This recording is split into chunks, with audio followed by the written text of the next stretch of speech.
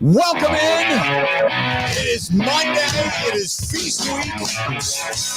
Thanksgiving week. I don't know where to begin. It's Green and Gold Monday, which means Packers get a win. And it was a good win. And I'm going to go against the grain, and it's going to piss you off, and I don't care.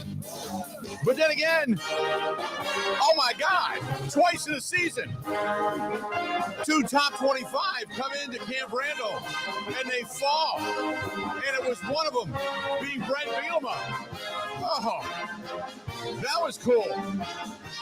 Like that. So there was a lot happening this weekend. My goodness. I'm just excited. I'm just excited to be here. Today, Grant and I are texting back and forth today, and I'm like, you know what? We got a lot of good stuff going on. We got a lot of good stuff happening. We're like loaded. We are the baby diaper of sports today. Yes, we are. We're loaded. Absolutely loaded. There is so much to get into. I know it's a Green and Gold Monday, and I'm going to make many of you mad. And I'm going to give you the logic as to why you shouldn't be mad. But you're going to be mad anyway. And I'm going to say, well, that's because you're a hater and you're blinded, and rather than being reasonable and understanding. But we're going to be the voice of reason in the wilderness today. Grant Bills and I, that's what we are. We are here to walk you like Sports Moses through the desolate desert of hate. And we're going to bring you back, going to bring you correct. Even if it's only for a week, that's okay. But we're the Sports Moses today. That's what it is. I got the robes. Well, I don't have pants on, but I got robes. I'm going to be walking around. I got like tablets of sports knowledge. Some of it good, some of it not so good. Some of it fell out of my head in the middle of the night. I can't understand what it really means because it's kind of gibberish, but you get what it says. You understand it. So going all the way back to last week, congratulations to everybody in the state championship games that won. Those of you that didn't, congratulations on just getting there. It's a hell of an accomplishment, a hell of a feat. I had an absolute blast out at Camp Randall. Thanks to Todd Clark and everybody with the WIAA. I had an absolute blast out there. It's been a long time since I've been to the state championship games, and we had a wonderful, wonderful time. Obviously, a good outcome for the Grafton Blackhawks, which was spectacular. I put a little video together if you haven't seen it over on Instagram, Facebook, TikTok. And then we raced back to Milwaukee, and we went to Calderon Club. I had a great experience there. I ran into a couple of people that listened to the program, and I'm going to talk about that. We went to the Wheel of Fortune live on Friday night, 10 of us, a whole big group. And I got to admit, I went down there completely skeptical and thinking, what kind of crap is this? And we had a great time. We had a fantastic time. We had a lot of fun. Saturday was a day of just kind of kicking around, finishing up the house, getting ready because the tree comes in this weekend. And by the way, we've got the real tree coming. None of this fake crap. All right. Real tree coming in. There's fake trees all over the house, but the big one is real. So the real tree comes in on Friday. So there's room for that now. Everything's ready to go. The house is 99.9% decorated for the Christmas party and for Christmas and the whole thing. So that got done. I'm excited about that. So, and then Sunday, get up early, go to the game, see what I wanted to see, and then get over to Burkle's, which was a joyous crowd, a lot of good people. And then I've been doing a lot of NBC stuff. I'm doing a lot of the Football Night in America pregame stuff on NBC in Milwaukee. So I did that, and then got home last night and watched a little bit of that game last evening, which was really a terrible game. The Rams just absolutely dominated last night over Tampa Bay. And Baker Mayfield blows out his shoulder, his non-throwing shoulder, but he blows out his shoulder last night. And then after that, that was the end of that. So all of that being said, I wake up today and the bedroom is now decorated for Christmas Eve. So I woke up in this big, white, fluffy, almost snow-like comforter, red sheets. I felt like Santa. I'm buried in there. And the alarm goes off. I popped right out of bed. Like I had a job to do today. I was excited. Got up and went to the gym. I had a great day. Picked up the turkey today for Thanksgiving, which is right around the corner. Packers getting ready to head over to Detroit. So I'm excited about that. It's a pants off, dance off day. It really, truly is. I just wanted to let you know. It really, truly is. So, yeah, I'm excited in so many different facets. Hopefully you are as well. We're going to get to all of that. 877-867-1670, 877-867-1670. That's the phone number to find us. If you want to track us down via text message, you can. 608-321-1670, 608-321-1670. That is the text line. If you want to email us, you can. TheBillMichaels@gmail.com. The BillMichaels@gmail.com. The website simply thebillmichaels.com. Now, if you want to watch us and pay attention and subscribe to us, which is free, go to youtube.com/Bill Michaels Show. youtube.com/Bill Michaels Show. You can find us on Twitter, on X, at Bill_Michaels, at Bill_Michaels. Find Grant at Wisco Grant.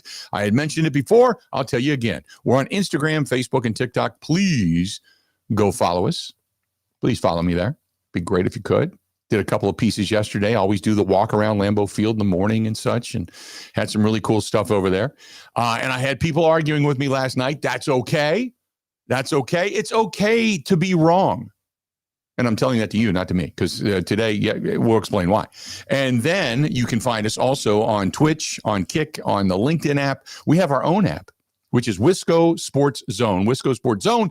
And again, you can find us after the fact, Spotify, Apple, iTunes, Google Podcasts. And we are, yes, a television show, Saturday night, 8 o'clock Central Time. That is where you can find us. How are we looking? Smoke them if you got them. We're off to a fast start. Grant Bills, how the hell you doing today?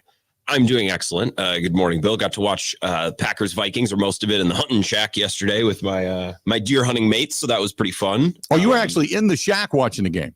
Oh, yeah. Well, the Nice. place where we deer hunt is only like 5 minutes from my parents' house. So it's Nice. not like we were way up in, I don't know, Douglas County or something. We weren't that far outside of town. But yeah, we had the little antenna on the porch, and yeah, we had Also, you had an antenna hanging out, like the digital square thing sitting up there. Oh, no, much more classy. This is a physical one that's mounted on the side of the shed. I mean, okay. it's not hanging loose like a clothesline, Bill. We're not animals. Nice. But no, that was a nice I think that was a stress-free. shot at me, by the way. I have to go back and listen to that. No.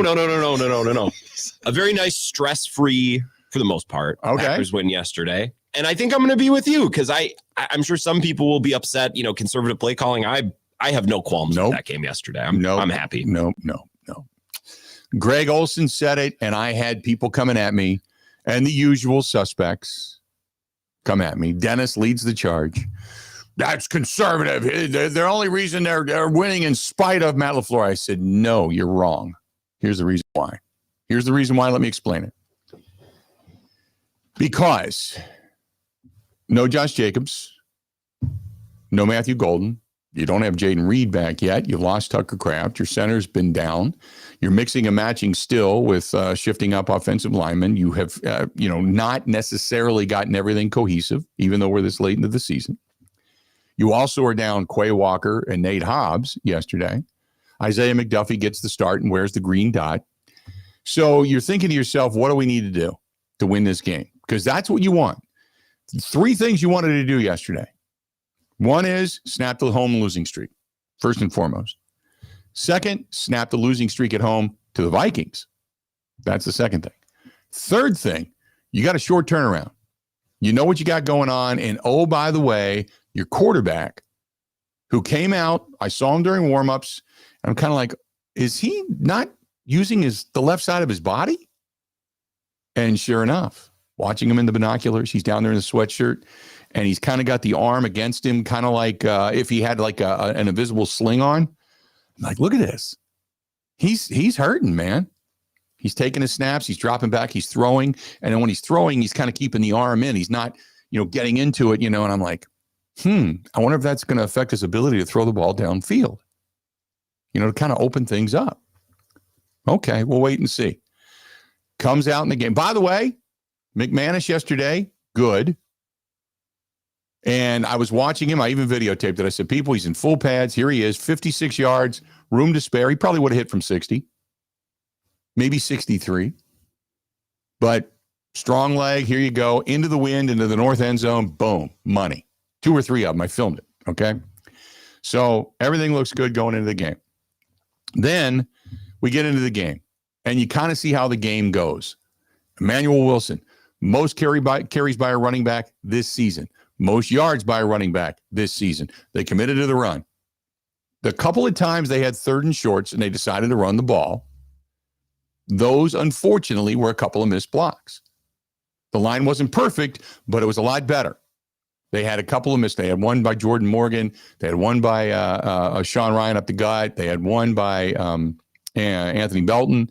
That was a miss. So they had a couple of misses yesterday in key situations. Okay, that's kind of tough. So they mixed it up a little bit. They threw it. But they wanted to grind it out. They wanted to run the ball. That's what they wanted to do. And oh, by the way, for people that kept saying, I can't believe you didn't air it out. I can't believe you didn't throw it. You are not going to put Jordan Love in the gun or in a passing situation continuously with a bad shoulder and risk him getting hit or taken to the ground and then being out for the next game. You did exactly what you were supposed to do. You got up. Your defense really pretty much dominated that game. You knew J.J. McCarthy wasn't a good quarterback coming in, except for in clutch moments, and you saw him make a couple of passes, but nothing really to write home about. You did exactly what you were supposed to do. Win the game, make it comfortable, and get out of there healthy. That is what you were supposed to do. No style points in this one. Your quarterback is banged up. No style points. And you're going into a situation where you're going to be playing on hard turf again. So you certainly didn't want him on your turf getting a little bit more nicked up, only to take one shot in the game coming up on Thursday and then be done for the rest of the game. They did exactly what they were supposed to do. The talk about conservatism, it's based on your own want and your own ignorance of the situation. That's it. Or your hatred for Matt LaFleur. One of those three. Well, people are saying conservative. He was conservative. Yeah. I think that was kind of the point. Yep, like there are times where being conservative is okay. I was frustrated in those moments, Bill, yesterday when it's 3rd and 3 and they hand it off and take a field goal. I'm like, oh, because I want to see more points. Like I want to, but take 5 minutes and think about it. Like they got in and out of there. How long was that game yesterday? Like 2 hours and 25 minutes. Yeah, they got out of there. It was like so 2 hours fast. and 40 minutes tops. Because I think we went on at like 38 or 39. Yeah. That game was a very fast game yesterday. So whether or not you loved it, whether or not the game plan made you feel all the excitement in the world yesterday, you can't deny they had a game plan, stuck to it, and it worked on that day against that opponent. Yes, it did. Which to me is like, that's what coaching is. That's exactly. Not necessarily putting the most points on the board if you don't need to. Exactly what you wanted to do. Exactly. Emmanuel Wilson, 28 carries, 107 yards, couple of touchdowns, just grind it out. That's all you wanted to do. Jordan Love threw the ball 21 times. 21 times for 139 yards. No touchdowns, no picks. Minimal day at the office. Didn't need to. They ran for 146 yards. Defense pretty much dominated. Do you know that in the second half of that game, the Vikings only garnered 4 yards? They had 141 yards in the first half, 4 yards in the second half. Why do you need to put him in shotgun, and why do you need to be throwing the ball all over the place just to appease your mentality of not being conservative? When the defense had it at hand, you don't do that. You don't get stupid like that, because then if he gets hurt, then it's on you because you're putting him in bad situations. Don't do it. Don't do it. I was completely thrilled. Yesterday, they drove down, they kicked the field goal. Then they had the punt. Then they kind of went for it. They went on that 10-play, 58-yard drive. Packers defense stood tall. They got them on downs. And then just before the half, they kicked another field goal. After that, it was punt, three-play and out punt, 3-play minus 12 yards punt, 3-play minus 12 yards punt, 1-play interception, 5 plays, 26 yards, and then another pick. Your defense took over that game. They adjusted a little bit at halftime.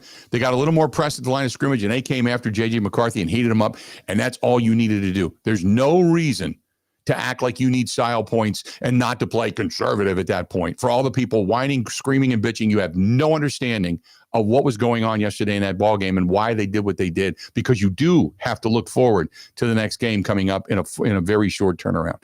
Matt LaFleur had was it perfect? No.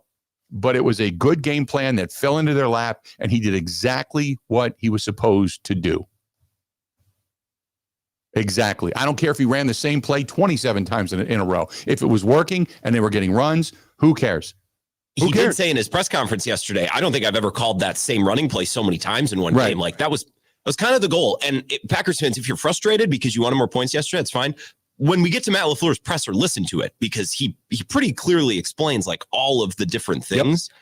And again, it wasn't the sexiest win, but you could only win one football game yesterday. Right. It's not like you can score so many points. It's like, oh, now this win counts for 2. Yep. You get out of there as quickly as possible, healthy, without banging Jordan Love up, and you get ready for Thursday. That's exactly right. I had zero problem. I was fine. You know what? Here's the thing.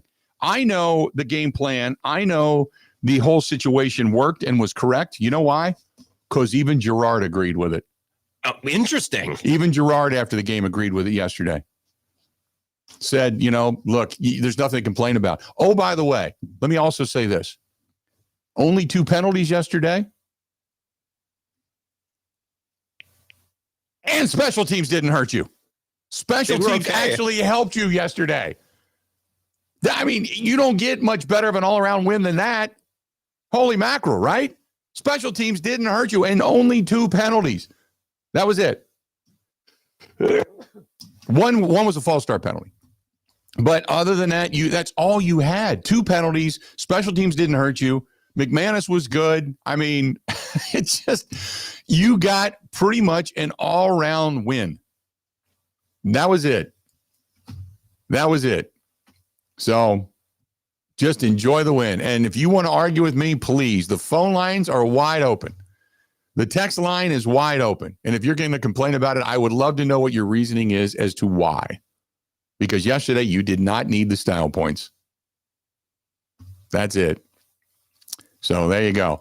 Let's do this. We're going to go ahead and take a break. We're going to come back. I am going to feast on a few of you that got irate yesterday and started coming at me. And I'll be happy to deal with that. Happy to deal with that, as we always do. I want to remind you, the pop-up store closes on Wednesday night at midnight. The pop-up store closes at Wednesday night going into Thursday morning, at Wednesday night going into Thursday morning at midnight. So we're getting down to the nitty-gritty here. So remember that $5 out of every item goes to Big Unit Foundation, which helps military members, veterans, their families, first responders. $5 out of every item goes to Big Unit Foundation. And you guys and girls have been great. We appreciate it so much. But I just want to let you know, the store shuts down at midnight. That's the reason they call it a pop-up store. It's here and then it's gone. Boom. And that'll be it for the remainder of the year. So if you have any inkling of checking out our clothing, which actually a couple of people have come up to me yesterday and said, man, that's really a lot of nice choices.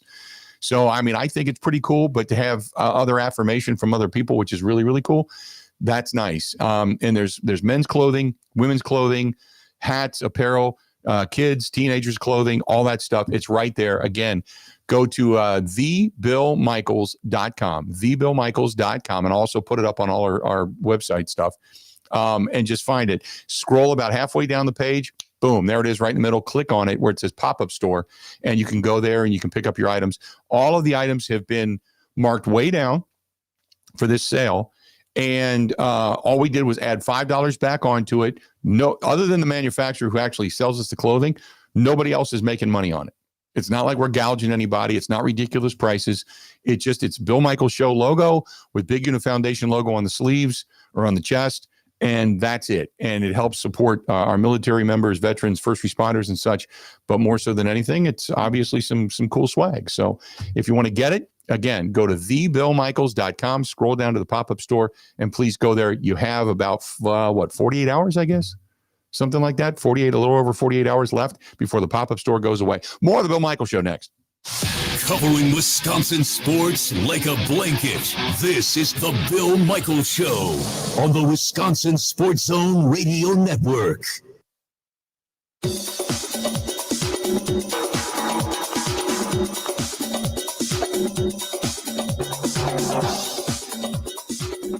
Bill Michaels will resume in 3 minutes.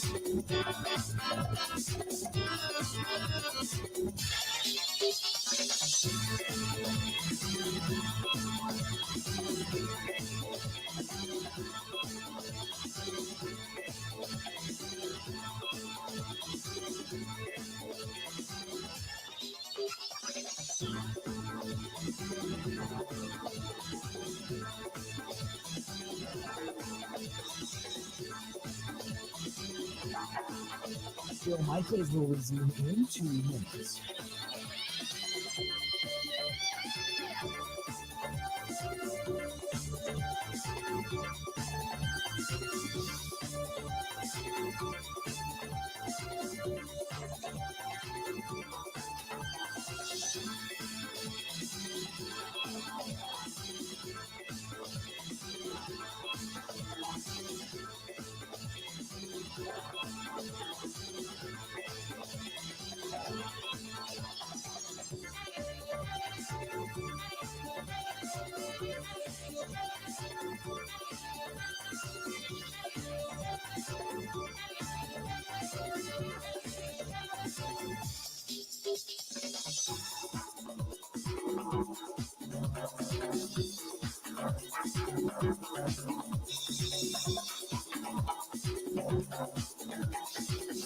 Bill Michaels will resume in 1 minute.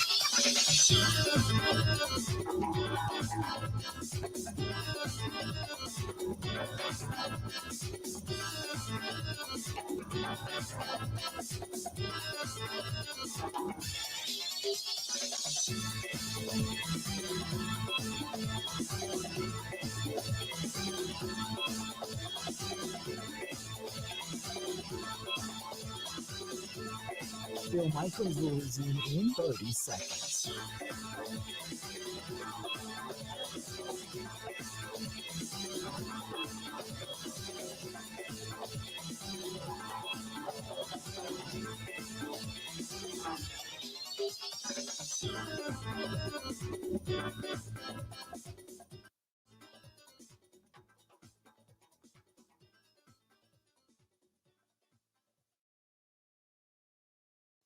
It was kind of a weird game where our defense really had control of the football game. I've never called the same run so many times consecutively. It was like 3 yards in a cloud of dust, but it was effective. And bottom line was, I just thought with the way our defense was playing, we just took the air out of the ball and said, go win it for us.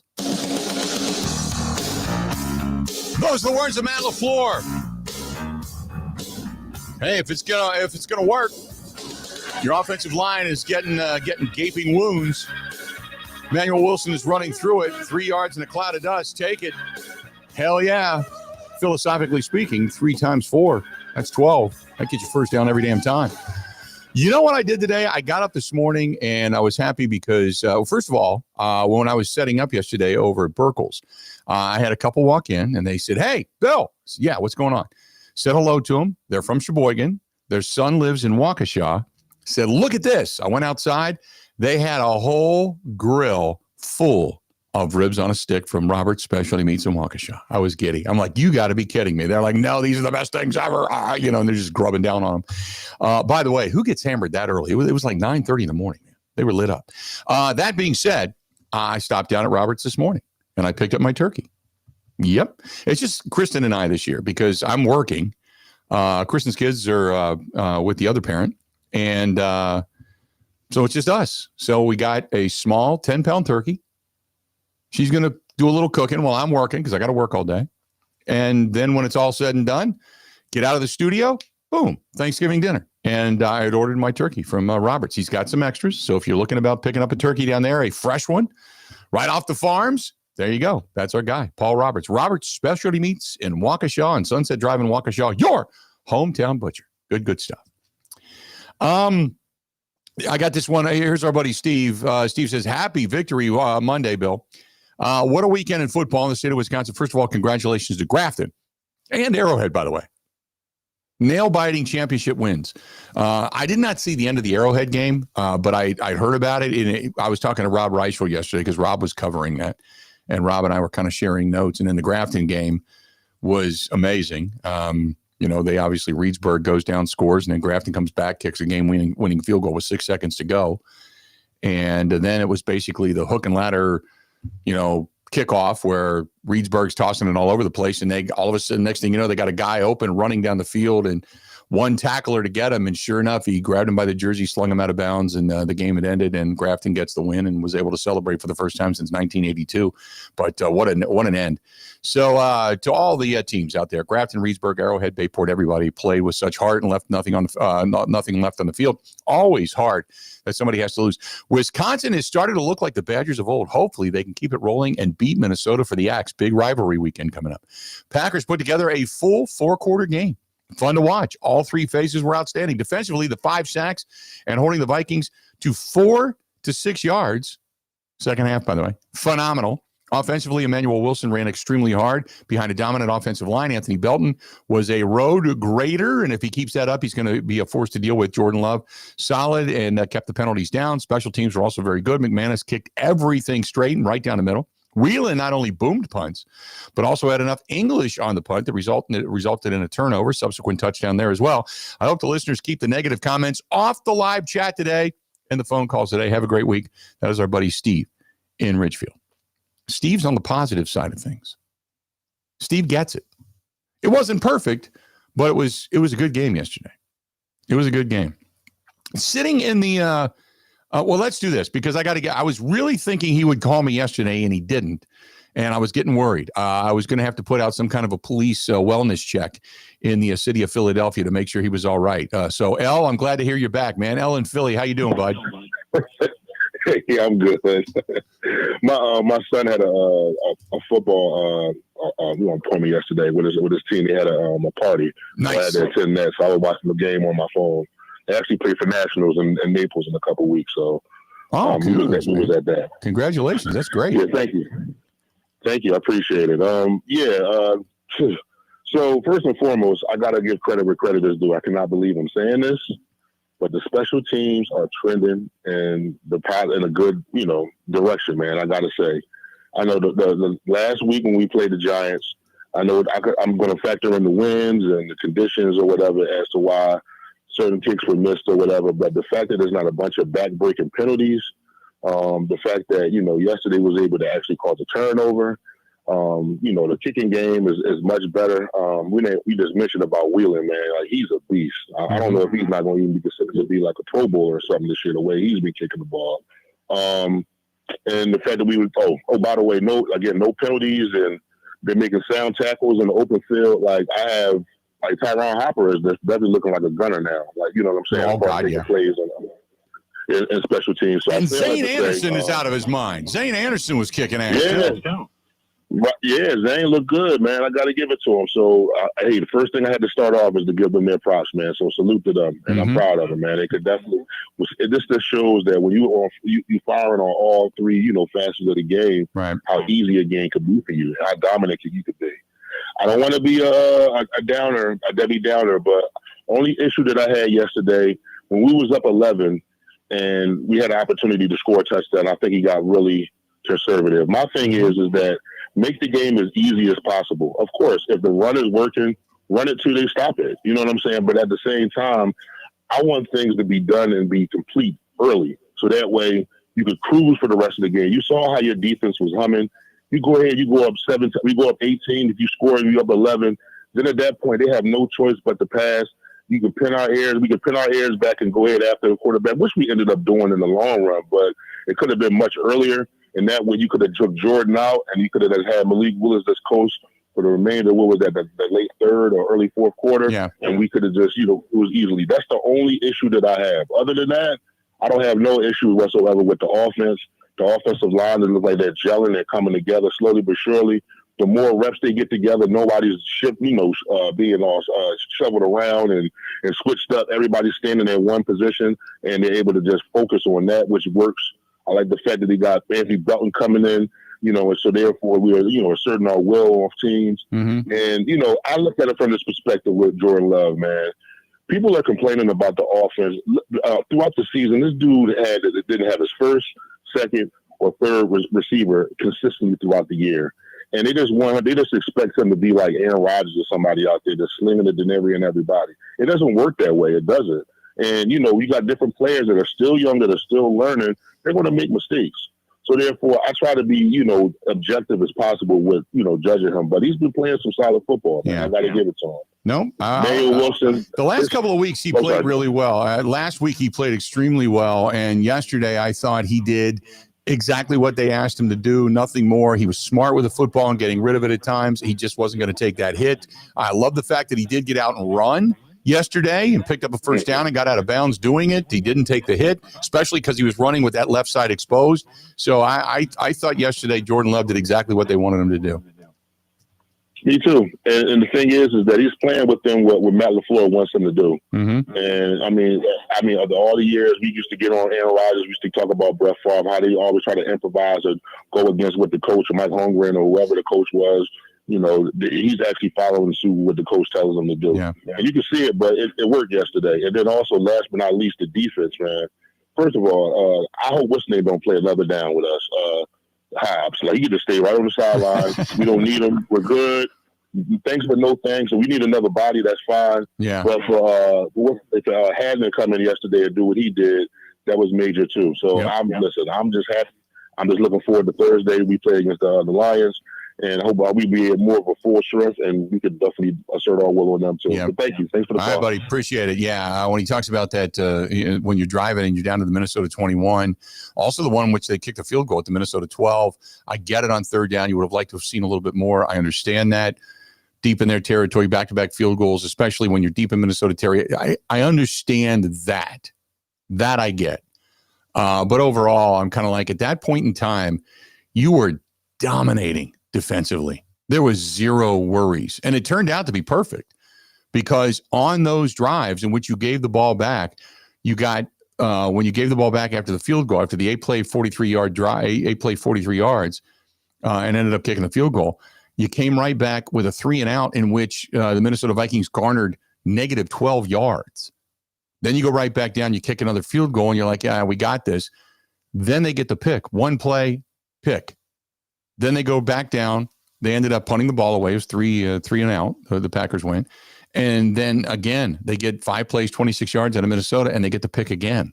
So that's where it's like, we'll take just guaranteed points. We're good that way. I understand that it's not pretty, but I understand that you're not going to put anybody in harm's way, and you're not going to risk anything at that point.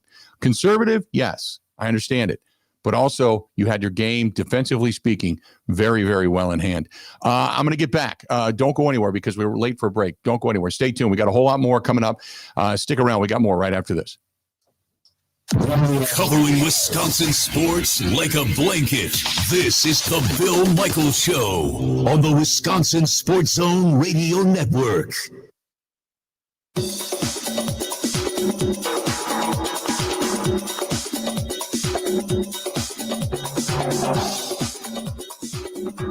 Bill Michaels will resume in 5 minutes.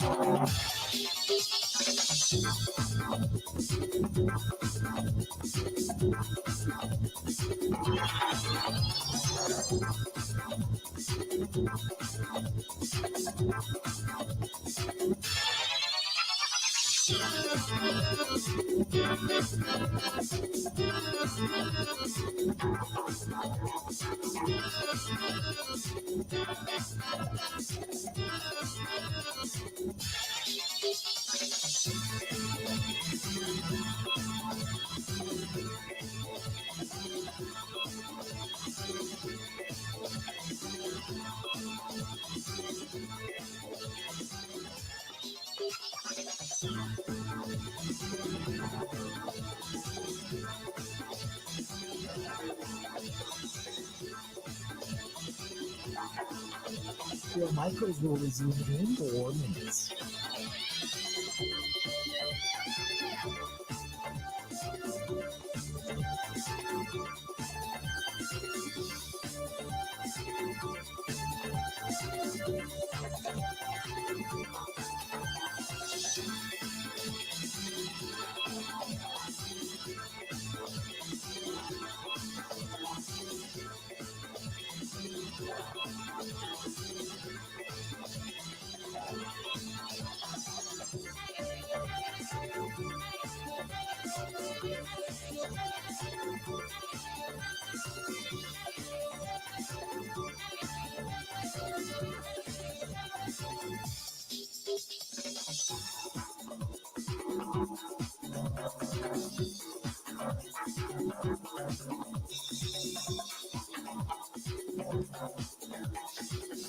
Bill Michaels will resume in 3 minutes.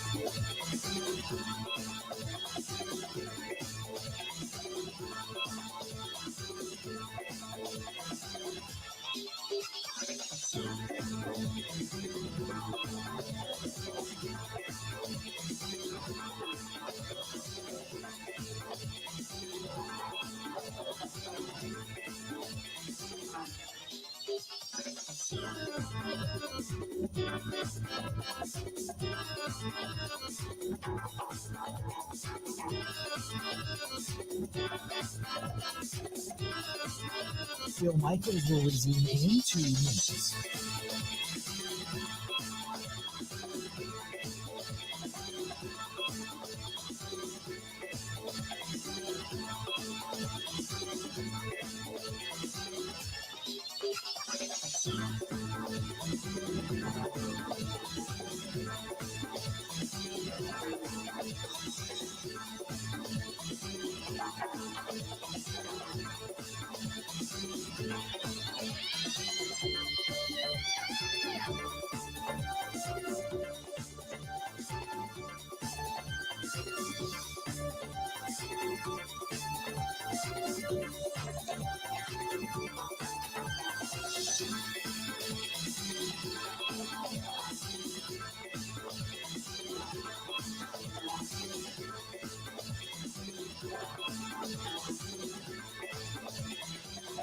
Bill Michaels will resume in 1 minute.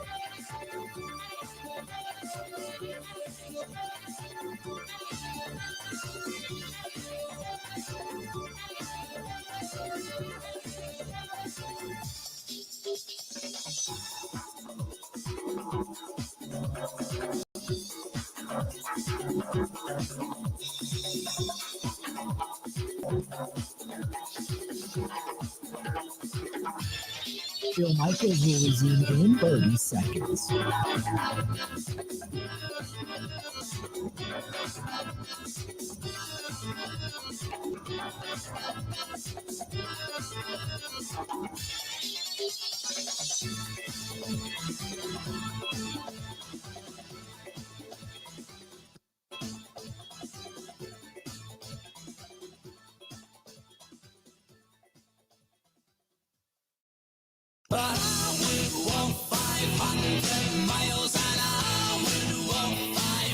Welcome back to Bill Michaels Show on a Green and Gold Monday.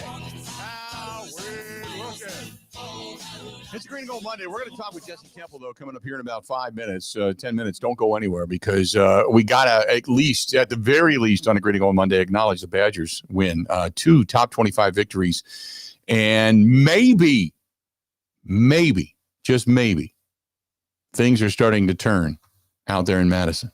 I love the linebacker play. I love the young guys that are starting to play extremely well. So we'll get into that discussion with Jesse coming up here in just a little bit. So don't go anywhere. Got to talk to our buddy Derek in Albany. Derek, what's going on, man? How you doing today? Hey, Bill, that guy from Philadelphia, man, he sounds like somebody would be cool to hang out and have a beer with, man. God, yeah. He's talking about his kid with football, and I remember my kids in sports, and it's really great formative years. Hey, a couple things about the Packers, well, as related to the other teams, the Bears and the Lions. The Bears, yesterday was the first time they beat a team with a winning record, okay? Mm-hmm. And one thing that's under the radar, you didn't mention it, I don't think, but we might want to use Malik Willis a little bit more in packages, because did you know that Jordan Love officially has a left shoulder separation? Yes. Yeah, we found that out yesterday when he came out to warm up, and you could clearly see that there was some problems there. Yeah, you got a favorite, whatever. I mean, maybe the 10-day break between the Lion game and the Bear game will help, but we'll see. I would favor using Malik more and just seeing a running game. And Anthony Belton getting in there, man, a real bruiser at right guard. Maybe that's the answer. Maybe Jordan Morgan goes in at left tackle next year. I think that's their plan. And then you release the left tackle we have now. But I'll tell you this: there's Morgan at tackle. No, he's still whiffing at guard. I'm not putting him at tackle. No hell. Okay. Not just yet. So then we sign Sheed again, right? They might have to. They might want to do that. Yeah. Okay. The Bears the Bears are playing Friday, and I think the Eagles beat them in Philadelphia. But if for some reason the Bears win, that kind of helps the Packers too, because I don't know that we're going to catch the Rams for seeding, but we could catch the Eagles. Mm-hmm. So those are things to consider. But going forward, it's really good to see the running game get going, and the schedule's favorable here. If we can beat Detroit, and Detroit's biggest problem is that running back they got, man. That guy's, what's his name? Jameer Gibbs? Jameer Gibbs. He's fantastic. Yeah. I mean, the linebackers are going to really have to focus on him, because that's got to be our game plan if we can stop him. Right. But I think the Packers are really going to be up for this game. And if we win this game, I think we definitely beat the Bears. Now we got a real grip on the division. Yeah, no, I completely agree with you. I appreciate the call. I'm up against the clock a little bit here, but the big thing that I'm going to be looking at today, tomorrow, and going into Thursday is going to be Keyshawn Nixon, who went down with a stinger late in the ball game. I give all the credit in the world to Valentine, because Valentine ended up on Justin Jefferson yesterday and did a heck of a job. But had McCarthy been any kind of a quarterback at all, there was a couple of times Justin Jefferson could have really did some damage. But I give Valentine all the credit in the world, because he was the guy that kind of came over and started covering Justin Jefferson after Keyshawn Nixon went down with the stinger. And, oh, by the way, checked yesterday, Keyshawn Nixon not wearing X-Tech pads. Another shoulder injury, another stinger, not wearing X-Tech pads. Thought I'd throw it out there if anybody's listening inside the walls of 1265. But Anthony Belton, if he slowly comes on, that guy's a road grader. I love his size. I love the fact that he's starting to kind of feel it a little bit. Still had a couple of misses yesterday, him and Jordan Morgan. But I like the direction that's starting to go. I'm not going to get crazy on it, because I got a big game coming up, and we'll see if they get exposed or not by this defensive front of the Lions. But I at least like the direction it's going. Real quick, Big Al listening to us in Jersey. Big Al, what's happening? Hey, good morning. Happy Victory Monday, Bill. Absolutely, my friend. I love you. I love your analysis of the people that were complaining about too conservative. Oh my God, that was a beautiful win. And everything you said, I agree with. And I want to point out, I'm not a mathematician, but I think we won by the biggest margin, except for the Ram rout of Tampa Bay in the whole league yesterday, our margin of victory. Yeah. So I don't know what people need to convince them that was a beautiful win. I know you don't have a lot of time, but I'm an old guy, Packer fan from ever. A little quick history about the Lions and Packer Thanksgiving coming up. Mm-hmm. 1962, Lombardi's greatest team, in my opinion. They only had one loss to the Lions on Thanksgiving Day. They had beat them earlier in the year 9-7. The meeting before they would have a long week off after the Lions game. So Lombardi tells the team that he's going deer hunting in the time off. And Max McGee and Paul Hornung get him a gift, and he opens it up in front of the whole team. It's an orange hunter's jacket, and he puts it on, tries it on, it has a big bullseye on the back. No! Oh, we lost him. We got the boogers. We got the boogers inside the phone system. The boogers got you. I wanted to hear the end of that story. That being said, we do have Jesse Temple coming up. We have to acknowledge it, that Saturday, big win. Wisconsin did it again. Upsets a top 25 team. Stay tuned. We're going to talk about it. We got a lot more coming up. Don't go anywhere. It's a Green to Go Monday, but it's also a Badger Monday, as the Badgers have now knocked off not one, but two, and Brett Bielema. Top 25 teams. Stay tuned. We got more. Bill Michaels Show coming up next.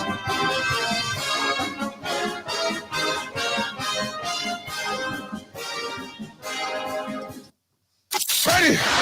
This is the Bill Michaels Show on the Wisconsin Sports Zone Radio Network. Welcome to Jackpot Land this fall at Potawatomi Casino Hotel. Play your favorite games with your Potawatomi Rewards card all fall to win your share of thousands in prizes each month and earn entries into the big December Jackpot Land prize drawings. Your October, November, and December entries all count. Win thousands in cash or reward play. Welcome to Jackpot Land, only at Potawatomi. More info online. Must be 21 and a rewards member to play. Truck drivers, wherever you want to take your driving career in 2026, Schneider has an opportunity for you. Our huge selection of driving jobs means you can get the home time that suits your schedule. Choose from daily, weekly, monthly, or sometime in between. Plus, Schneider drivers can choose from dedicated, intermodal, drive-in, and tanker options. Don't wait to upgrade your career before the new year. Search jobs and apply now at SchneiderJobs.com. That's SchneiderJobs.com.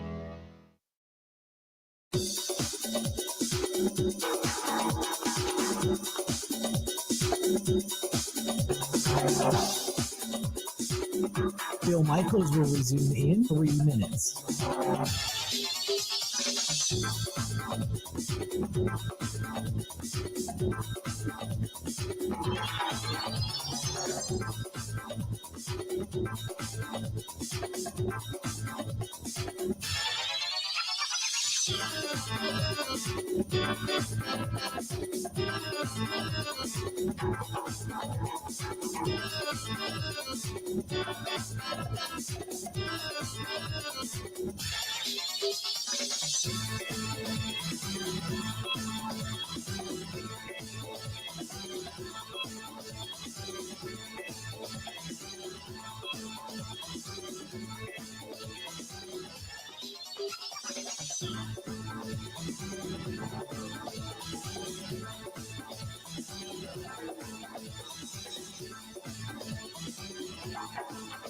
Bill Michaels will resume in 2 minutes.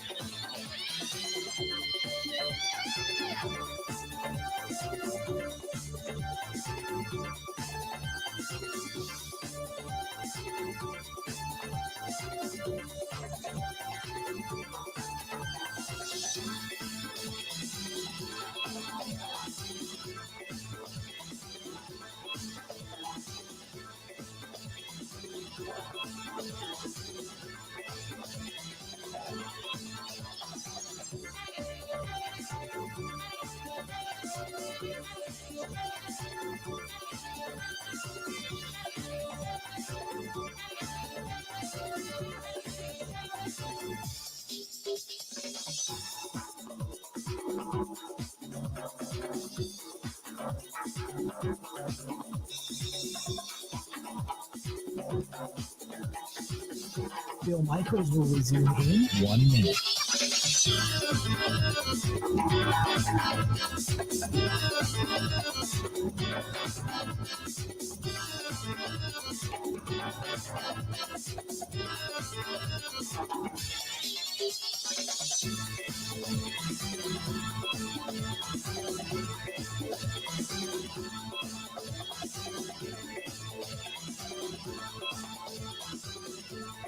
Bill Michaels will resume in 30 seconds.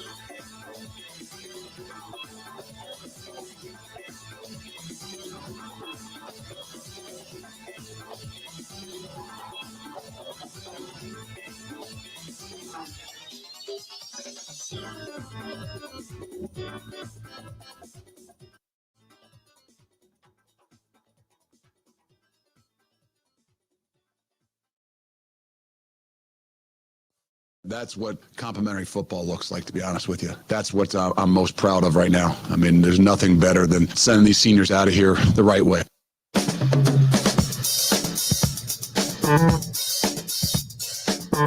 What a day it was at Camp Randall. Those are the words of Luke Fickell. And I know it was a few weeks ago, just before Washington, we said, what is the likelihood that they get a couple of wins for the remainder of the season? And it was kind of like we all laughed and said, I don't think they're going to win any of those games, to be perfectly honest with you. And lo and behold, they've not only done it once, but twice. Top 25 teams have come into Camp Randall, and they have left with a loss, surprisingly. Joining us now on the hotline after a victorious weekend out at Camp Randall, Jesse Temple with Badger Connect here. Jesse, how you doing, man? Doing well. How are you, Bill? I am still a little stunned. I didn't expect it, but it seems like once Luke Fickell got the vote of confidence, everything's somewhat, I don't want to say turned around, but at least trending in the right direction. So let's start with give me your assessment of what you saw on Saturday. It was certainly the most complete performance we've seen all season. Wisconsin deserves tremendous credit. I know there was discussion in October about whether this group was going to quit on Luke Fickell, understandably so, because they had lost 6 consecutive games, and it didn't look like things were getting any better. But you look at what they did against a Brett Bielema Illinois team, it's really the formula for success. The defense has been outstanding for the most part. They played great. They got consistent pressure on quarterback Luke Altmaier, and the offense did just enough. They had a masterful opening series that went 16 plays. That's the longest scoring drive all season. And you finally hit an explosive with Darian Dupree going for the 84-yard touchdown. So they deserve a lot of credit because there's probably a lot of people out there who would have just folded up the tent given the way things were going. First of all, I love the rookie, I don't want to say rookie, the young middle linebackers. I love the fact that the defense has guys that are being sprinkled in that are getting experience. And some of the guys that were so highly touted coming into the program, you're starting to see them play to a level that maybe that's what the expectation was. So I'm excited about that, but I agree with you. That opening drive kind of set the tone to say, look, we want to play physical Wisconsin football. Damned if they didn't. And that's not something that we had seen consistently all season long. So let's start with the offensive trenches first and foremost, and then I'll work my way back over to the defense.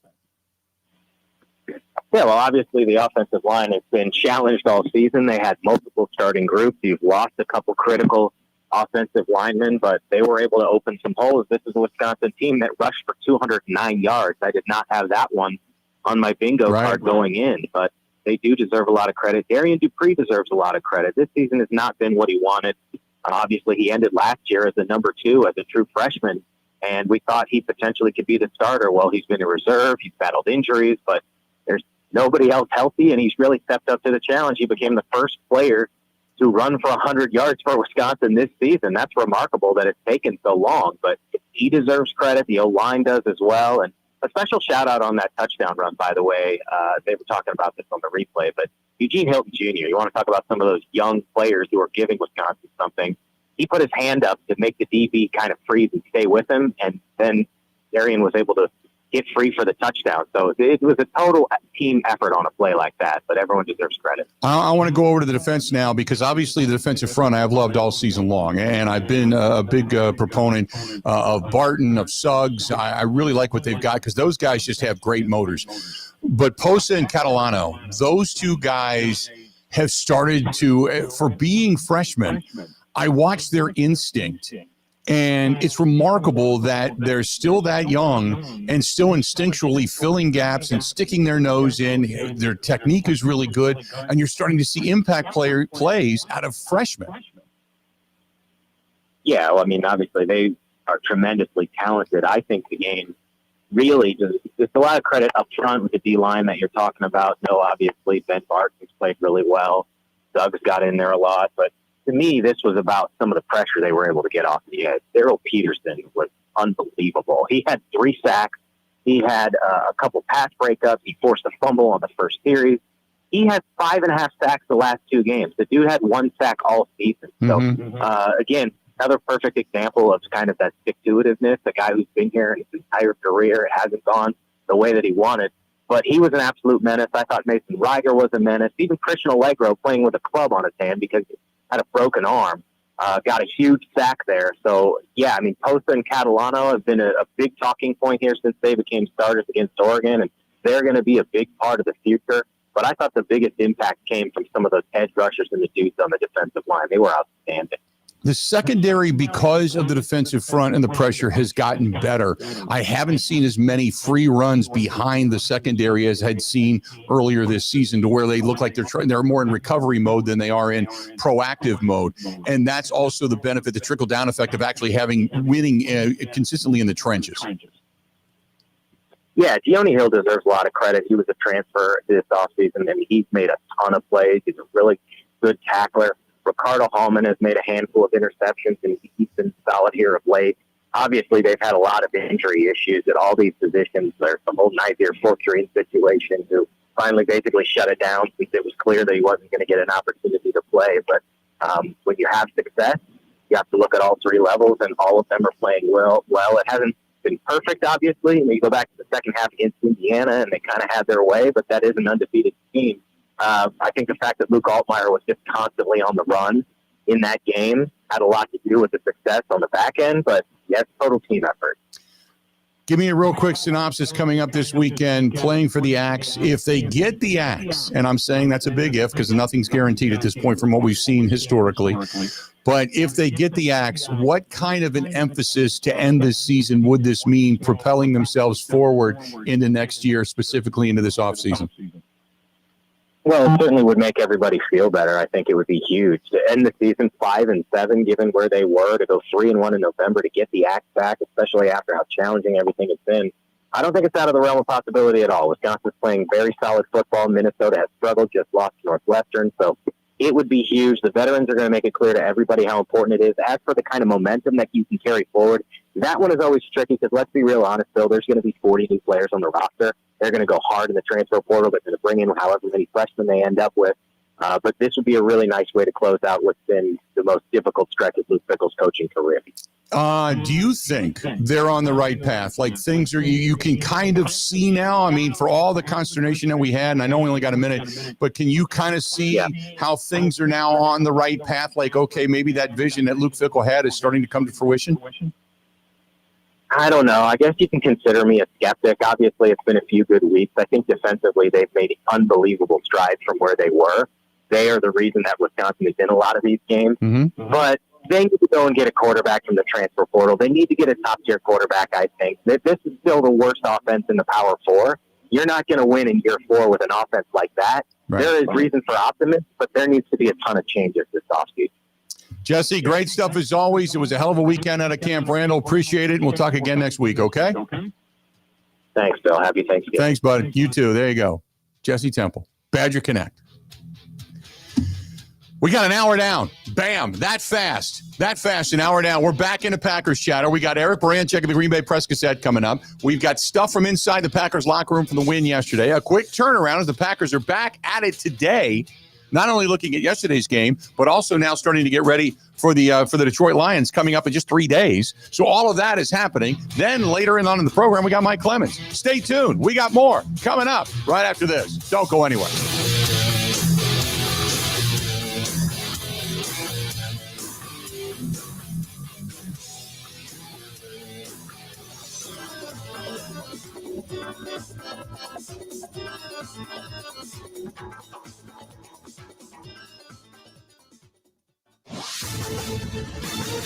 This is a Wisconsin Sports Zone update. Well, the Green Bay Packers would get a 23-6 win over the Minnesota Vikings yesterday afternoon at Lambeau Field as Emmanuel Wilson filled in for an injured Josh Jacobs as he rushed for a career-high 107 yards and 2 touchdowns. Quarterback Jordan Love was 14 of 21 for 139 yards, and kicker Brandon McManus was 3 for 3 from field goals. Here's more from head coach Matt LaFleur. It's about winning football games. At the end of the day, that's what this thing's about. It's just find a way to do it. You know, doesn't matter necessarily how it looks. I think when you have a defense that played the way that we did today, you know, that kind of can dictate what you do offensively. And, you know, I thought we did what we needed to do. The Packers are now on a short week as they'll visit Detroit to take on the Lions on Thanksgiving. Turning to Wisconsin, running back Darian Dupree had 131 yards rushing and 2 touchdowns as Wisconsin beat Illinois 24-10 Saturday night at Camp Randall. The Badgers will now close out their season this coming Saturday at Minnesota as they take on the Golden Gophers.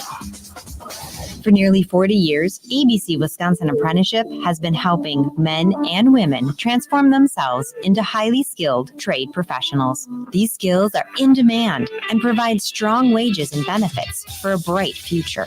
If you're a hands-on person who likes the feeling when you get projects done, apprenticeship could be for you. Go to buildyourcareerwi.org or just search online for ABC of Wisconsin.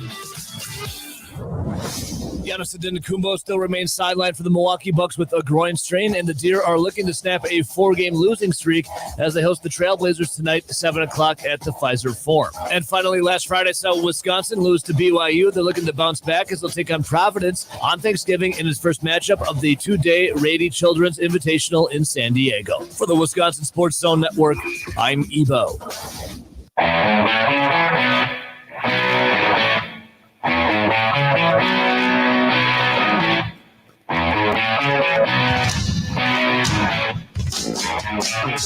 Welcome in. It is, ladies and gentlemen. Ladies and gentlemen, it's a Green Gold Monday. Yeah. We have talked about it. I mean, it was a banner day in a lot of different facets at Lambeau Field. Packers get a win and pretty much a complete victory.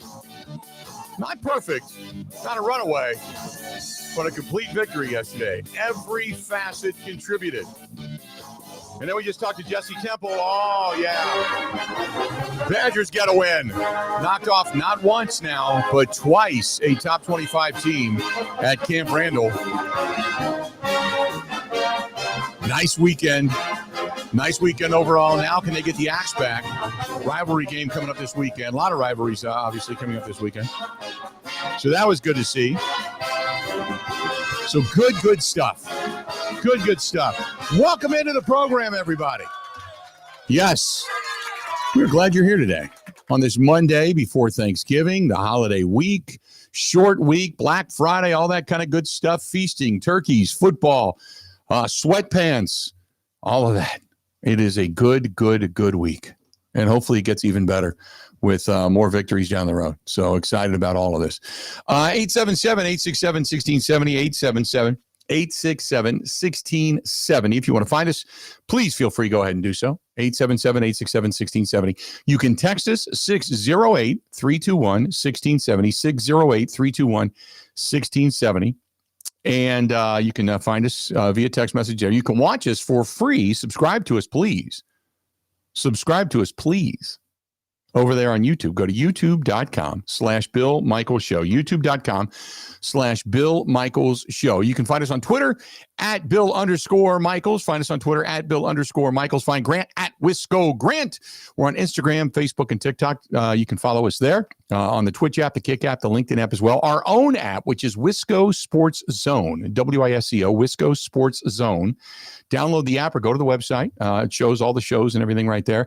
You can email us, thebillmichaels@gmail.com. Thebillmichaels.com is the website. The Billmichaels.com is the website. And got an announcement to make. Got some breaking news in the best possible way. I got two things to tell you.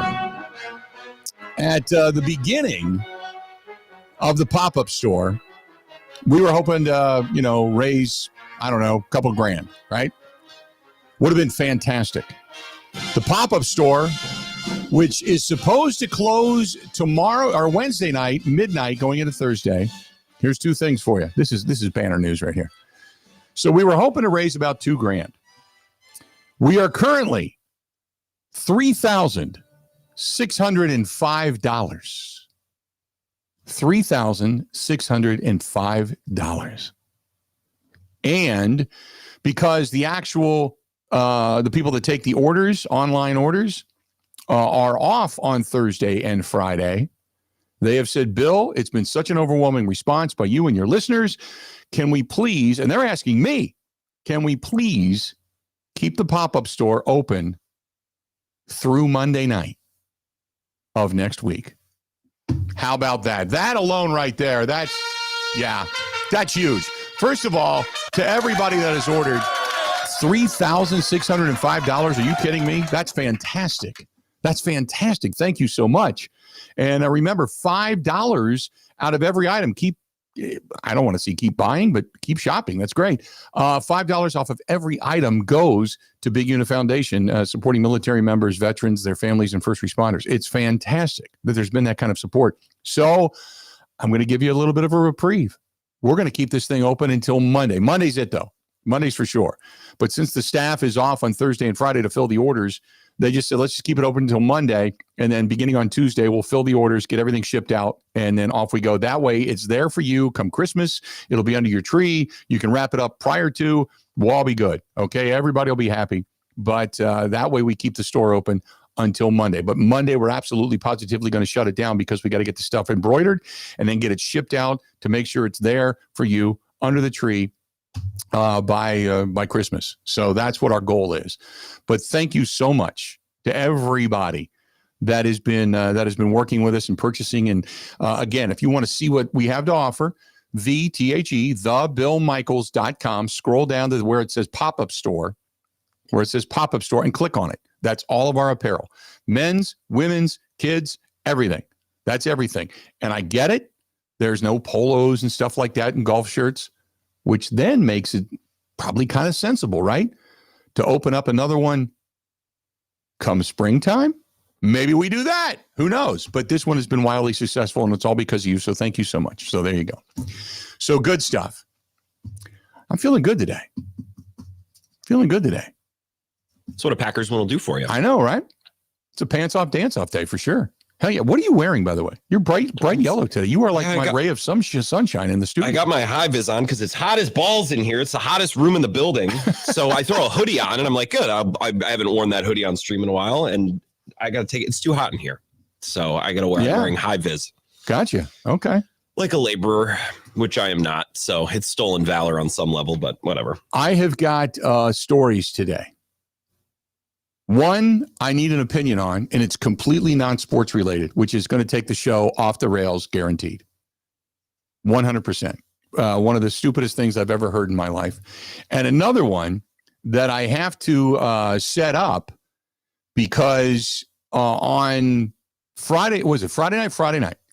And I got to give a huge shout out to our buddy Gino and Calderon Club. So I'm setting it up in that particular facet. So we know and what's going on here. But we're sitting at dinner, and I told you we went to the high school football game on Friday. We went out and saw Grafton play, which was absolutely positively fantastic. We had a wonderful, wonderful time out there, and congratulations to the Grafton Blackhawks. And it was just so cool to see them win that championship and everything and such. So it was really, really neat. So long story short, we ended up going to Calderon Club on Friday afternoon, evening, because I told you we were going to see the Wheel of Fortune live. And Kristen grew up with her grandpa watching Wheel of Fortune every day with her grandfather. And they would sit down, and that was their bonding time. And so they would watch Wheel of Fortune. And so when Wheel of Fortune Live was coming to the Marcus Theater in Milwaukee, she's like, can we go? And I'm like, if you want to go, go. So she got a bunch of friends, 10 of them. She paid for everybody's tickets, and we went. We had a wonderful time. But before that, we went to Calderon Club, and we talk about it all the time. So we're sitting in the back. We got a table of 10, and Gino, the owner, God love Gino and Alex and everybody. They were taking care of us. And Gino walks over and he said, hey, I need you to do me a favor. I said, what's that? He said, there's a guy over here. He's from up in the Oshkosh area, and they'd never been here before. I said, oh, that's great. And he said, they came here because of you. I said, oh, the advertising works. That's awesome. And I said, were they down here to see something? And he said, no, they came here just for dinner. So they drove from Oshkosh to go to Calderon Club for dinner. So, which I thought was really, really cool. And he walked back over, and the guy was talking about the show and how much he listens to you and I, Grant, and just loves the program. And Gino walked back over to him. And oh, by the way, he was sitting in our corner. In the corner that says Michael's Circle, down at the corner of the bar. And he says, Bill's in the back. Do you want to go say hi? And the guy, it was just out of his mind.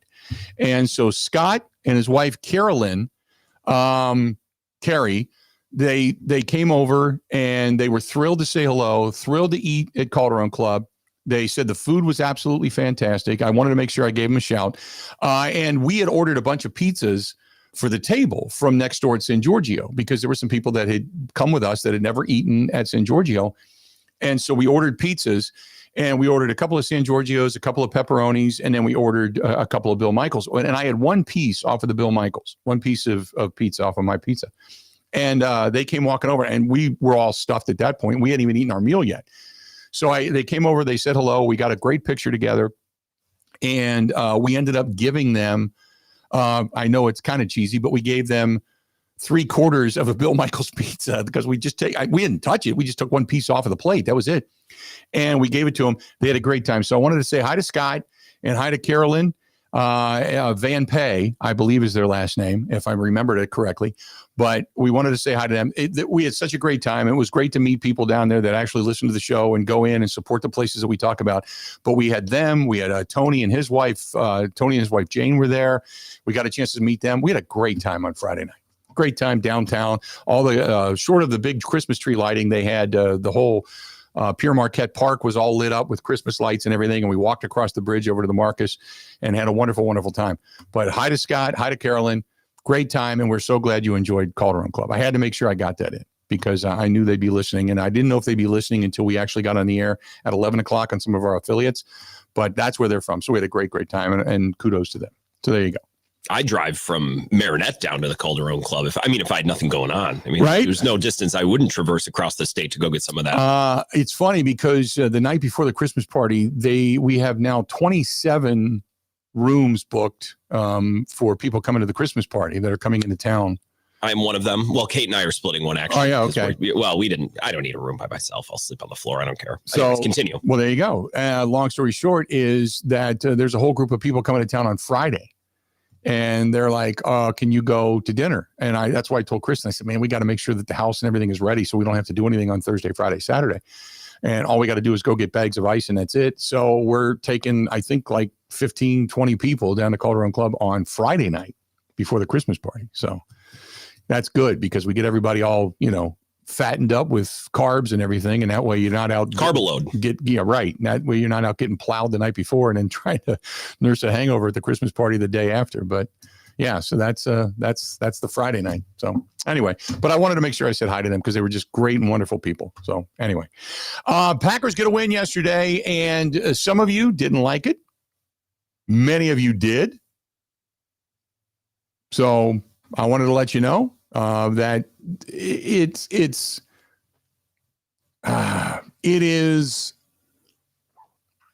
was a good win. I don't know how else to put it. It was a good win for all intents and purposes. Jack says the reason they're not going to go very far in the postseason is because of Matt LaFleur and the conservative play calling. It reared its ugly head again yesterday. They had a chance to blow a team out and they just simply didn't. Why not throw the damn football, put a couple of rollouts or some RPOs in for Jordan Love that would then get this offense moving a little bit better. Matt LaFleur is the Achilles heel of this team because, again, you don't understand the situation. Yesterday was not the day. It just wasn't. You got a separated shoulder on your quarterback on the left side who's handing the ball off with his right hand. You're not going to put him in harm's way. He did take off and run a couple of times. And at one point in time, he was running towards the south end zone, off towards the Packers sideline with the left shoulder, the left side of his body exposed. And he still was running the football. You don't want him to take an unnecessary shot. You don't want him to do it. Don't do it. If you can run the football and keep feeding Emmanuel Wilson and kicking field goals and letting your defense take over and dominate a game in which there was 2 punts and 2 interceptions just in the fourth quarter alone, do that. You gave up a total of 4 yards in the second half of the ball game. That's it. There's no reason to sit there and put Jordan Love in harm's way. You're not going to do it. Some of you go, we got Malik Willis. Who cares? Don't do that. You don't need to do that. Don't do it. It was very smart football, I thought, out of the coaching staff yesterday. The special teams played well. Punting game was good. Kickoff team was good. They ended up garnering a turnover because of it and then punched it in for a successful touchdown. McManus was good yesterday. Everything was fine. You only had 2 penalties. There is nothing to complain about out of yesterday, other than just they didn't win by the larger margin that you wanted to see them win by. Other than that, yesterday was a fine complimentary football game. Now, if they're playing the Lions, you might need to roll out. You might need to do a few RPOs, but you didn't put anything on tape that suddenly the Lions are looking at going, wait a minute, even with a bad shoulder, they're going to do this. Because now the Lions are saying, wait a minute, they're concentrating on the run. They're going to try to stuff it down our throats. So now you got to concentrate on Emmanuel Wilson, who, by the way, well, we're talking with Mike Clemens yesterday in the press box. You're looking at this, and Mike Clemens came over to me and he said, Wilson reminds me of a young Aaron Jones. He's got some zip right out of the chute. He likes running when the quarterback is under center. He gets a little more downhill. There was a couple of times he stutter-stepped, had his hand on his lineman, and then waited for the hole to open up on the outside. He had good instincts yesterday. You're hoping to get Josh Jacobs back, but it was a good run game yesterday. Even Brooks, I thought, looked decent when he was in there for very, very limited periods of time. But even Brooks looked decent, specifically on the crossing route, picking up the first down and the pass from Jordan Love. So I thought everything was fine yesterday. It wasn't great, by no means, but you didn't need great to win. Just win. So you ended the 2-game losing streak. You ended the losing streak at home to the Minnesota Vikings. You got a divisional win. You're now 2-0 in the division. And you other than Keyshawn Nixon, who got the stinger yesterday, you didn't get overwhelmingly beat up. And now you're ready for this game on Thursday in a quick turnaround. I'm good with everything that happened yesterday. And I know that Greg Olson criticized the play calling specifically deep in Minnesota territory. I understand that. But walking away with field goals, I'm okay with, because your defense took over that ball game. And I think in that moment, if you were analyzing the game, you would say, well, this is kind of, why are you just handing the ball off and taking a field goal? Like, that's fine. I think Greg Olson, I really like when he does games, because he gets into the details without getting overly nerdy. I would also just like to say, not to pat us on the back, but look at this, Bill. An injured Josh Jacobs missed a game, and the sky didn't fall down and kill us all. Emmanuel Wilson was able to do some nice things for a week. They could have done this 2 months ago, and I'm glad they finally just said, hey, man, I know you want to play, and you're Josh Jacobs, and you want to play, and you want to play, and you're going to sit this week, buddy, and it'll be fine. Completely agree. You sometimes, like I said, you had Keyshawn Nixon go down with the stinger. Suddenly you look at Valentine. He's one-on-one with Justin Jefferson and didn't do a bad job. You just take it. You take it. I mean, it was a wild day. I don't think I got a whole lot right yesterday when it came to wins and losses in the National Football League. I think our picks weren't necessarily awesome, but I'll for what the Packers did, damn it, I'll take it. Damn it, I'll take it. There was nothing wrong with yesterday's win. Nothing at all. I understand where you're coming from, but in the reality of what the game was, you didn't need to have style points yesterday. You won by a good margin. You won going away. And you won letting your defense take over and putting pressure on a guy that you look at and go, well, he's kind of been bad all season long. He's got 3 quarters or 4 quarters of football in him that's actually been decent. The rest of the season has been craptastic. And they're talking now about whether or not they're going to bench him. They're talking about going after Aaron Rodgers in the offseason. All of this stuff. They're now looking at all of this stuff as to what backup quarterback are they going to go get? Is he really the guy? He can't read. He's got fast feet. All the things that we talked about with Mike Renner last week, everything came back in that discussion to be true. So, and again, much like Rick said, you kept Jordan Love upright. You kept him healthy yesterday. Now, healthy is a relative term considering he's got a bad left shoulder, but he didn't have to take unnecessary hits yesterday. So I thought the whole day itself overwhelmingly was really, really, really good. Stay tuned. We got a whole lot more of the Bill Michaels Show. This portion of it brought to you by our friends at Cousin Subs. Cousin Subs, where they believe in better. Join the Sub Club. They've got catering. They got all kinds of good stuff for all the orders, all the information. Download the app. Go to cousinsubs.com. And here's the best part. When you're out there shopping, think about it. If you got high school kids, college kids, first and foremost, get them gift cards. They love that stuff. Get them gift cards. Gift cards, that's fantastic, okay? Plus, if you buy a gift card that's got enough on it, I think it's like $20 or $30, you get a free sub. So you're out doing a little shopping, last minute gift idea, get the gift card, you're good to go. And then, oh, by the way, you get yourself, because you're the one out there doing the shopping, you get to sit down, enjoy a 7.5-inch sub. You're good to go. You get a sub for free. That's the way to go. That's Cousin Subs. Cousin Subs, where you believe in it. It's fantastic. They deserve better. This is the Bill Michaels Show on the Wisconsin Sports Zone Radio Network.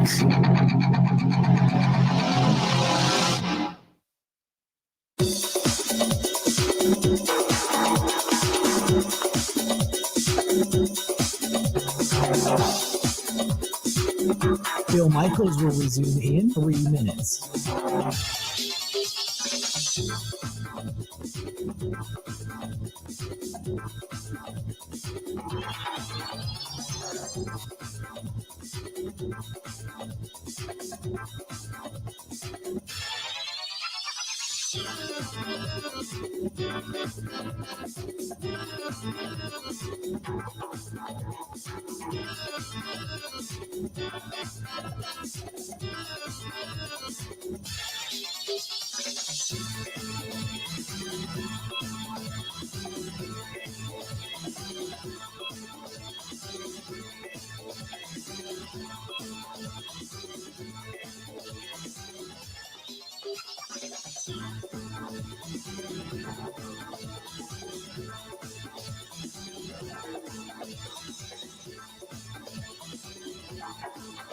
Bill Michaels will resume in 2 minutes.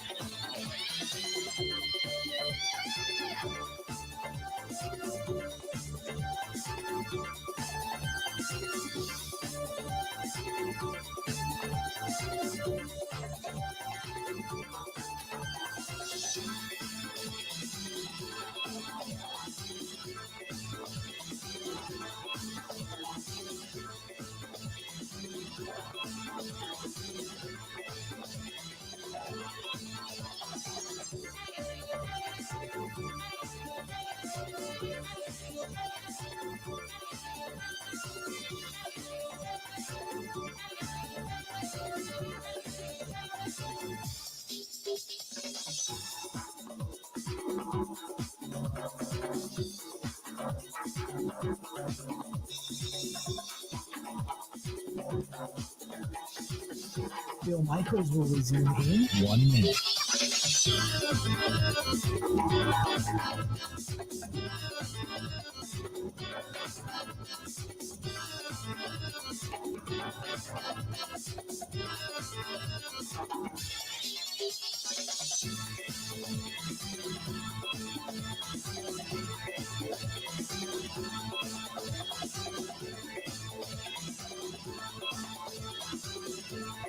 Bill Michaels will resume in 30 seconds.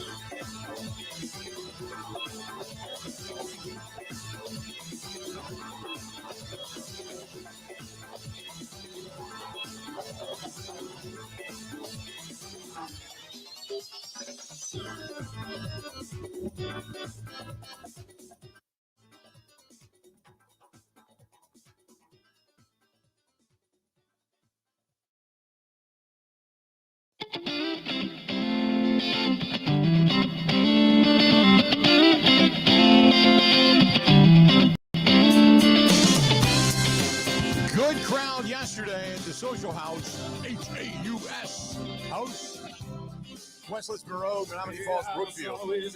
Yeah, they had a banner crowd out there yesterday. A lot of Packers fans in the house. Place was just raucous and cheering, and a lot of Badger fans there on Saturday I saw, which, again, they get the win. Students are rushing the field, and the place is going crazy, and the bar was going crazy. That's some really cool video. But Social House, great place to eat if you're out and about shopping, or you just want to go out to a really friendly neighborhood type of pub. That's the place to go. The Tiger Burger, I can highly, highly, highly recommend over there too. Social House, H-A-U-S, Social House. Tell Dan Della, his staff, his wife Allison, everybody over there. His kids even work there. They're great people, very philanthropic too, and they keep giving back to the community. That's the Social House, H-A-U-S, Social House. Let's see here real quick. I wanted to get to this because there was a lot of consternation about the game yesterday. Carl says, Unit, I understand what you're saying, but they can't be conservative on Thursday. I'm not sure if Jordan Love's shoulder will be much better by then, so why not air it out? Carl, because if you don't have to put him in harm's way, don't. I agree with you. Maybe they won't be able to be conservative on Thursday. But in this game, you could afford to be, and you didn't put your guy in harm's way. That's what you're there to do. If you can win the game going away, do it. Ray says, it doesn't matter what happens to Jordan Love. The backup, Malik Willis, is better anyway. Let's be honest. Ray, no. Stop. You've seen Malik Willis how many plays now? You saw him in a game and a half last year. And you saw him in 20 snaps this season? And you're automatically determining he's better. How do you know? Because he can run. He's got a little bit better athleticism in that sense. But how do you know? You're clamoring just to clamor. You're the. You know what? If you were a largemouth bass, you'd be in somebody's boat because you would bite at the first shiny object that passed by you, without a doubt. I just think some of you, and I get this, I do. I relate to this part of humanity. I think some of you you like being angry, and that's fine. So instead on Sunday, one of these Sundays, instead of watching the Packers, even when they win, just go outside and pee on the nearest electric fence. Yes. And then just get furious about that. Just direct this anger. Because I like getting angry about stuff, but I'm not going to get angry about the Packers when they win. Right. Is that true, by the way? I didn't fact check it. Did they have the second largest margin of victory for the entire NFL slate this weekend? Yes. Because the Rams beat the Buccaneers 34-7. And you had a couple like the Browns beat the Raiders 24-10. Same thing for the Falcons over the Saints. But the Packers 23-6. So 17-point victory there. And so they didn't win by more because they weren't trying to that hard. Exactly. You know what I mean? Like if you just view it through that lens, it's like, they were just okay taking field goals and getting out of there as quickly as possible. Think about Changes it a bit. Seahawks won by 3 over the Titans. Lions by 7 in overtime over the Giants. Patriots won by 6 over the Bengals. Steelers got beat by 3 by the Bears. Ravens by 13 over the Jets. 4 points Texans over the Bills, which to me is still somewhat stunning.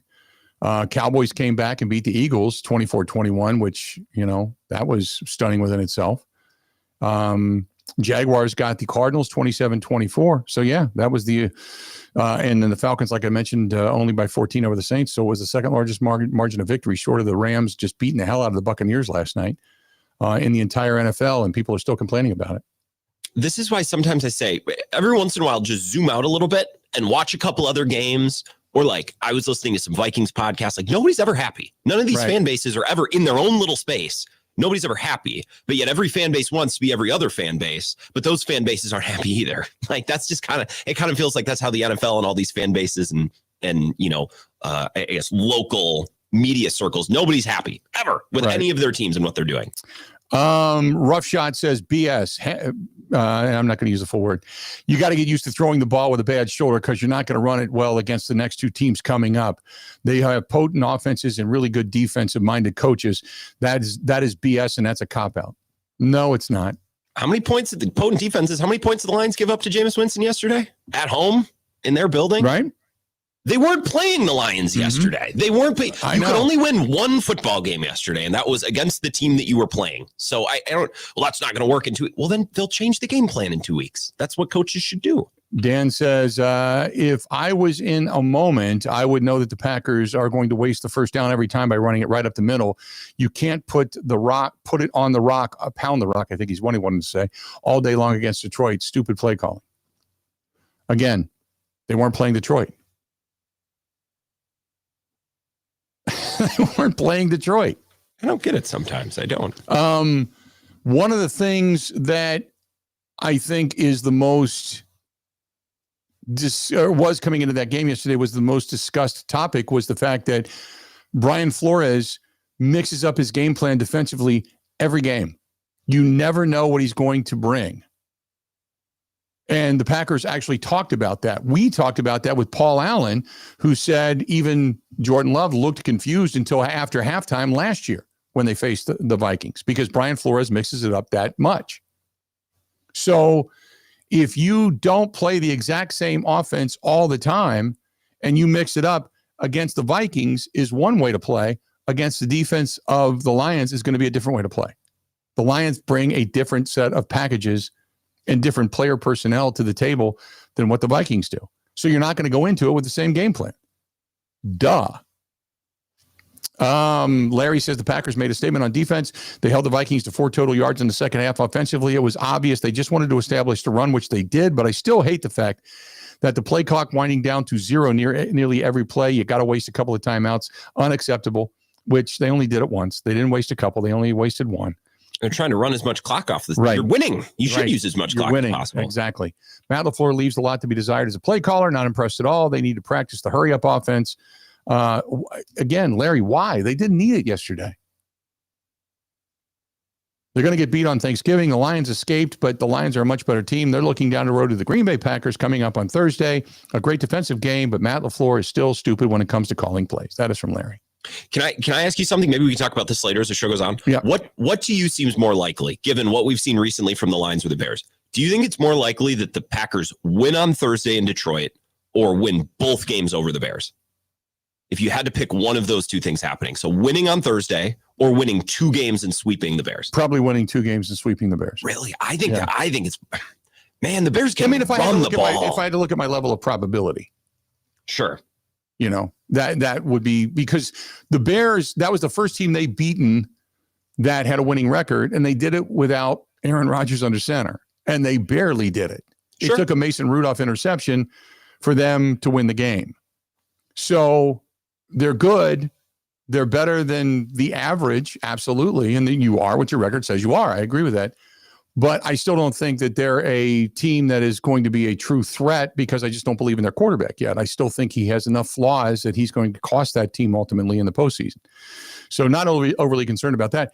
But if I had to say which would be, I think the Lions are just loaded. I really believe part of what that statement was, where the Lions were looking down the road to Thanksgiving Day. I really believe that. So you are not concerned about the Lions being a heavyweight after these last couple of weeks. You think they're the same team. They've just had a couple of close, competitive wins and losses. They lost to that Vikings team at home. Right. That's what I was thinking about when I drive in today. How the hell did that JJ McCarthy offense go into Detroit and win a game? I think that they have left something to be desired in the play calling aspect of it after Ben Johnson left. I think that's where you're seeing some struggles. I'm not going to negate that. I still think that pound for pound, they're probably the best team in the division. It's just whether or not the Packers play a really good, flawless game against them. Because I think the Packers could be. I think the Packers could, and we were talking about this yesterday. I think the Packers could win out. I don't see anything. The only real stumbling block I see right now is the defense of the Denver Broncos. That defense is stifling. That's the only stumbling block I see right now, preventing them from getting a win. I think they could beat anybody. It's whether or not they'll actually do it. The things that worry me most, Denver's defense, and honestly, Chicago's running game. I think it worked really well for the Packers yesterday because they got an early lead and they were, they played that game on their terms. If they fall behind 7-10 points to the Bears, that team can take the air out of the ball. They just run. Ben Johnson is really, I don't think the Bears are an elite Super Bowl team. I think they are capable of playing offense in a way that we've seen this year can really muck the Packers up, like Carolina, right? And like New York, when the Packers make some early mistakes and they allow the other team to do that. So I guess that's my concern about the Bears. Not that they're a Super Bowl team, but that they can play that style of football that the Packers have struggled with. My concern over the Bears isn't even just the run, because I think the Packers, while they don't necessarily perform extremely well against the run as of right now, I think they can bend but not break. But what concerns me about the Bears, Ben Johnson is going to have 3 or 4 plays that nobody's ever seen that he just figured out that week. Pulls him out on an important 4th down on the right, and that's what he did with the Lions forever. Yep. And that's what I think you're going to see. And remember, when they faced the Bears, Ben Johnson's words were, "It was great beating Matt LaFleur twice a year." And this whole rivalry has taken, the Bears are now suddenly good. The Bears are believing in themselves. Ben Johnson said what he said. It's going to resonate in the halls of 1265 for sure. This whole rivalry, for those that may not feel it yet, has ramped up, and they haven't even played the game yet. So I think Ben Johnson's going to have a couple of things up his sleeve, 3 or 4 things up his sleeve for that, both of those contests. And I think it'll be up really, depending on whether the Packers are able to slow down the run and able to run the ball themselves. Because you can run against the Bears. That defense is not nearly as good as it was, or at least billed to be.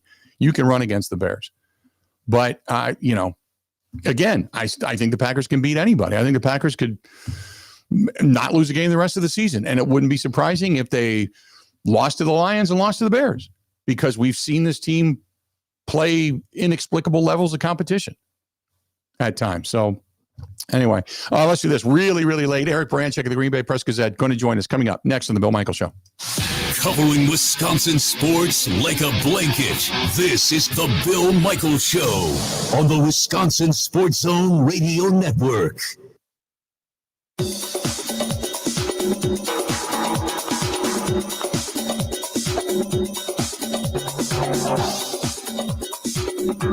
Bill Michaels will resume in 5 minutes.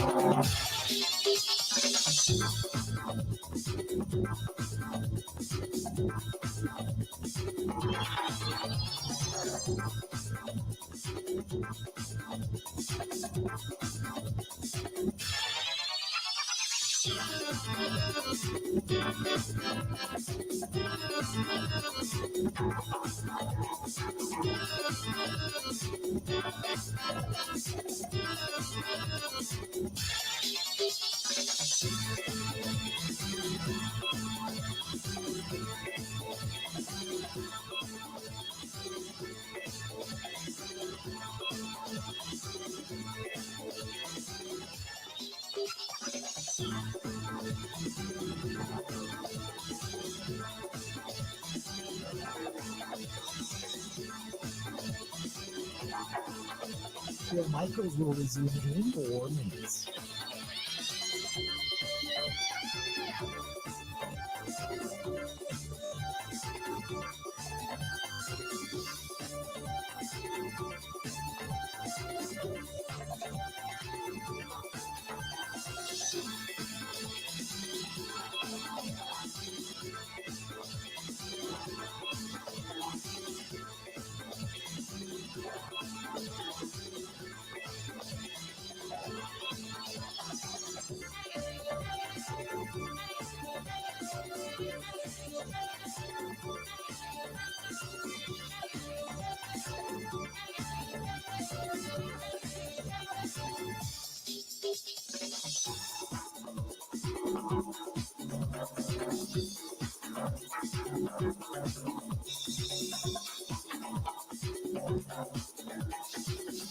Bill Michaels will resume in 3 minutes.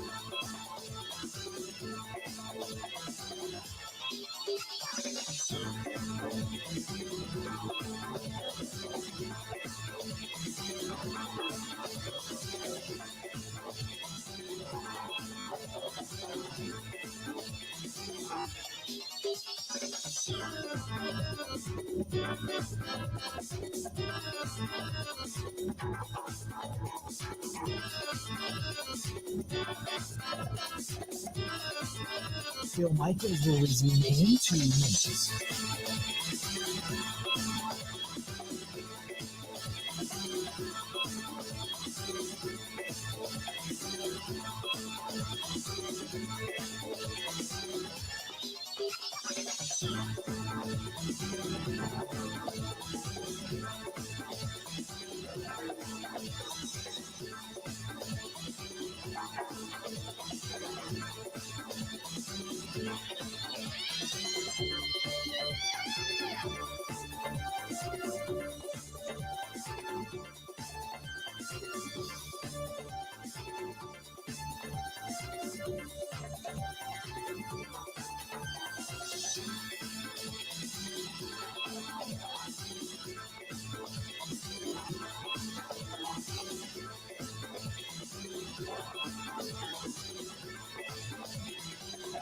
Bill Michaels will resume in 1 minute.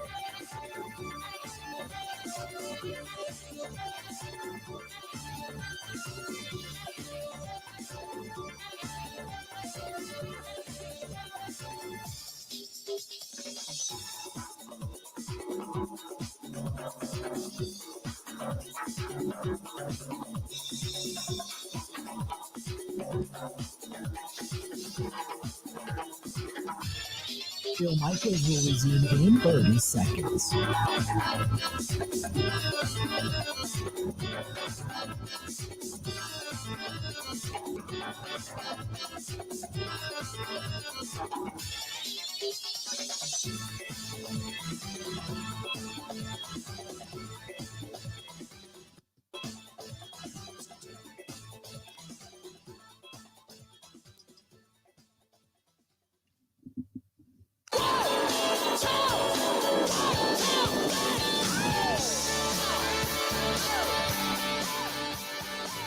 Green and gold Monday.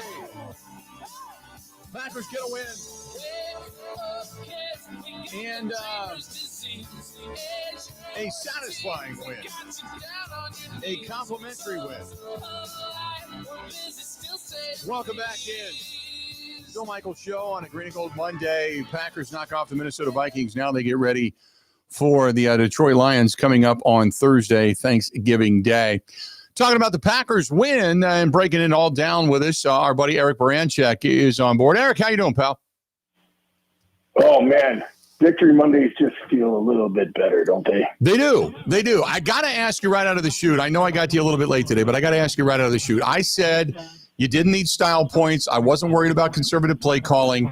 You were down Josh Jacobs. Your quarterback's got a banged up left shoulder.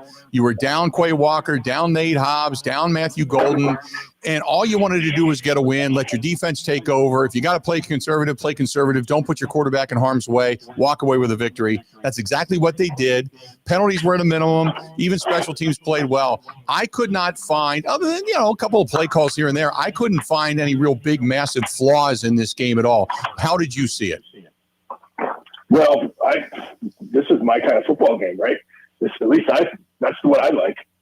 You get a lead in the third quarter and you salt the ball away. You don't let the other team get on the field. And when you're running the ball, the way you're running the ball, you just keep running the ball and keep the ball out of their hands so they can't mount a comeback. And you just run it down their throat and burn clock. That is so. Yes, I've heard some of the scuttlebutt around about the conservative play calling. That's what football is. You get the lead and you just keep the lead and just pound it down their throats. That is a demoralizing way to lose a football game. And you saw the way the Vikings were coming off the field. I mean, that was good stuff. You know what was interesting about the whole thing? I don't know if you caught it. In the first half, they were rotating in at the right guard position. Right. So it was Belton and Morgan. And then at the second half, they just went right to Belton. And you notice what happened to the running game? Got better. You got a lot better. Yep, got better. And so I think they found something there that they like. And that's certainly, you're heading down into we're at the stretch, right? We're at Thanksgiving and we got the Lions. So if you're the Packers brass, you're thinking we have got to figure out what we're going to do to make sure that we get through these next stretch of games and get us in a good seed in the playoff. And I think they may have found something there. And I would suspect that they're going to play him more. He played 45 snaps to 21 snaps of Morgan, and my guess it would be much of the same, if not all, Belton. But I tell you what, the product out there looked pretty good, and the guy next to him, Sean Ryan, is picking up the slack. So it allows them to run the ball and be conservative, keep no turnovers, and pound it down the Vikings defense's throat. So let me ask you about the screams. The only, I think, and more people that I say they're just more Matt LaFleur haters than they are anything, but people that scream about the conservative play calling and letting drives stall deep in Viking territory. And yeah, you know what? You'd like to see them continue. I did notice there was a couple on third down where, there was one where Belton missed, one where Jordan Morgan missed, and one where Anthony Banks missed. So on third down, you had a couple of guys that just got into the backfield and they basically met the ball carrier at the handoff, and those plays weren't going anywhere. It wasn't like it was conservative. It was just the play got botched by a couple of blocks. I was not at all concerned with Matt LaFleur's play calling yesterday because you did not want to put Jordan Love in harm's way with that bad left shoulder right now. No, you're 100% right. And just, if the game was tighter, the defense was showing signs of breaking, or that you see that the Vikings are onto something that's working. And then I think you got to open it up a little bit. But I mean, reality is, at 10-6, the game was pretty much over. And then with 17-6, let's just keep going. There's no reason to throw the ball and do stuff. But there was I think sometimes the way that the game develops in front of you, you have to act accordingly and make more, I guess, quote unquote, conservative calls. And the other part is it's a very emotional victory. That I don't know if every fan understands, but when you are running the football down their throats and eating up clock, that is an emotional victory for your football team, because now everybody is feeling good. Like, because offensive linemen love it, running backs love it, the sideline loves it. If you get back into the locker room after you just crush someone, with that type of victory, that's an emotional victory. That's keeping your locker room together. And you know what? There's nothing wrong with it. We're not. I mean, you don't have to score 40 points a game for your offense to be good. You just need to win, and they put a couple wins together, and hopefully they can keep going. I said going into yesterday's ball game that there was some things that you had to check the boxes. One was obviously stop the bleeding at home. You've lost 2 straight at Lambeau Field. You can't allow a third one. Plus, you'd been on a losing streak at home to the Minnesota Vikings. Plus, it's a divisional game. You checked all of those boxes in a demoralizing fashion, just like you had stated. So huge on that particular front. Then you did it with stifling defense in the second half, only giving up a total of 4 yards in the second half of that ball game, with pressure on McCarthy, who we talked about last week, how you can heat him up and give him happy feet. That's exactly what they did. And I thought when Keyshawn Nixon went down with the stinger, Valentine is the guy that took over and ended up going over and covering Justin Jefferson more often than not. I thought now granted, had they had a better quarterback, Jefferson might have got a couple, but I thought he did a really good job on Jefferson and not giving him great open windows to throw to for J.J. McCarthy. I thought everything, plus putting pressure on him, I thought everything went off defensively extremely well yesterday. 100%, and especially, it just goes to show you as you can say the Packers offense was they took the foot off the gas. In the Vikings, they had nothing to do but put the foot on the gas, and you saw what happened. Right. And the defense was able to go and tee off on it. And you saw everything from Rashawn Gary. Rashawn Gary was close. He had he played a role in that interception by McDuffie. You saw Devontae Wyatt have with 2 sacks from the defensive tackle spot.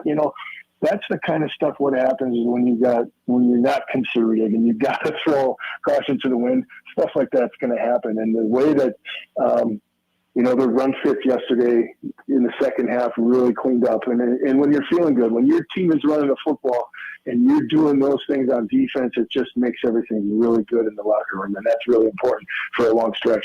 You start to look forward now to Jahmyr Gibbs, and he is obviously not Aaron Jones. They have a better offensive line, albeit when they lost Ragnow this year, I thought it was a real big detriment to that offensive line. So they're still trying to figure things out in Detroit. But Jahmyr Gibbs is a different animal. And this team over the last couple of weeks has shown they'll give up some yardage in the run game. What they have not given up is a ton of points in the run game. So I can live with the bend but don't break, just as long as you're not giving up first down after first down after first down and becoming demoralized yourself.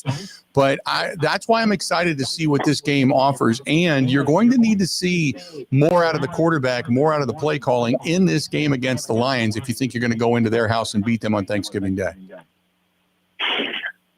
Good. I like what you had to say there. I'll take it a step further. The guy who is going to be the big guy this week is going to be Evan Williams, because he's going to be the guy that's going to have to come up and fill in the alley. And you saw how this year he has become one heck of a run-stopping safety, and plays up really good near the line of scrimmage. So if he has a big game, life is good. If he doesn't, and you see him flopping around there in the backfield with the running back going the other way, then it's going to be a rough day. But you look at some of the running backs in the league, other than the Dowdle guy, who's kind of a surprise there out of North Carolina, out of Carolina. But they shut down Saquon Barkley very good, and I would expect them to probably be able to match this up. I like the fact that Devontae Wyatt looks like shaking off all the rust from his injury. They got Nadir Stackhouse that I think may end up seeing some more playing time, and Brinson's going to see some more playing time. So I think on the defensive front that they're going to be able to rotate guys and keep them fresh. And then It's the old, it's very simple on defense this week. Stop the run and let Goff beat you, because I don't think he can. Before I let you go, I got to ask you, I want to go back to the Belton thing, and him and Jordan Morgan kind of sharing some time, and Belton obviously getting more time in the second half of that ball game. There was some talk about, eventually they wanted to see if Jordan Morgan could bounce himself outside and take over Rasheed Walker's place. I don't want to see him play tackle. He's not really that good at a guard. How in the hell are you going to play tackle with guys, your heavy guys coming around the outside from the left side? I don't know what to do with Jordan Morgan at this point. He hasn't, to me, proven himself to be starting caliber, consistent caliber type of offensive lineman. Has he to you? Not consistently. No, you said it right there. It's his consistency. Sometimes looks great. The next play looks like he's lost. And so I think some of that is he has gotten shuffled around a little bit. And he's played tackle in preseason and stuff, but guard's more of a mano-a-mano. Like there isn't much thought process there. You're going to go and blow someone up. You're either going to start on the double team here, you're going to pull, or you're going to take on a backer. And I think what we saw out of Belton, just his sheer ability to get guys upfield.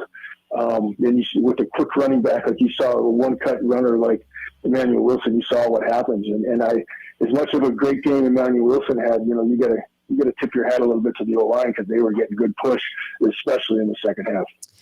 Have a great holiday weekend, my friend, and we will talk again next week, okay? Yeah, I tried this weekend to prepare for Thursday, but I'm going to have to try it one more time today. I'm going to stretch the stomach out a little bit. Okay. Great stuff, Eric. We'll talk to you next week. You got to take care. There you go. Eric Baranczyk of the Green Bay Press Gazette joining us for a couple of minutes on the Schneider Big Orange Hotline. We'll take a quick break. We'll come back. And as I had mentioned, all of our guests appear on the Schneider Big Orange Hotline. Call a recruiter near you, 844-PRIDE. That's 844-PRIDE. Go to SchneiderJobs.com. They can get you a job if you want to transfer teams, you want a new team, or maybe you want to learn how to drive and get your CDL and have a job waiting for you. Boom, that's Schneider. Go to SchneiderJobs.com. Call them 844-PRIDE or go to SchneiderJobs.com. Covering Wisconsin sports like a blanket. This is the Bill Michaels Show on the Wisconsin Sports Zone Radio Network.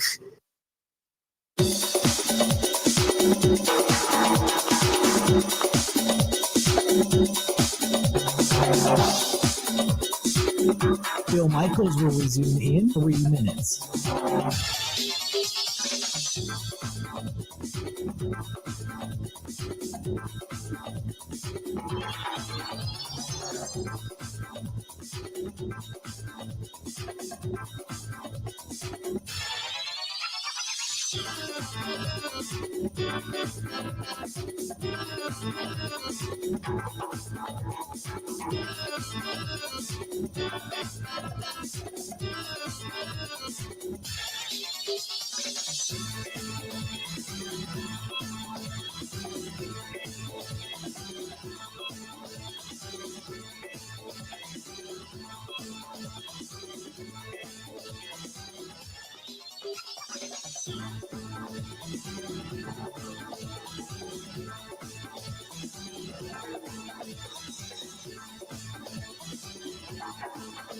Bill Michaels will resume in 2 minutes.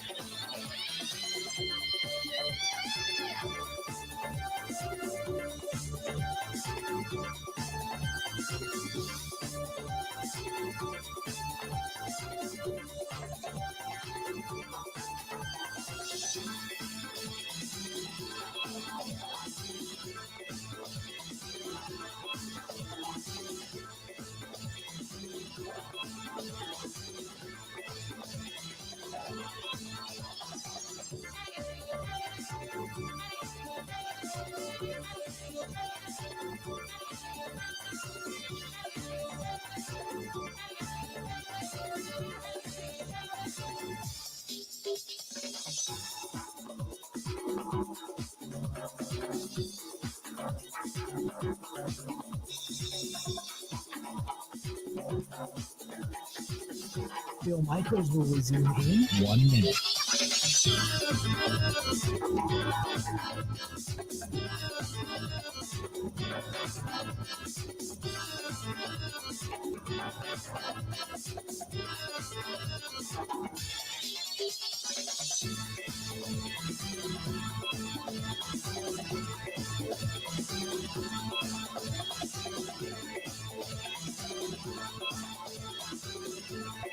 Bill Michaels will resume in 30 seconds.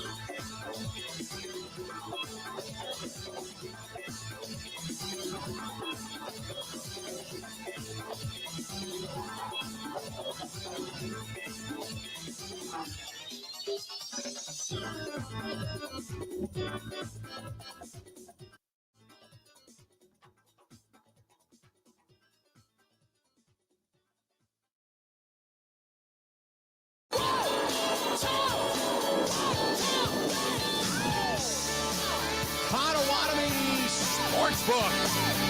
That is a great place. They don't close either. It's a great place to go and watch a game. If you're not feasting with family and friends, or maybe you're sick of family and friends, make it Potawatomi in the Sportsbook on the largest television screen in the state of Wisconsin. I'll tell you that, short of the Jumbotron at Lambeau Field. I mean, it is huge if you haven't seen it. And it's a great place to go and watch the contest this coming Thursday or any contest for that matter.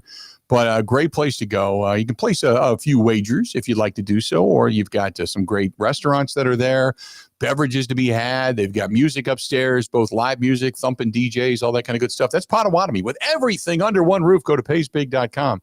That is paysbig.com. Coming up in the next hour, we're going to hear a little bit from Matt LaFleur, a little bit from Jordan Love. We got more of that coming up, more from inside the locker room. From yesterday as the Packers got the win over the Vikings, and now they get ready for the Detroit Lions coming up on Thursday. The Packers 7-3-1, second place right now in the division. So this is for the firm stranglehold on second place to go firmly behind the Chicago Bears, because you have your destiny in your hands if you're the Green Bay Packers.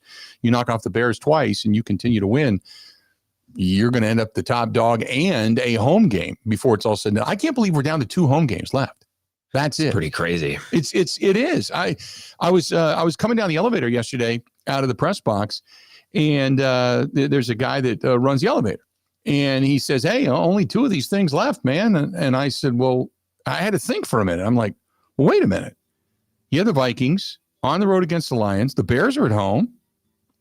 And then I start thinking, I'm like, "That's right, the Bears and the Ravens, and that's it, unless they get a home game for the postseason." So.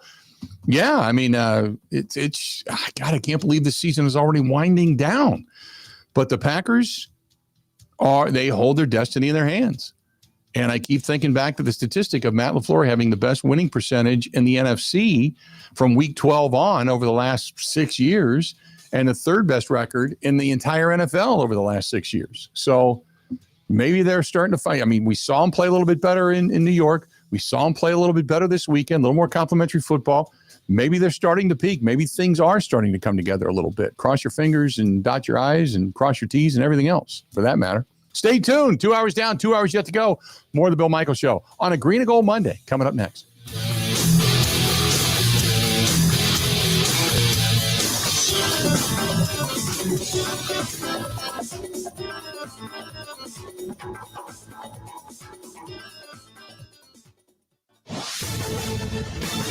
This is a Wisconsin Sports Zone update. Well, it's a victory Monday for the Packers. That's after they dominated Minnesota yesterday in a 23-6 win. It featured a standout effort from the defense that held the Vikings to their fewest yards in a game since 2019, and a 17-point margin of victory, their largest this season. Micah Parsons was a force, racking up a couple of sacks to give him 10 on the year. He's the first Packers player to register double-digit sacks in a season since 2020.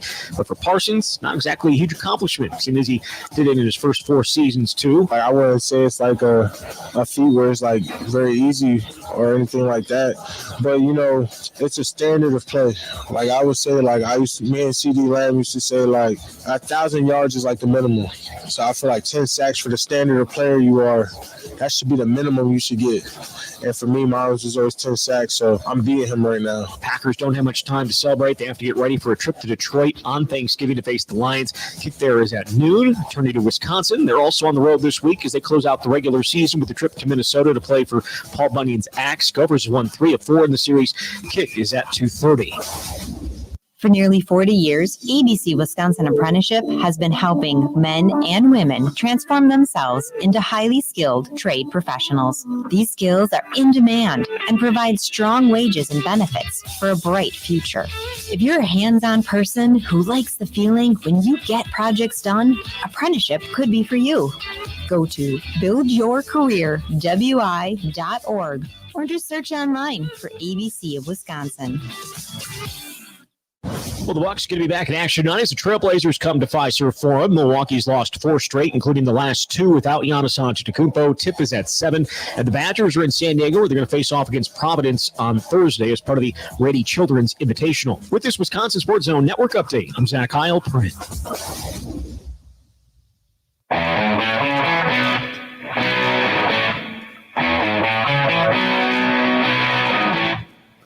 It is a green and gold Monday. Packers get a win, 23-6. They knock off the Minnesota Vikings. They're now 7-3-1 on the season, staring down the barrel of Turkey Day. And the Detroit Lions, who were able to eke out a win yesterday in scary fashion over the New York Giants in overtime. Jahmyr Gibbs with a big-time run put them over the top. But yeah,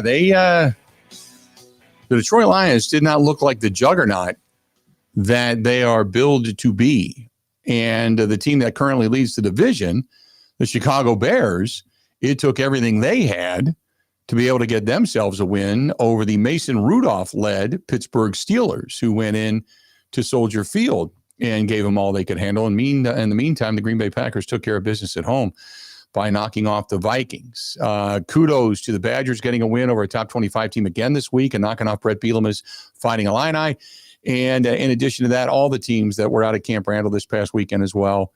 Congratulations to all of them on Thursday and Friday for their efforts and their season-long efforts also. And congratulations to all the champions, the 7 crown champions this past weekend. So a lot of great stuff that went on sports-wise. I mean, obviously the Bucs are in a losing funk right now without Giannis. The Badgers took a loss, on the basketball court, and that was not great by any necessary means. But the football side of things, where our focus is right now, pretty nice, to be perfectly honest with you. Pretty nice. 877-867-1670, 877-867-1670. If you want to give us a shout, please feel free to go ahead and do so. You can also text us 608-321-1670, 608-321-1670. Watch us, subscribe to us, please, for free over on YouTube. Go to youtube.com/Bill Michaels Show. We are on Twitter, on X, at Bill_Michaels, at Bill_Michaels, or at Wisco Grant. You can find Grant over there as well. Follow us on Instagram, Facebook, and TikTok under the Bill Michaels Show. You can also check us out on the Twitch app, the Link app, and the Kick app as well, the LinkedIn app and the Kick app as well. And our app, which is Wisco Sports Zone, 3 words, put them all together, Wisco Sports Zone. You can find us there as well. This is from Kelsey, who says, why do you film McManus on Sundays? I saw that, and I wondered why. Well, because McManus, for 2 reasons. One, obviously, he's been banged up. And there's been consternation about the kicking game. And yesterday, specifically, I waited until he went and put pads on and came back out. And I didn't look for a 20-yard chip shot. Many of you, complained about that. He doesn't kick from 20. But, okay, technically it's a 30-yard field goal. So I thought, you know what? I'll pay more attention to this and show you what I see, because that's what I pay attention to. I always want to know what the distance is for a kicker if it comes down to a game-winning field goal, what their kind of maximum depth is. And watching McManus to the south end zone with the wind, he was about a 63-yard field goal, okay? Into the wind, which wasn't heavy, but it was a little more of a breeze coming from the north side to the south side. That's the video that I shot. I think that was a 56-yarder, and that made it with about 3 to 5 yards to spare. So probably about a 60-yarder was about max going into the light breeze that they had into the north end zone. But the reason I took that was because he was not working. He was fully padded, and he was not working like he'd kick and then he'd be shaking that, that quad loose and just kind of feeling it. Wasn't doing any of that. Gino Siacha says he can't hit game-winning field goals. He hit 3 of them last year. What are you talking about? Bad statement. The guy's been banged up, but he was fine yesterday and right down the middle yesterday. But last year it was maybe his best game of the season so far was yesterday. And last year was automatic when it came to game-winning field goals. He had more than a few of them. So, yes, he can. Bad statement. Has he missed a game? I mean, the 68-yarder or whatever against the Eagles. Yeah, that was the only one. I mean, that was 68 yards. Or the other chance he had was against the Browns, and it got blocked. Right. That was blocked. And exactly. It was blocked. And the other one was just, it was pushing it with a bad quad. And I could have told you he wasn't going to make it. I mean, I was sitting right there saying, this isn't going to go through. He doesn't have the leg right now, not coming off of the injury. And I watched him warm up, and the max he had was about 55 yards. Yesterday was better. It was a stronger leg yesterday. But that's the reason I take it, because in case it comes down to that, I can say, hey, look, from 56, he was really good. He was fine. He was nailing it. He was sticking it through the uprights with room to spare. Much beyond 60, not gonna happen. Not gonna happen. Probably right about 60 was the jump off point. But overall, that's the reason I take it. So, I mean, I can take other stuff. I can shoot video of all kinds of stuff. But that's always one of those things that you don't need it until you need it. You don't need it until you need it. 877-867-1670, 877-867-1670. If you want to hit us up, please feel free to go ahead and do so again, 877-867-1670. Aaron says, it was such a perfect fall day yesterday. Our family went outside after the Packer game, played a little football in the yard. So I didn't tune in to hear the vibe of the postgame show. I was pleased with yesterday's Packers win. I thought that the defense was great. It should not be held against them that they played J.J. McCarthy and a terrible Vikings offense. The Packers defense did what they needed to do, which was keep him pinned to the ground, and that's exactly what they did. The special teams didn't actively mess things up yesterday at all. In fact, they even made a play. So that was nice to see. They made more than a few plays. Like I said, look at all the field goals they hit. McManus was good. Good to get that nice special teams play once every 10 years or so. The offense did what they needed to do against a well-coached defense. It was not flashy, but it was effective, and they got the win. The offense and the special teams need to improve to continue to play at a higher level in order for the Packers to accomplish their goals. But great win all the way around. Great win for the Badgers on Saturday. Suddenly, and without notice, they have become a fun team to watch. Not sure how or why that happened, but it appears that they have rallied around Fickell. How about that? Maybe that's what they needed. They needed the Chris McIntosh vote of confidence to say he's not going anywhere. We're just going to invest more in the team. And guys went, let's do this. I don't know. I couldn't tell you. It's just impressive to me. Like Darrell Peterson, the job that he did, and then to hear him after the game, like this still matters a lot to the seniors who, let's be real, have not had the Badgers career they probably thought they were getting when they committed. Yep. And that's pretty cool. And now you have an opportunity to win the Axe. So even in a season where you're not, the college football playoff's not in play, a bowl game is very unlikely in play. It could happen if a bunch of crazy things happen. But like even the final game, like go in the Axe back. Like you have an opportunity to accomplish something. This doesn't feel like a meaningless game. Right. Exactly. 877-867-1670, 877-867-1670. Chris says, yesterday without Quay Walker, who was wearing the green dot? Edrin Cooper, I would assume. No, actually, it was Isaiah McDuffie. He knows the defense better. He's been around a little bit longer. But McDuffie, who had a good game yesterday, by the way, it was McDuffie that was wearing the green dot on the helmet yesterday. So it was actually him. This is, who's this from? This is Jimmy. Jimmy says, I thought Christian Watson had a good game. Do you ever watch his downfield blocking? Oh my God, yes. Yes, you are 100%. He's a fun guy to watch. If you watch him away from the play, why? Because first of all, he runs a route like he's the number one guy all the time. But if a play gets loose to his side of the field, watch him block downfield. He's fun to watch. He just is. He's really fun to watch. Jesse says, hey, Bill, huge fan. Can you look into something? Why is the Lambeau leap not a thing anymore? 13 touchdowns at home, 2 leaps. No Lambeau leaps since September. And if Emmanuel Wilson won't even do it after he scores, then it's buried, wondering why it should be investigated. Can you look into this? I don't know. That's a great question. Now, depending on what end zone you score in, depends on how high the wall is. South zone, they have a couple of little riser areas where the opposing team runs in. So those little areas, you get like an extra foot or two of leap. But if you're scoring in the north end zone, not as easy to get up the wall. So that's maybe the reason guys aren't doing that. I don't know. That's a great question. I never thought of that. I haven't noticed that. Now I'm going to pay attention to it. I guess, does it disappoint fans that they're not leaping into the stands? I wouldn't have noticed that in a million years. Right? Maybe I'm different. I don't know. I don't care. Okay. There you go. Did not realize that. I'll add it to my list of things to look into for tomorrow's show. Let me write that down. I know.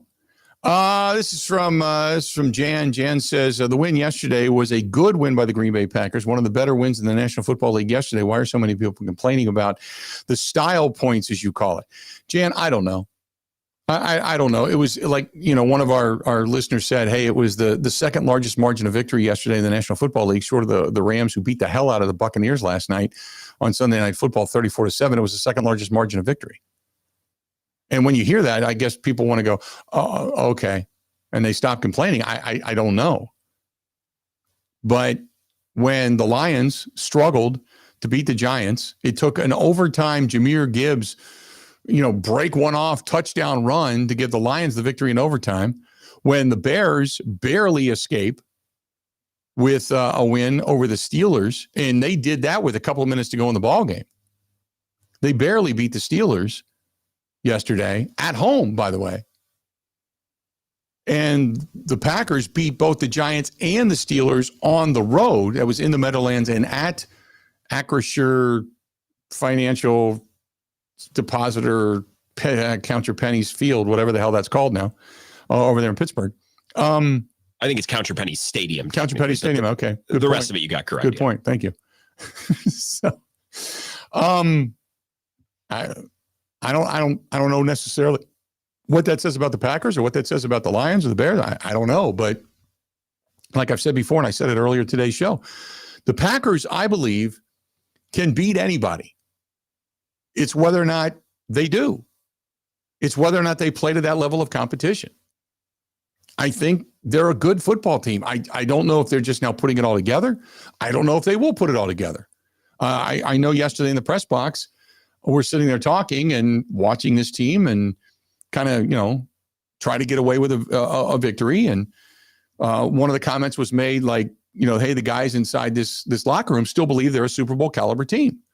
And a couple of the guys are kind of like, yeah, they're probably fooling themselves a little bit. They're probably still a couple of players away from being that level, or the quarterback play away from being that level. But okay, maybe they believe that they are. If you believe that you are, maybe you are. I don't know. But you're going to learn a lot about yourself specifically over the next few games. Over the next 4 games specifically, you're going to find out who you are. Big time. Because obviously a quick turnaround, nationally televised, into a hostile environment, Thanksgiving Day, against a rival you already kicked the crap out of earlier this year. And you're going to get the rolling ball of knives, biting knees and ankles, Dan Campbell, Detroit Lions. You're going to face them coming up on Thursday. You are in for a dogfight. So that's first. Then you've got the division-leading Bears coming into Lambeau Field. And oh, by the way, there was a lot of purple in the stadium yesterday. Didn't look like it on TV, but a lot of purple in the stadium yesterday. I can only imagine how many Bears fans are going to be in the stadium coming up for that Bears game in a couple of weeks. Can only imagine. Then you go to Denver and you face what is considered to be one of the top defenses in all of football. And whether or not you're going to be able to muster, say, 24 to 27 points against them and then stymie, because their offense is not that good. So if you can stymie that offense and put up 23, 24, 27 points, you'll win that ball game. They're not, Bo Nix is not great by any stretch of the imagination. He's better than J.J. McCarthy. That's for sure. But he's not a juggernaut. So if you can put up 20, 27 points against that defense and walk away with a win at Mile High, especially in the air, that's saying something. That is saying something. And then you come back and then you travel after a practice week, going out to Denver, come back, practice week, and then you got to go to Chicago where you face the Bears. Those 4 games are going to tell you what you are heading towards the postseason, whether you've got toughened metal or whether you're just a kind of a wannabe hanger-on. Because that's when you're going to find out, and it starts on Thursday. 877-867-1670. All right, let's do this. We're going to take a quick break. We'll come back. We'll hear from Matt LaFleur. Don't go anywhere. Got a whole lot more of the Bill Michaels Show coming up on a Green and Gold Monday. This portion of it brought to you by our, speaking of traveling and heading out to games, if maybe you've got a sport travel vacation you want to take a look at, maybe it's not follow the Packers at this point, unless they end up out in San Francisco at a Super Bowl, or maybe on the road for a playoff game. But think about this. How about maybe going to see the Brewers in spring training? Think about that. Or maybe taking a trip with the Brewers this year, or next year when the Packers schedule comes back out. Whatever it happens to be, our friends at Dream Vacations, Michael and Melissa, can help you out. So let them help you plan and book your next amazing getaway, whether it's taking a sport travel trip or maybe just putting your ass in the sand somewhere, right on a beach, just sipping margaritas and enjoying yourself. They can help you out with everything in between. 414-208-4221. 414-208-4221. That is Dream Vacations, 414-208-4221. Give Michael and Melissa a call. They can help you out. Ready? This is the Bill Michaels Show on the Wisconsin Sports Zone Radio Network.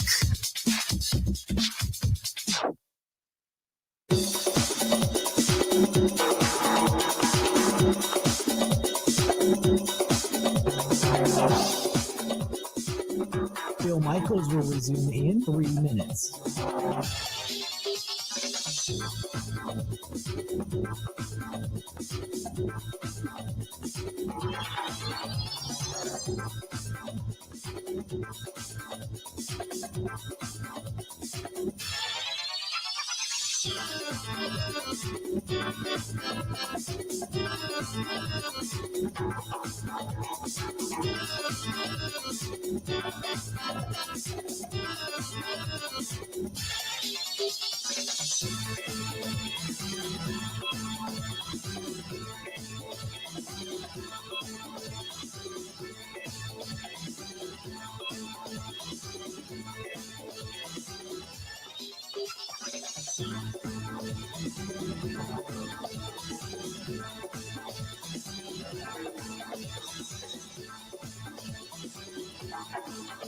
Bill Michaels will resume in 2 minutes.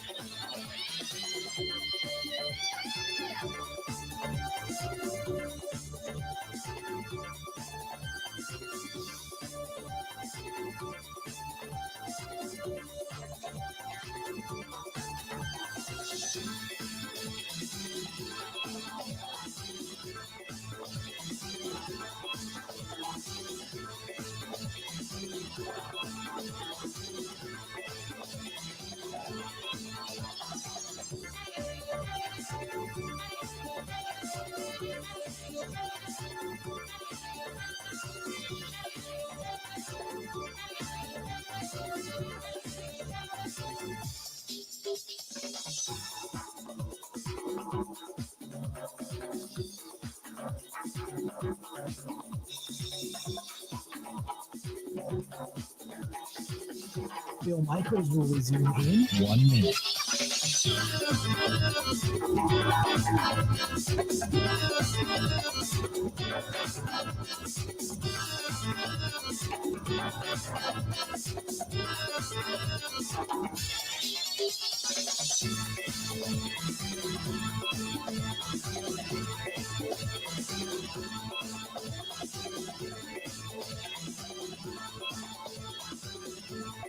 Bill Michaels will resume in 30 seconds.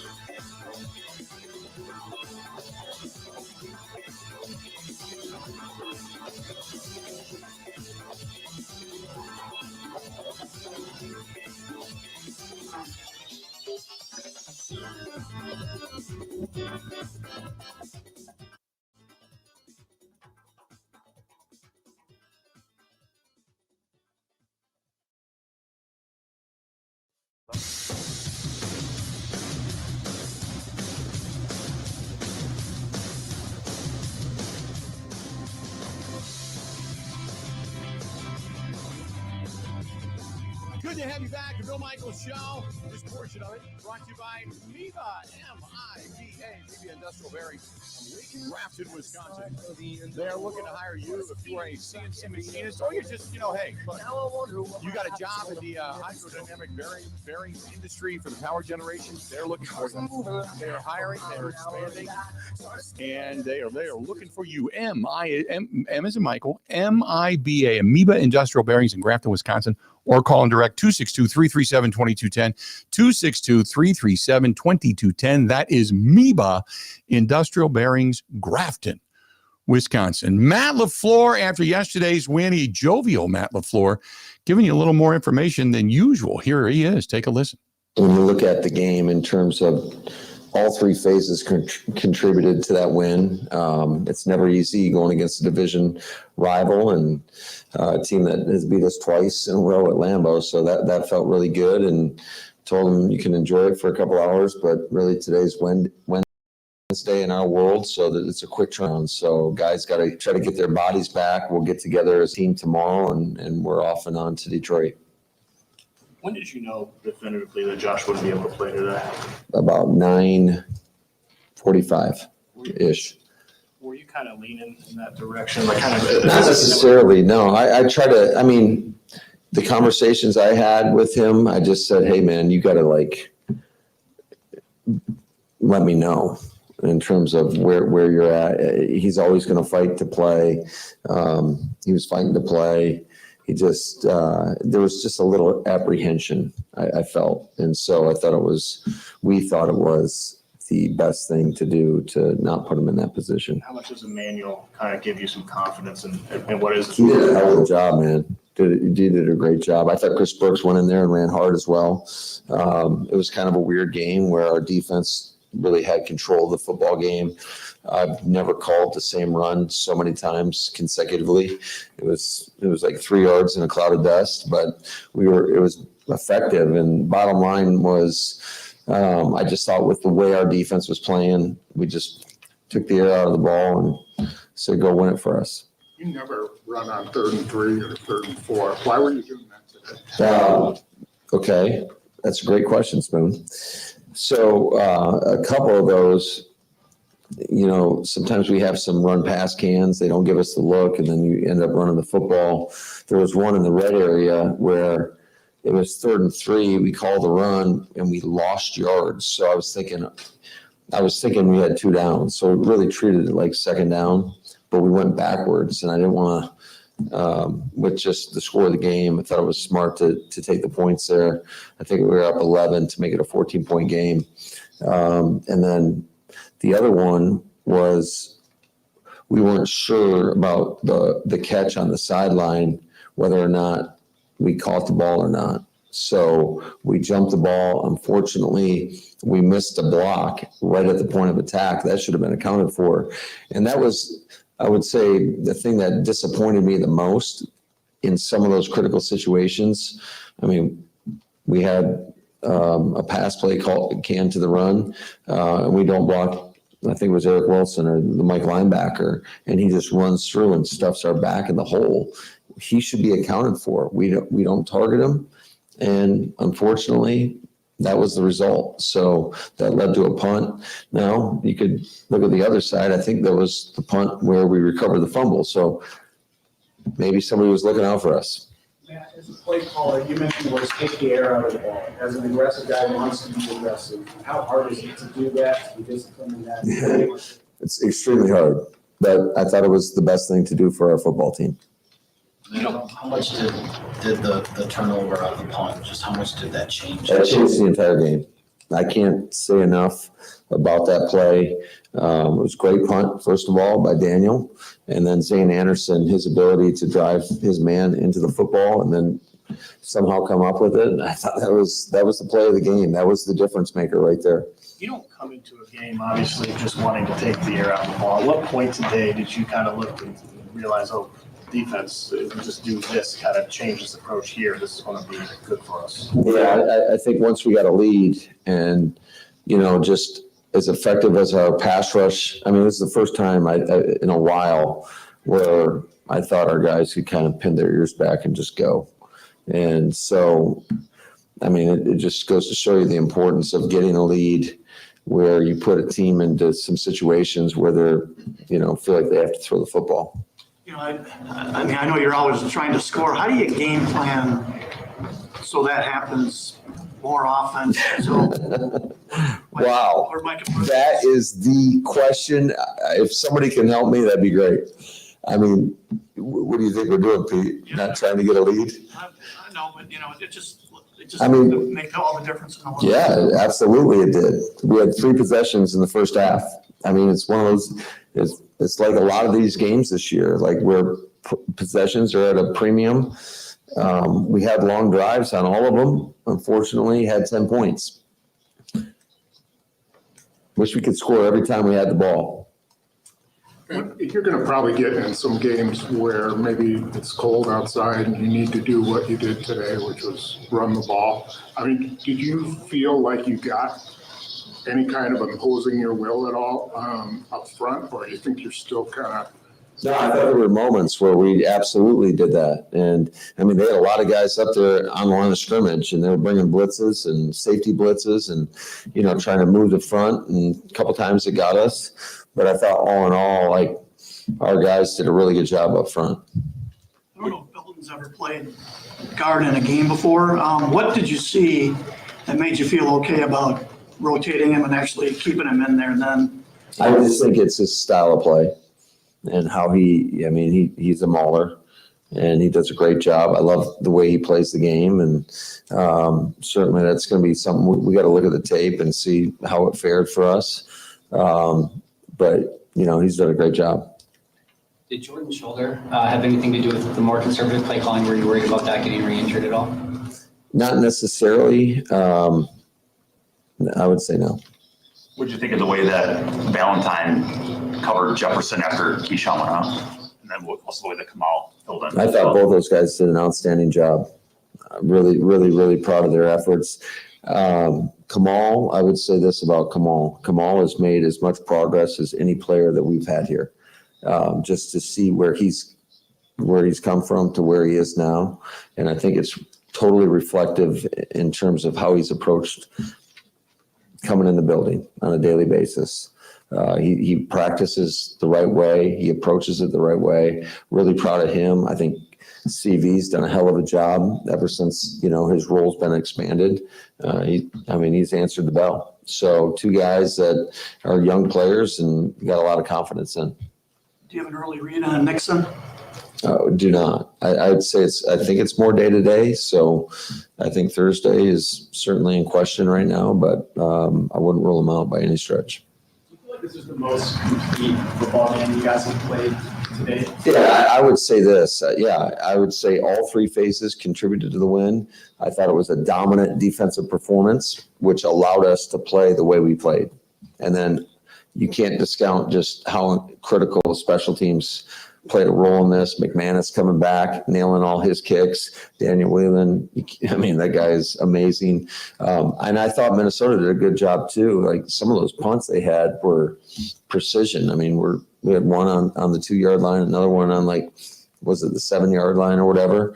So there was moments for them as well. But I thought, I just can't say enough about that play Zane Anderson made on that punt. What do you think of the way takeaways, they say, come in bunches? It appears that that's actually happening, especially in light of the ops you have last week. Big question. Yeah, absolutely. We had a bunch of opportunities a week ago, and tonight, or today we made them pay. So that was anytime you're +3 on the ball, you should win the game.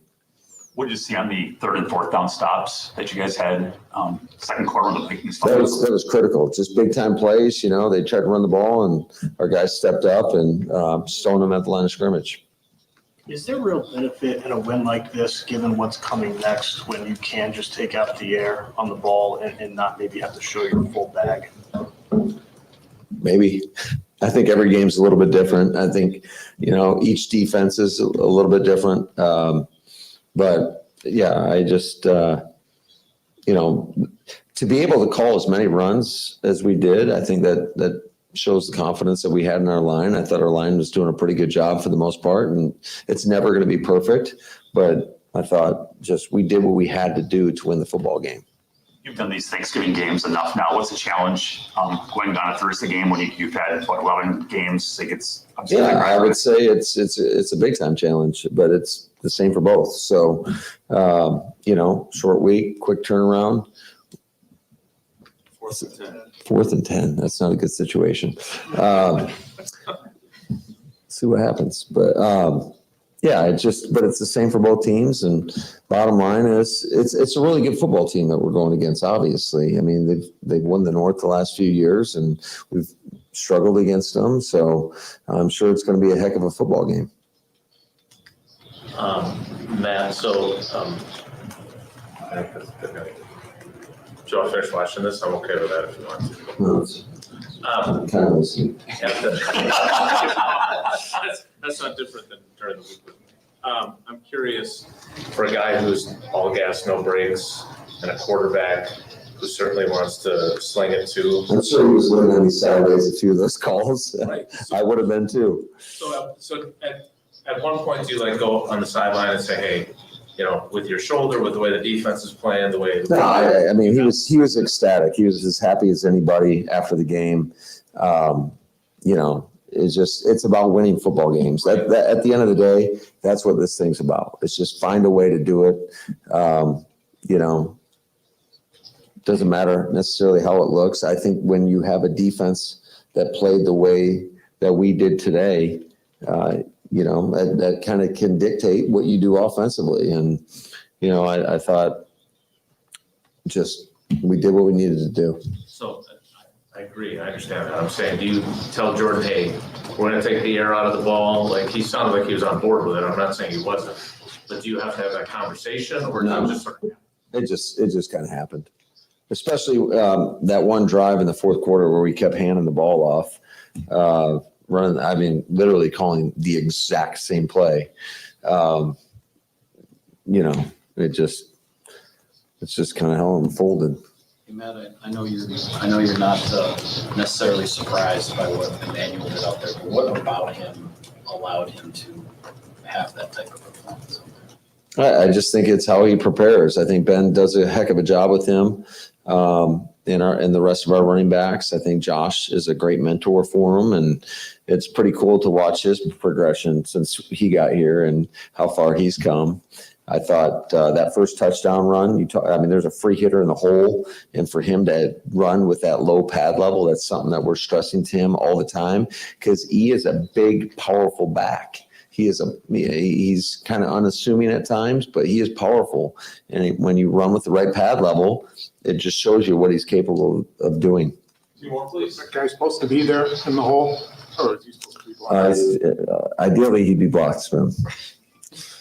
Matt, you had, I think, 40-some rushes in this game. Your defense only played 40-some snaps. Meanwhile, the Lions are playing a full extra quarter. Does that give you any advantage going into Thursday? I don't say anything's ever an advantage when you go against a really good football team. I mean, they're one of the premier teams in the National Football League for a reason. I think they got great coaches. I think they got great players, great schemes. So it'll be a great challenge for us, but one our guys will be ready for. There you go, Matt LaFleur after the ball game, and some interesting stuff there, and obviously some interesting comments along the way from not only people in the live stream, but those on the text messages and emails as well. And I want to get to all of that when we come back, so don't go anywhere. I want to get back into this discussion. Don't forget, coming up in about 45 minutes from now, Mike Clemens scheduled to join us from up at Lambeau. I don't know if Mike will. Mike was still under the weather yesterday.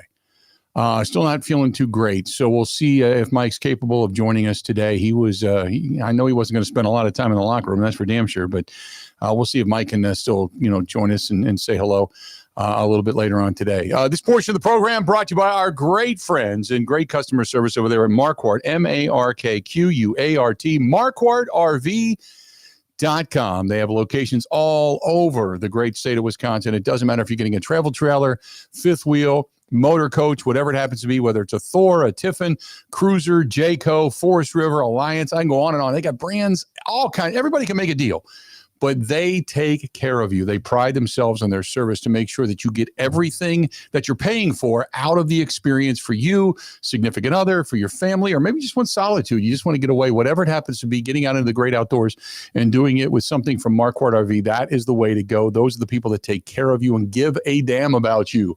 That's for sure. You're not just a number or just a, oh, by the way, name. They really do pride themselves on their service. That is Marquardt, MarkQuart, MarquardtRV.com. That is MarquardtRV.com. This is the Bill Michaels Show on the Wisconsin Sports Zone Radio Network.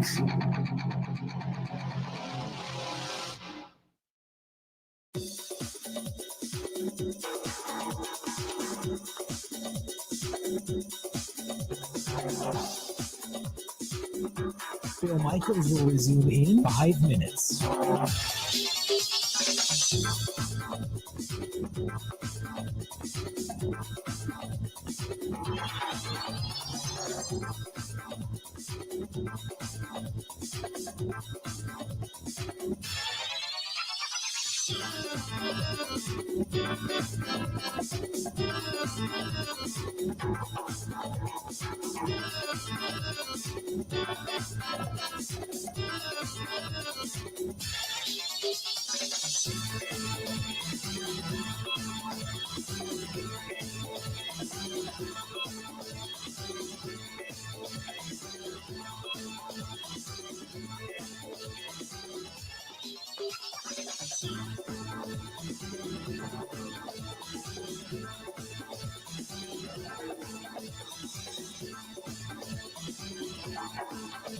Bill Michaels will resume in 4 minutes.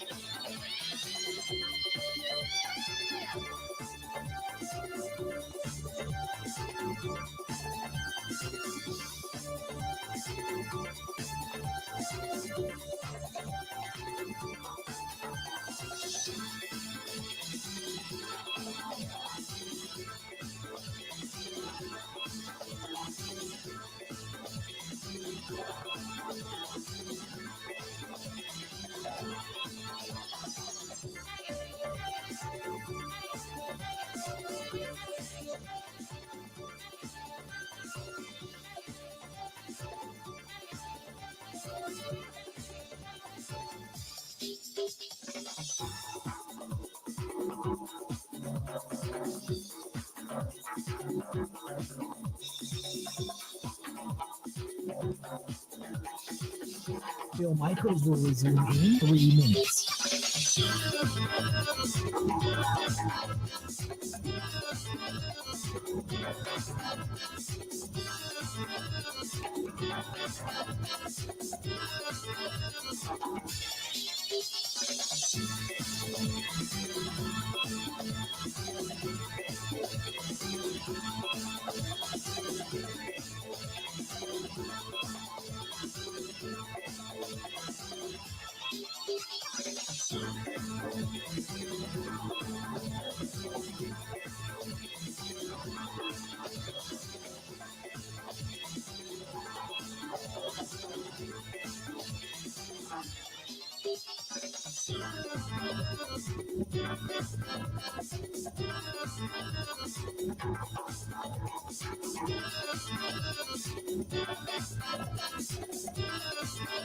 Bill Michaels will resume in 2 minutes.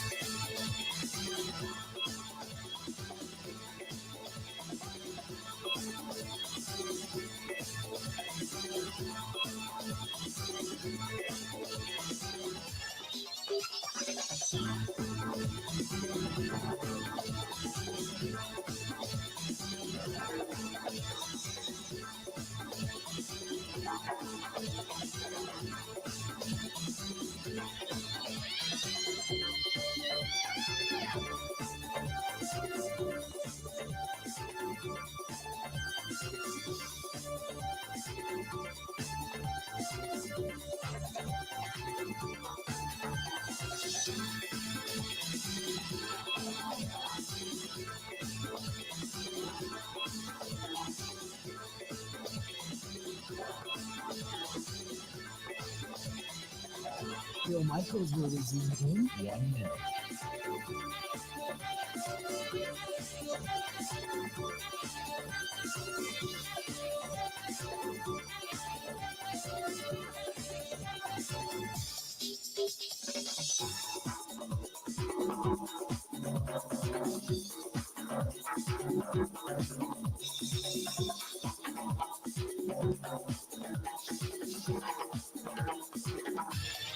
Bill Michaels will resume in 30 seconds.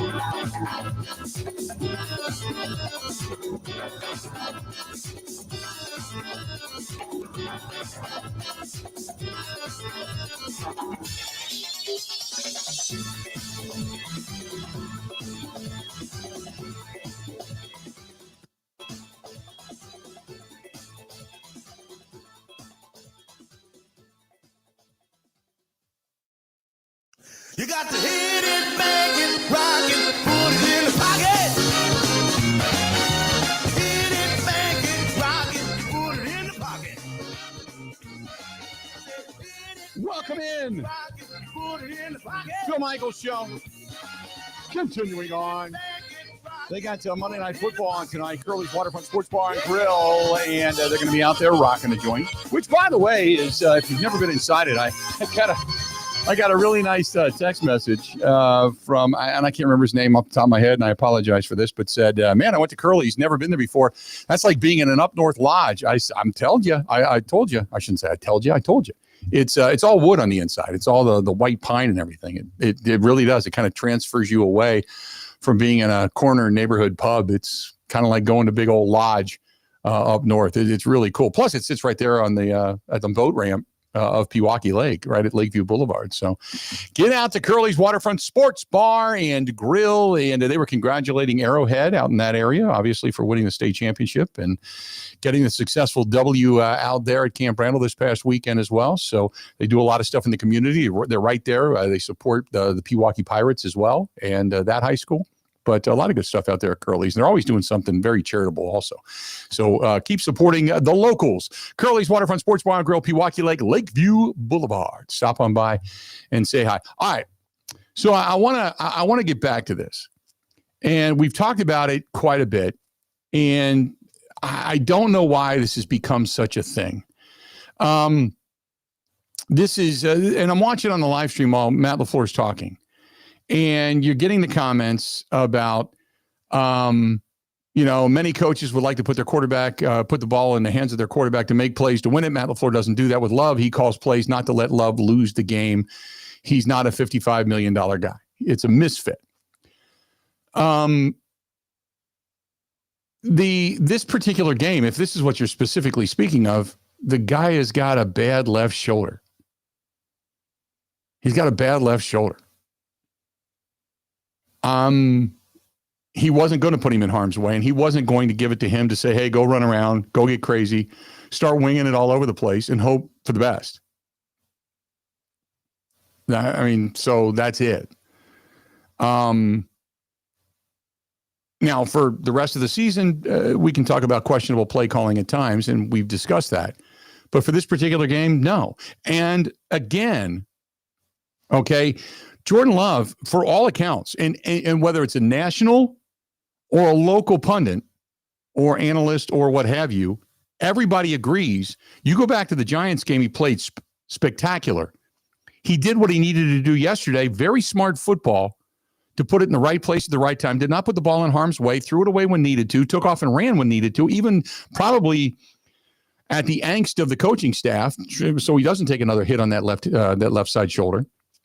And did some really solid things and has been playing really good football. Statistically speaking, he's looked really, really good. Outwardly, people love this guy.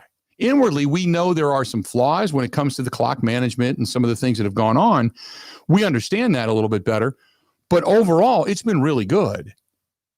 So I don't know where this is coming from, where this is, it's like you're trying to find something to complain about. You're trying, and granted, it goes back to you and I discussing like this, and I hate to say, this is such a terrible generic use of the word Wisconsin, but this Wisconsin mentality of we're setting ourselves up for failure so we can say, I told you so.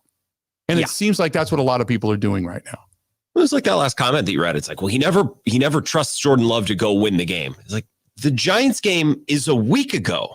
He did exactly that last week with that throw to Williams and that throw to Watson. So I want my quarterback and my coach to do whatever is necessary to win that game. Correct. And I think growing up when I was younger and much less wiser than I am now, I've gotten so much smarter as I've aged. But I would watch Brady and Belichick and I'd be like, this isn't impressive. Like this guy doesn't make the same throws that Rodgers does. And then as I got older, I'm like, oh, it's just about doing whatever's necessary in that game against that team to win. And sometimes that means going for 40, but sometimes it means playing the type of game the Packers played yesterday. I don't know. I figured there would be some complaints about Matt LaFleur's third down play calling. I didn't think it would maybe be as loud as we've heard today. Brady, and that's a great point. Brady and Manning, both when they had big time receivers, they threw the ball downfield. When Brady had Moss, he was throwing the ball downfield. Early on in Peyton Manning's career, he had really good wideouts. He was throwing the ball downfield. But both guys, they lived by get rid of the ball quick. Get it to your playmakers. Get rid of it. Just quick outs. Get rid of it. Move the chains. That's it. Just get rid of the damn ball. Don't take sacks. Don't put it in harm's way. Get rid of the damn ball. That was it. It wasn't overwhelmingly flashy. And if you got enough playmakers, they're going to move the ball downfield for you. And your numbers are going to look great by the end of the day, even though you're throwing. Look at Shedeur Sanders yesterday. Perfect example. He threw a 2-yard out that turned into, I don't know, it was a 60 or 70-yard touchdown pass because his guy broke a couple of tackles, found a seam, and off he went to the races. That was his first touchdown pass. Even though it was a quick 2-yard, 3-yard out, it turned into a big play. Now, granted, it was against the Las Vegas Raiders, and they're a terrible football team. I get it, but Brady and Manning both lived that way. They were able to wing it. Don't get me wrong; it's not like they never did because when they had, like I mentioned, when Brady had Randy Moss, man, he was slinging it all over the place because you just let your playmakers go up and get it. But otherwise, just get rid of the damn ball, and that's okay. There's nothing wrong with that. That's a great way to just move your offense because if you're picking up 4 yards at a clip, you got a ton of first downs. And you've moved the ball down the field, you've eaten up the clock, off you go. Off you go. That's the way you do it. 877-867-1670, 877-867-1670. If you want to hit us up, please feel free. Go ahead and do so. And one more thing, and this is just the nature of football. Bill, you know this as well as anyone because you've been doing this and taking calls and comments from listeners for so long. But if on some of those third downs yesterday, like 3rd and 2, 3rd and 3, they would take shots down the boundary or, take a deep pass down the middle and it doesn't work. Well, why are you doing that? Why are you letting Jordan Love do that? Just run the ball. So it's like, I don't know. I think it's just the nature of football fandom to complain about the play call when it doesn't work. And if it would have been different and it wouldn't have worked, then we would have just wanted the other thing anyways, because I think that's just how we operate and watch the games. What else do we have here for you? Okay, I want to get because I got some of these, and I know there's a lot to get to today because I haven't been able to get to everybody. Stephen Richfield said, don't forget Christian Watson. He caught everything thrown his way. That's off the text line. Out of the 608, wins or wins. This is out of the 608 also. Why do so many of these naysayers think the Packers need to run up the score?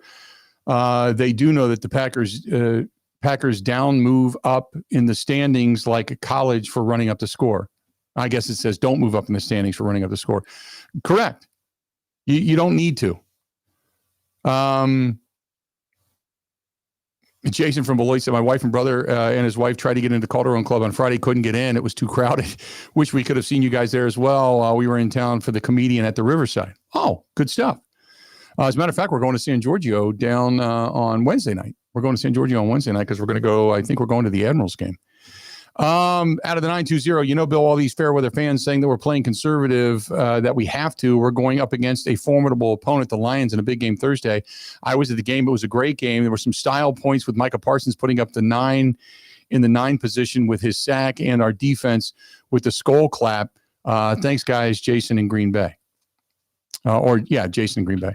The skull clap was funny. Normally, I don't like group celebrations. Right. That did make me laugh watching. That was good. This one, Kent, Madison, Bill, and Grant. What in the hell was the problem with the people who just wanted to win the last couple of weeks? That was a real nice win, and 23-6 is as close to a beatdown as you're going to get. That's from Kent and Madison. Robert in Fort Atkinson. Once J.J. McCarthy started making dumb throws and we got turnovers, I knew we had the game. So you're absolutely right. We exposed a quarterback to throw anything and everything at him. For what? Exactly. Why you're good at that point.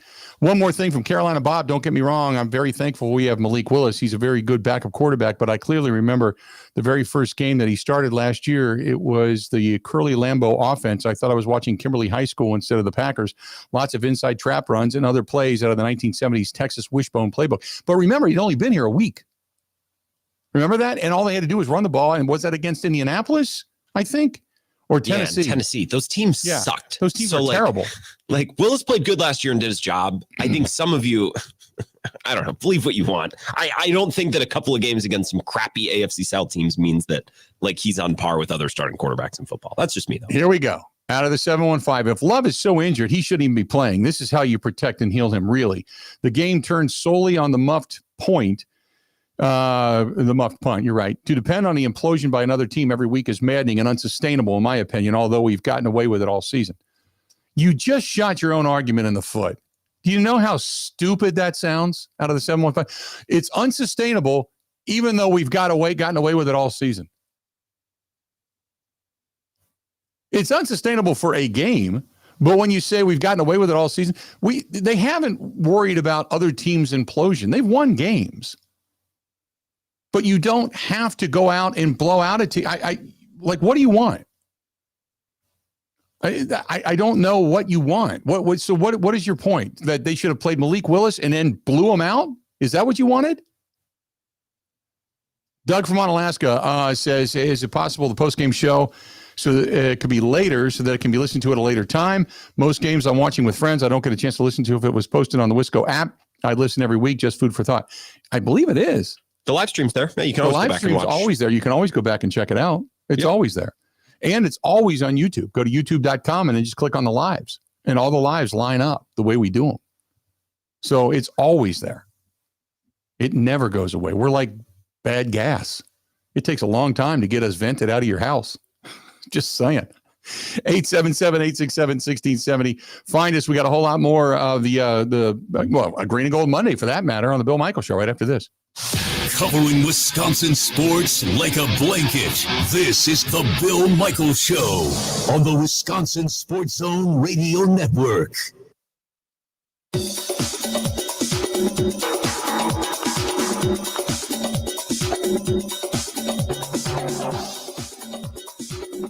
Bill Michaels will resume in 3 minutes.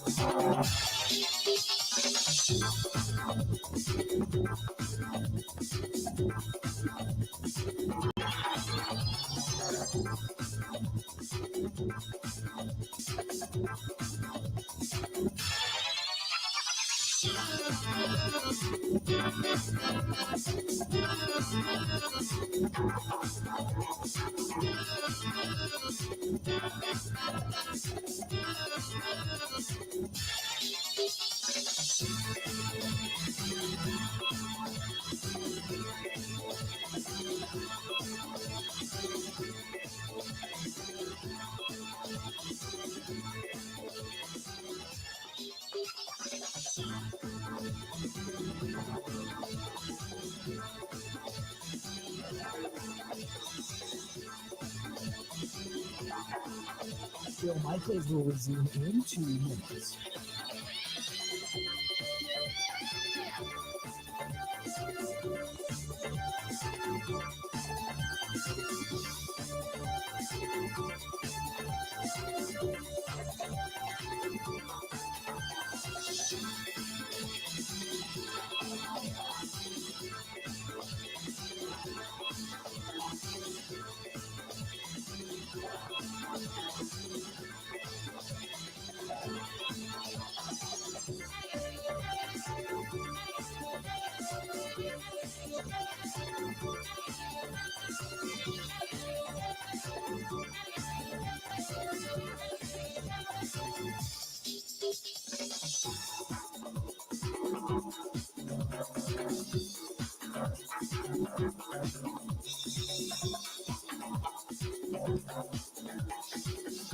Bill Michaels will resume in 1 minute.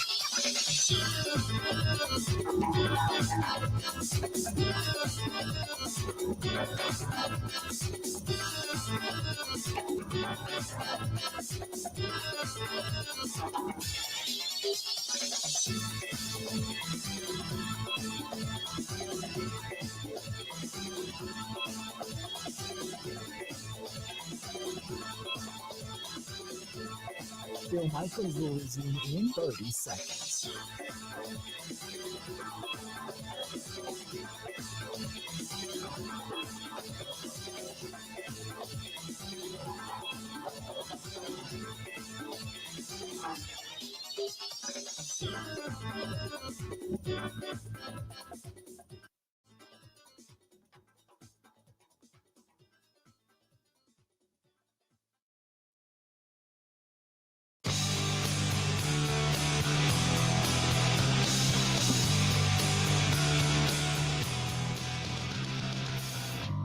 Welcome back. Bill Michaels Show on a Green and Gold Monday. Still got another hour yet to go. Don't go anywhere.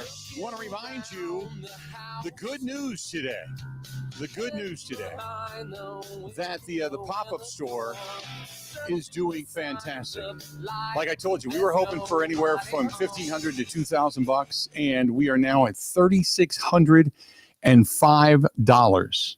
$5. Doing so well. We wanted to keep it open a little bit longer because it was supposed to close on Wednesday night at midnight, which, creates a little urgency. But because the staff that takes the online orders is not in on Thursday or Friday, so there's no reason to really shut it down. So we're going to run it all the way through Monday. So you got a little extra time.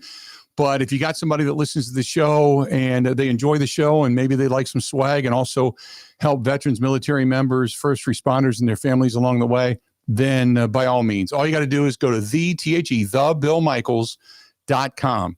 Scroll down, you'll see the pop-up store, and right there you can go check it out. We have men's clothing, women's clothing, we have coats, outdoor apparel, hats, stuff for kids, teenagers, all that good stuff right there on the website. And once it's gone, it's gone.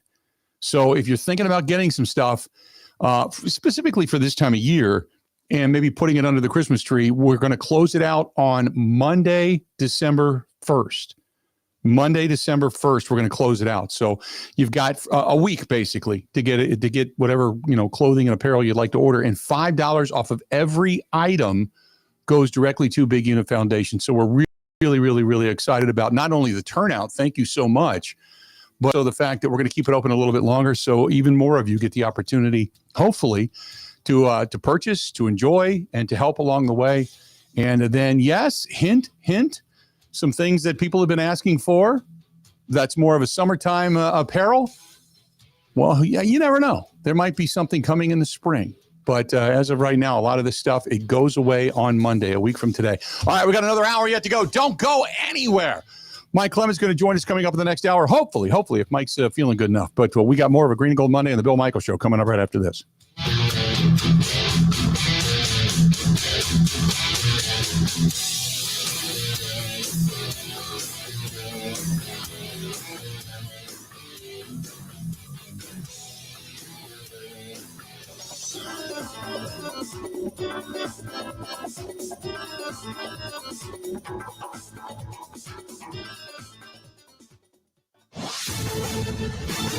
This is a Wisconsin Sports Zone update. Well, it's a victory Monday for the Packers. That's after they dominated Minnesota yesterday in a 23-6 win. It featured a standout effort from the defense that held the Vikings to their fewest yards in a game since 2019, and the 17-point margin of victory, their largest this season. Micah Parsons was, of course, racking up a couple of sacks to give him 10 on the year. He's the first Packers player to register double-digit sacks in a season since 2020. But for Parsons, not exactly a huge accomplishment, seeing as he did it in his first 4 seasons, too. I wouldn't say it's like a feat where it's like very easy or anything like that, but it's a standard of play. Like I would say, like me and CD Lamb used to say, like 1,000 yards is like the minimum. So I feel like 10 sacks for the standard of player you are That should be the minimum you should get. And for me, mine was always 10 sacks, so I'm beating him right now. Packers don't have much time to celebrate. They have to get ready for a trip to Detroit on Thanksgiving to face the Lions. Kick there is at noon. Turning to Wisconsin. They're also on the road this week as they close out the regular season with a trip to Minnesota to play for Paul Bunyan's Axe. Gophers won 3 of 4 in the series. Kick is at 2:30. For nearly 40 years, ABC Wisconsin Apprenticeship has been helping men and women transform themselves into highly skilled trade professionals. These skills are in demand and provide strong wages and benefits for a bright future. If you're a hands-on person who likes the feeling when you get projects done, apprenticeship could be for you. Go to buildyourcareerwi.org or just search online for ABC of Wisconsin. Well, the Bucs going to be back in action tonight as the Trailblazers come to Fiserv Forum. Milwaukee's lost 4 straight, including the last 2 without Giannis Antetokounmpo. Tip is at 7. And the Badgers are in San Diego, where they're going to face off against Providence on Thursday as part of the Rady Children's Invitational. With this Wisconsin Sports Zone Network update, I'm Zach Heil, Print.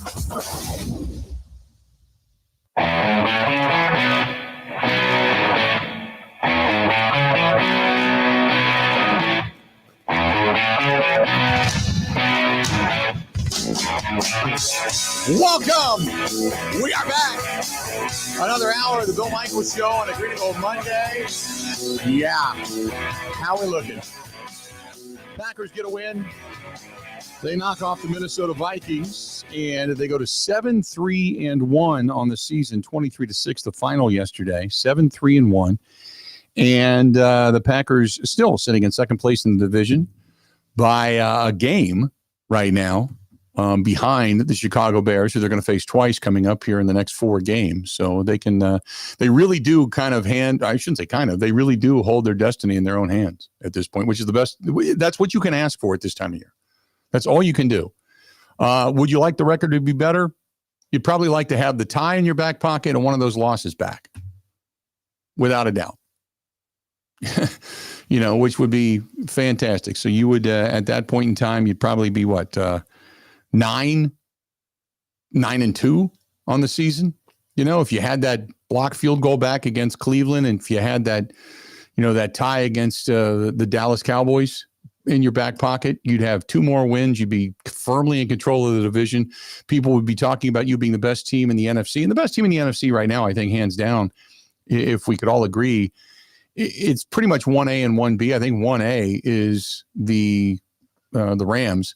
Although the Rams were beaten by Philadelphia, and head-to-head has to count for something. Philadelphia, as bad as they played yesterday and as pedestrian as their offense looks, they're still a really formidable team. So they've beaten the Rams. So you kind of say 1A and 1B. Those are the 2 top teams right now in the NFC. After that, it's kind of a toss-up, right? It's kind of a toss-up at this point. So all of that to discuss, because it was a topsy-turvy weekend in the National Football League. Really, I mean, when you look at this and you look at what happened this past week, I mean, anybody's beating anybody. The Texans, 23-19, they got off to a good start on Thursday night. They upset the Buffalo Bills, right? The Jets, they hung around a little bit, made somewhat of a game of it, but for the most part, the Ravens were in control of that contest yesterday. 23-10, they knock off the Jets. Then the Steelers, no Aaron Rodgers. Aaron Rodgers took what I can only describe as maybe one lap around Soldier Field. Maybe if he's looking at it as this is his last year, he took kind of that victory lap around Soldier to basically say, I own you, and then flipped off the crowd and went back into the tunnel. And that was kind of the end of it. And after that, it was Mason Rudolph's ball game. It was just a weird day. A weird day, for lack of a better term. TJ Watt, by the way, broke his brother's J.J. Watt's career sack record and scooped up a fumble in the end zone, which was huge. But Caleb Williams, 19 of 35, not a great day at the office. So threw 3 touchdowns, no picks though, but 239 yards. While Mason Rudolph, 24 of 31, 171 yards. He was sacked twice, but he threw the costly pick at the end of the ball game, and that killed him. That was pretty much it. That killed him. But they were able to the Pittsburgh Steelers, by the way, yesterday, they ran the ball against that Bears defense to the tune of 186 yards. 186 yards. They handled the Bears. They just turned the ball over at the most inopportune time. Patriots, I did not think the Patriots were going to be this good. Put up 17 in the second quarter, I think, yesterday, to take a lead going into half and really never looked back. And they got a win, which Joe Flacco threw a terrible, terrible pick. But 26-20, they knock off Cincinnati, which, Cincinnati's not a good team. We all understand that. But the Patriots are now 10-2. 10-2. Which it's unfathomable. I thought they'd be better this year. I really did. And I thought with Vrabel coming in, he's kind of the culture guy. He is the Patriot way guy. I thought they would be better. I never, ever expected 10-2. Now, granted, they don't have a very stiff schedule, but you can only play who's on your schedule. They're 10-2. And most likely they're going to win their division. Never saw that coming. The Giants, they gave the Lions all they could handle. All they could handle yesterday. Giants had to go into overtime and ultimately gave up a big run to Jahmyr Gibbs. And sure enough, the Lions ended up pulling one out. Lions go to 7-4. Giants, the miserable 2-10 on the season, but 34-27. By the way, speaking of the Raiders from earlier, the Raiders 24-10, they get beat by Shedeur Sanders and company. And Shedeur Sanders throws his first touchdown pass, which was just like I mentioned earlier, a quick 2-yard out that ended up going for, 50, 60 yards. And the Browns get a win to go to 3-8. The Raiders go to 2-9. And ultimately, after the ball game, Chip Kelly was fired as the offensive coordinator. They'd seen enough and they'd had enough. Their offense stinks. Their offensive line is terrible. Ashton Genty isn't doing anything for them. They feel like everything's being misused, and they're putting it in Geno Smith's hand, and he's not having any kind of a season like he thought he was going to have. And it's been a very, very, very bad marriage. And so they fired the offensive coordinator. As a matter of fact, the Giants fired their offensive coordinator today as well. And if I'm the Giants coaching staff, I think at the end of the season, everybody's packing up and leaving. Just get the U-Haul truck and everybody's moving out. You've got the Kansas City Chiefs, who finally got a one-score victory. They were 0-5 going into yesterday's game, and it took them to go to overtime. They had to score 13 unanswered to win that game. 13 unanswered just to come back and win that game over the Colts. Now, that was the Daniel Jones referendum game where now people are looking at it going, yeah, if you can stop the run and Jonathan Taylor and put the ball into Daniel Jones's hands, chances are you're going to win the ball game. Jonathan Taylor yesterday, a pedestrian, 16 carries, 58 yards. They stopped him up front. And then Daniel Jones, 2 touchdowns, no picks, but he, took some sacks and just wasn't able to do a whole lot. 19 of 31 yesterday, 19 of 31, 181 yards. Meanwhile, Patrick Mahomes, 29 of 46, not much better in the sense of completion percentage, but he threw for 352 yards. No touchdowns and had a pick. It was the Kareem Hunt day.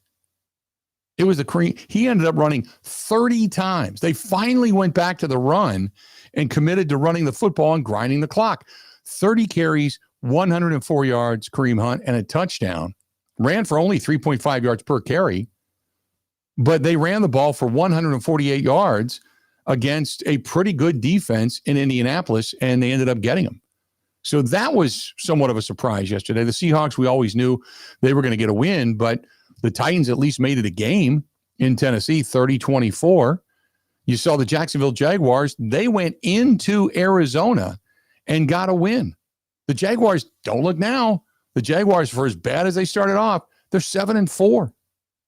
7-4 right now. 27-24, they got the Cardinals. Cowboys, I'd said it when we made our picks. I picked the Eagles to win the game because I thought the Eagles would finally start throwing the football, and they looked great. They were up 21-7 and a half. 21-7. I'm like, well, this is a win. I'm going to chalk this one up. And they did nothing. 17 unanswered is what the Cowboys put up yesterday. 17 unanswered. They were down 21-0. Really, I shouldn't say that. 24 unanswered, to be honest with you. And they walked away with a win. They walked away with a field goal to win that thing. And they knock off the Eagles, who looked terribly pedestrian. Then you had the Falcons. They got themselves a win 24-10 over the Saints. Nothing to really write home about there. And then last night, I thought the Buccaneers would at least put up somewhat of a performance, but they're missing so many weapons offensively. And now Baker Mayfield on his non-throwing shoulder, he went to just whale one down the field and threw so hard, he threw out his left shoulder. And the Rams go on to win 34-7. The Rams now 9-2 and the best team in the NFC. And that's the way it wound up. So it was a topsy-turvy weekend, and the team that just went about their business, played good defense, complimentary football, and got a win 23-6 in kind of dominating fashion, people are criticizing. Think about that for a minute. That's the synopsis of the weekend. It was an exciting weekend of football. It really was. It was, I don't know how much attention you paid to it, but, you know, coming home and watching a lot of the highlights last night and kind of going through all of this and starting to rewatch some of these, you know, situational spots in games, it was an exciting football weekend. And you had the Broncos, the Chargers, the Dolphins, and the Commanders all were off this past weekend. The Broncos obviously 9-2 over in the AFC, and they get their bye later in the season. And so do the Chargers, who were 7-4, and they were kind of reeling. They needed a bye. But yeah, what a weekend of football it was. And then it all kicks off very quickly. Week 13. By the way, Week 13, the announcement came out today. Cincinnati takes on the Ravens in Baltimore this coming Thursday night. Joe Burrow is going to play Thursday night. So coming up, your matchup on Thursday, kicking things off, is the Packers and the Lions. Now, here's my guess. I'm just going to throw this out there. Who has bigger ratings? The Packers and the Lions, or the Chiefs and the Cowboys? Because I watched ESPN this morning do the verbal slob knobbages all over the Cowboys today about how great the Cowboys are and how great the Cowboys are coming back. And oh my God, and this is such a, you know, and as they do, I mean, nobody else exists. If LeBron's playing or Dak's playing, nobody else exists. And that and how bad the offense is for the Philadelphia Eagles. That's all they talk about. But all they kept saying was, this is the game to watch. This is the blockbuster. And I'm thinking to myself, are you stupid? Are you that stupid? You're playing for the top spot in the NFC North, two teams with both 7 wins battling one another, and you've got a Chiefs team who just now won their first game in a one-score game against the Cowboys team who most likely isn't even going to make the postseason, and you're saying the game of the year is coming up on Thursday, and that's the 3:30 Eastern time or 3:30 Central time game? Kiss my ass. It's going to be the game between the Packers and the Lions, both of those teams with 7 wins, chasing the Chicago Bears. The night game is a good old-fashioned AFC North slugfest, but Cincinnati stinks. They stink. The only intrigue about this game at all is if the Ravens get a win, they're now going to catch and pass eventually the Steelers. Because the Steelers, we kind of thought they were paper champions, and now they're kind of showing it. But that's the only game of consequence. Now on Friday, and what is it? 2:00. We got games on Friday, in case you didn't know. 2:00 Central Time. I can't wait. I'm going out. I'm getting the Christmas tree, and I'm coming home. Putting the Christmas tree up, setting it in the great room. Got to let it, kind of soak in the warmth of the great room, right? So you put it in the water, you let it soak it up. You don't decorate it right away. You let the branches fall, and I'm going to light a fire. I'm going to sit back, relax. The Bears and the Eagles play on Friday. Oh, I can't wait. Can't wait. Because by the time the Packers play the Bears, chances are, at least knock on wood, I'm hoping, that the Packers and the Bears are both tied for the top spot in the division, and that is the launching point for the Green Bay Packers to go on then and put their stamp on it and win the division. I can't wait. I can't wait. You got some decent games coming up this weekend. The Texans and that defense taking on the Colts. That's going to be a good one. The Vikings are on the road taking on the Seahawks, so you're going to see the Vikings take most likely another loss. You got an up-and-coming Panthers team, and I can't even believe those words just fell out of my mouth. They're at home taking on the Rams. Maybe the Rams stubbed their toe a little bit in that contest. Then you've got a really, really good one coming up in the afternoon game on Sunday. The Bills at 7-4 going into Pittsburgh, taking on the Steelers at 6-5. That'll be a really, really good game. I can't wait. There's a lot of good football left ahead of us, man. Can't wait. I'm kind of giddy for all this stuff. Is there anything else I haven't covered, Grant, in regards to the NFL? Well, J.J. McCarthy's in concussion protocol, the Vikings announced within the last half hour or so. There was a play late, and I listened to a bunch of Vikings post games on my drive back last night. It was entertaining. That's what you do.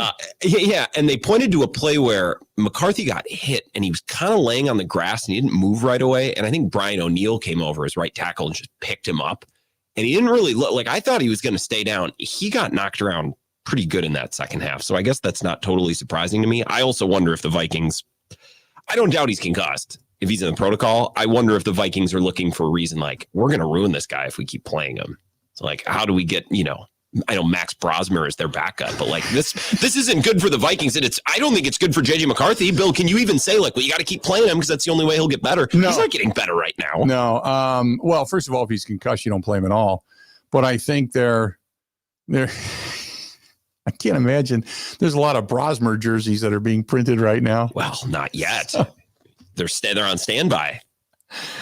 Oh, man. Name doesn't exactly light up the marquee, I guess. Yeah, exactly. Yeah, got a bunch of Brosmer jerseys out there. You're going to see a bunch of kids in Ethiopia wearing those because they give them to like third world countries if you don't win the Super Bowl or if you got a bunch of the jerseys left over. It's like a lot of Brosmer fans over there somewhere in the other countries suddenly. Let's do this. We're going to go ahead and take a quick break. When we come back, Mike Clemens is going to join us. We're excited to get Mike back on with us after Mike's been a little bit under the weather.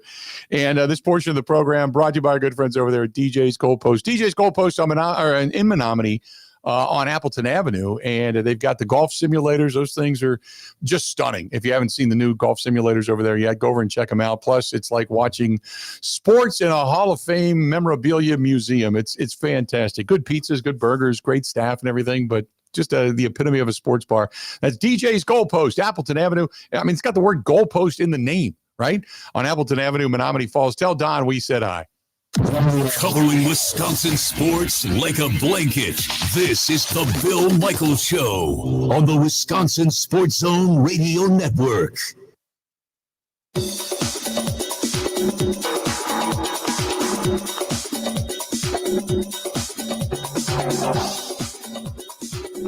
Bill Michaels will resume in 3 minutes.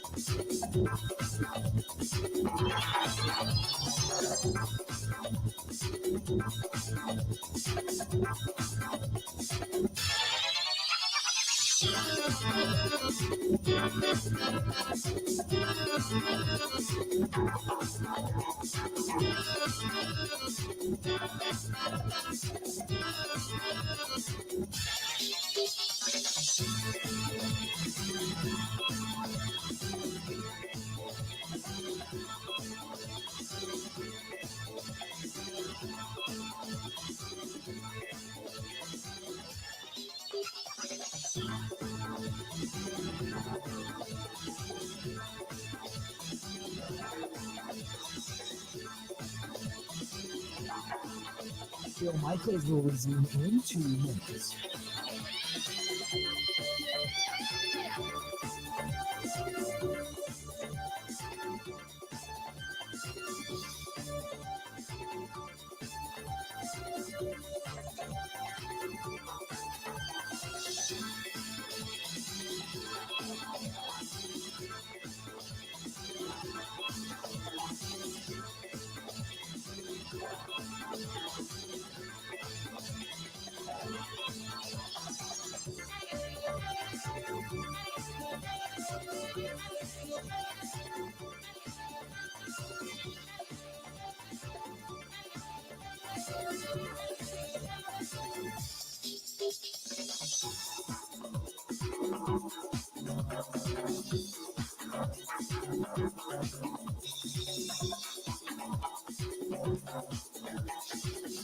Bill Michaels will resume in 1 minute.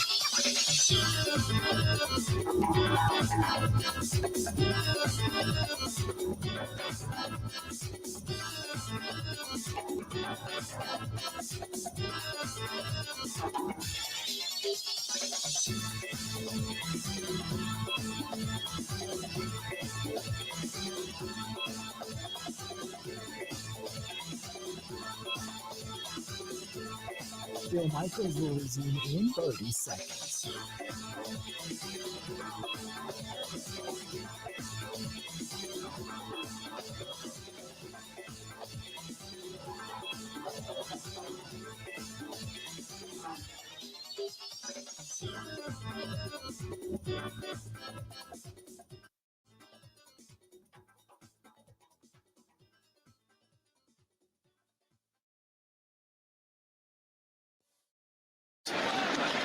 Willing to punt it.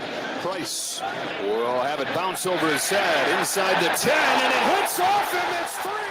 Who's got it? Oh, mistake you cannot make. What in the world was he doing? Packers say they have it. Vikings say no, we do. Let's get the verdict. The ball's probably changed hands 7 times at the bottom of that pile. It's Packers football. 319.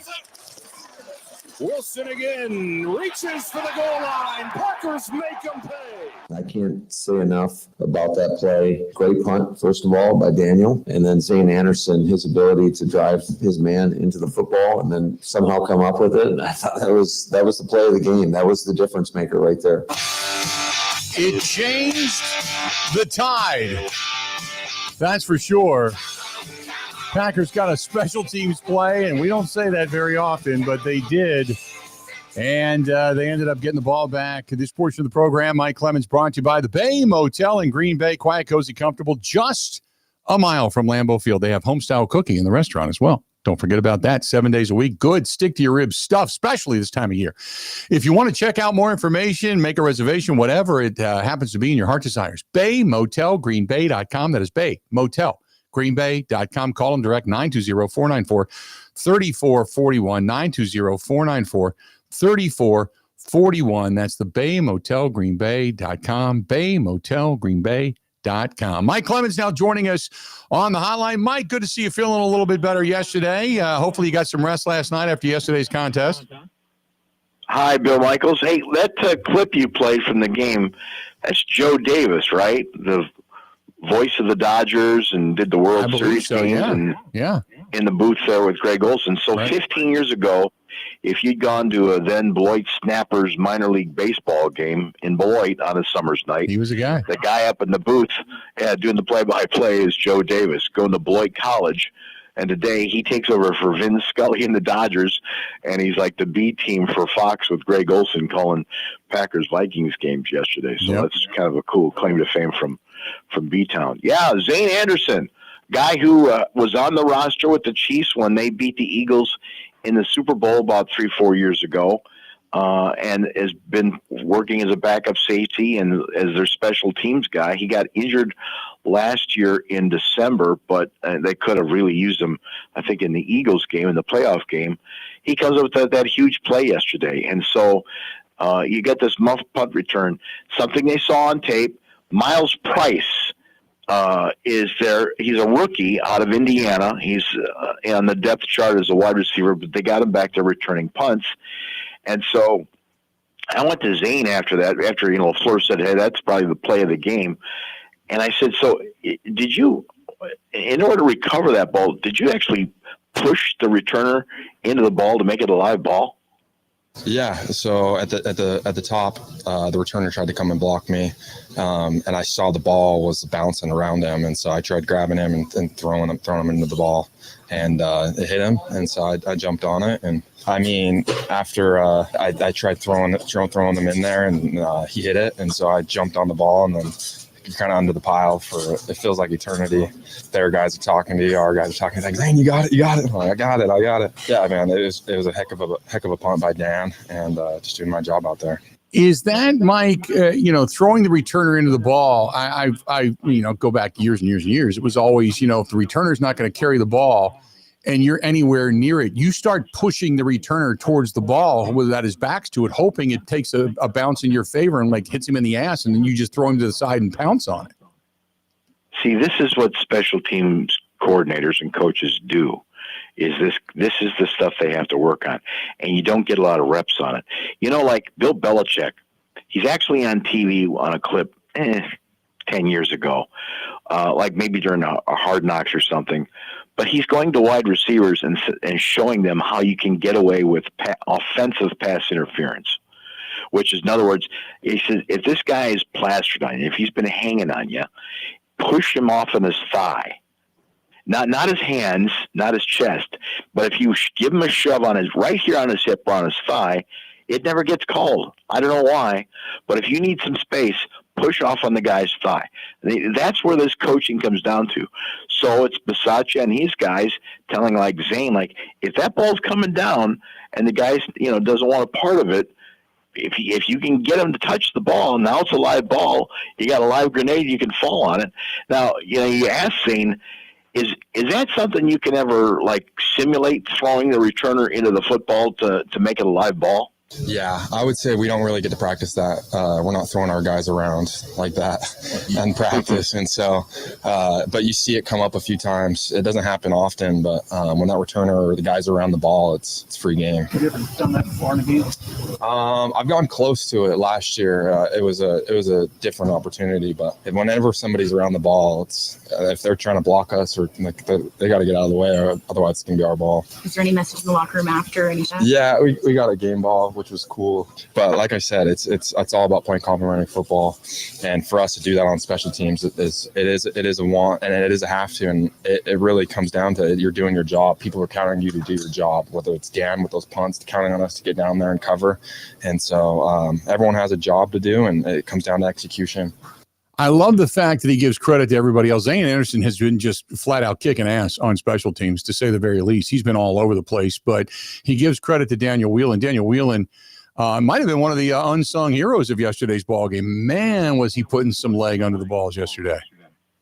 Well, that's just it, Bill. And Matt LaFleur decided, maybe we shouldn't go for it on 4th and 9. You know? Yeah.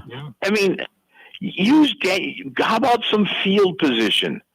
How about just go for a field goal? And, Brandon McManus made all 3 of his attempts, so apparently he's back, at least from 40 on out, right? Mm-hmm. So, I think that's part of it is LaFleur. Like, let's not mess with this Brian Flores defense.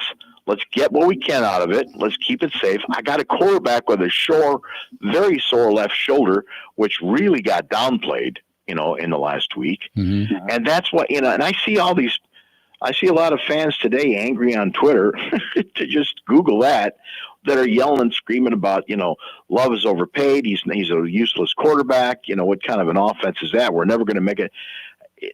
Listen, this is a strategy that worked for you. And I think that this is something you need to do going into this part of the season is field position, utilize it. Now, one time, Danny Whelan, who's also your holder, he punted one that went 60-plus yards toward the north end zone. And I got the binoculars on. I'm like, oh, my God. I mean, this is textbook outkicked your coverage. I mean, this guy could get going on a 15, 20, 30-yard return if you're not careful. And I asked Whelan about that. Is it hard sometimes when the guy kicks one 60 yards? Yeah. Dan's got a boot on him, and so I was down there, and I probably should have taken a shot when I was at the gunner but he got a few yards, and luckily our coverage was down there, and I was able to make the play on that. Yeah, and he brought him down. Yeah. Yep. That's what I'm saying. Zane Anderson has been a special teams machine. I will say this, and I gave you credit because you and I are talking yesterday during the game, and you're standing behind me, and you came over and you said, you know what? Emmanuel Wilson reminds me of a young Aaron Jones. He had that little bit of burst and a little hop to him, and at times bursted right through the hole. Other times just kind of stood behind his blocking, waited for something to open up. If the hole wasn't there, he bounced it to the outside. And that was the kind of day he had yesterday. It was very reminiscent of a young Aaron Jones. Yeah, and people were ripping LaFleur when he said, and honestly, I'm not getting paid by the Packers today. I'm just telling you what I saw, okay? Yeah. Because on your post-game show last night, LaFleur says, yeah, boy, we kept on calling that same running play. I don't think I've ever done that where I called the same play sometimes 2 or 3 times in a row. And, I want to pull LaFleur aside and say, dude, they've got a statue of a guy out in front of the stadium who used to run the same damn power sweep until you could stop it, okay? There's nothing wrong with that. There's nothing wrong with that. And so Emmanuel Wilson goes in because by 9:45 yesterday morning, they knew that Josh Jacobs, there's no way he's going to go with that swollen knee and that thigh contusion that he got, thanks to the carpet and the concrete over there at MetLife. And also rest this guy, get him ready for the Lions game. So Emmanuel Wilson talked about going from this small Fort Valley State, Georgia team in a small school down in Georgia to now starting running back in the NFL for the Green Bay Packers yesterday. Honestly, just going out there and just competing. I knew I can play on this level coming from a Division II school. And once I played in the FOPA and I was starting in it, this was my first start since college. So just try to go out there and take advantage of it. At what point, I mean, you always know, if a guy's going to go, you're kind of getting the sense as to whether or not there's at least a 50-50 chance. So you always prepare yourself as if the guy in front of you is not going to be there. And he was probably going to be a part of the game plan at some point anyway, because he has run the ball this year. But, at what point before the game did he find out, oh, by the way, you're the guy today? I'm pretty sure that Ben Sherman's the running back coach was, looking him in the eye and saying, make sure you get a good rest tonight. You're probably going to be busy. Right. And even when they find out for sure, when they make the decision after talking to Josh Jacobs, like LaFleur said, 9:45 in the day, Emmanuel Wilson, he's been taking the snaps most of the week. He said that he was asked, how were you then before the game? And he talked about that he had to go talk to the head coach during the pregame. Honestly, I was a little nervous once the game was about to go out there, and I talked to Matt, and he just says, it's another game. It's just a bigger title with a name. So, yeah, first one means a lot to me personally, just because, I went out there and performed when my number was called. So, Mike, we found out yesterday during the game at some point, but we're up in the press box. We're watching Jordan Love work out, and I noticed he's not doing anything in workouts with his left hand. And he's kind of it was almost like he had an invisible sling on his shoulder. I'm like, why is he not moving right? And then we see him start handing the ball off with his right hand. And then afterwards, somebody says, well, by the way, he's got a separated shoulder. It's like, wait a minute, what? He's got a separated shoulder? We just thought it was banged up or it was sore. We don't specifically know, but we knew he didn't look right. And then we find out that, yeah, they're game planning because he's got a shoulder that's really, really banged up right now. Yeah, I snapped a couple of pictures that I posted on my Twitter account of big plays and things. And, the figures are small because we're way up there in the press box. And I'm like, is that right? So it wasn't until last night after the game, I was just watching some tape, and it's like, wait a minute, with your quarterback and you're under center and you're going to hand off to Emmanuel Wilson off the right guard, that means you take the ball in your hands, you put it in your left hand, and you hand it off, with your left hand on the right-hand side. And instead, you got Love taking the ball, putting it in his right hand, and him a backhanded handoff, if you will. That's not the way they teach this in Pee Wee. And so Jordan didn't want to talk much about that. I'm going to ask LaFleur about this because nobody asked him last night after the game. I don't know if many people recognize that. Did anyone notice that you were using your right hand on Wilson runs to the right side of the line? Yeah, exactly. Didn't affect me too much. Took a couple hits on it, but was fine for the most part. And yeah. So for people that don't know, technically it's a sprained AC joint in his left shoulder, which is a separated shoulder. It pops out, pops back. That's kind of what it is when they say it's a sprained AC joint. Let's do this. We got Mike Clemens joining us online. Stay tuned. We got a lot more of a Green and Gold Monday and the Bill Michaels Show coming up. And we're going to get a lot more from Mike Clemens as well. So don't go anywhere. Got a whole lot more. Stay right with us. We're going to have a lot more coming back right after this. Ready? This is the Bill Michaels Show on the Wisconsin Sports Zone Radio Network. Truck drivers, the holiday rush is here. Take advantage by becoming a Schneider driver. By driving for one of America's busiest carriers, you'll stay busy during the holiday season and throughout the new year. Plus, as a Schneider driver, you'll have access to top quality driver support and newer equipment spec'd with the latest safety and comfort features that drivers want. Don't wait. Get a jump on 2026 by exploring jobs in your area today at SchneiderJobs.com. That's SchneiderJobs.com.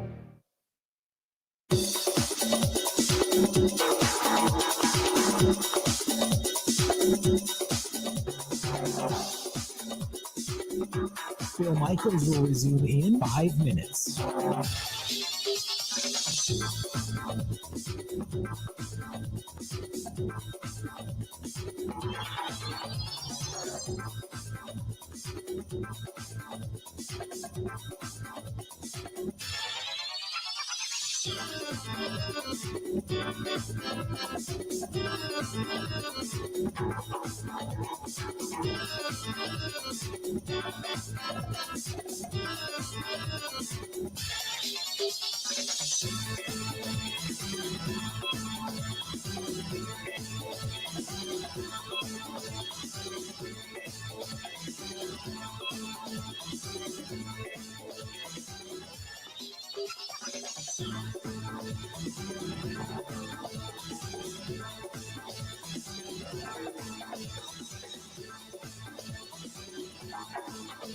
Bill Michaels will resume in 4 minutes.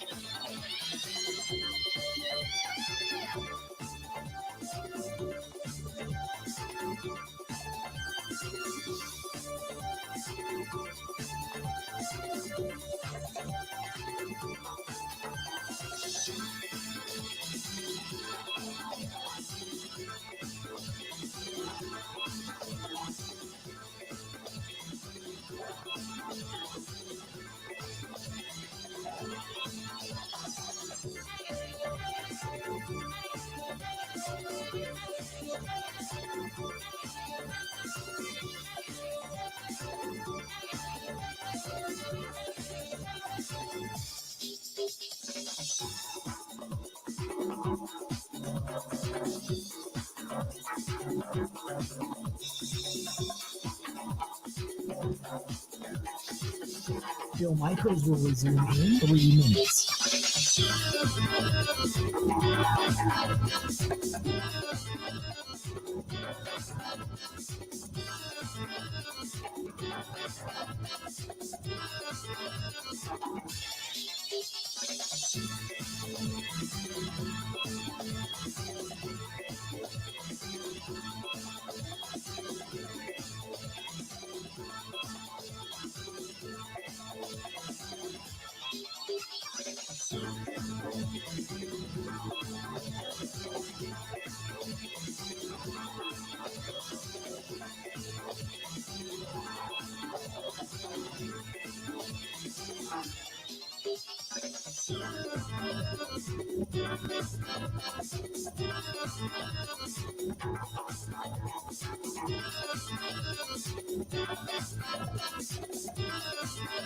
Bill Michaels will resume in 2 minutes.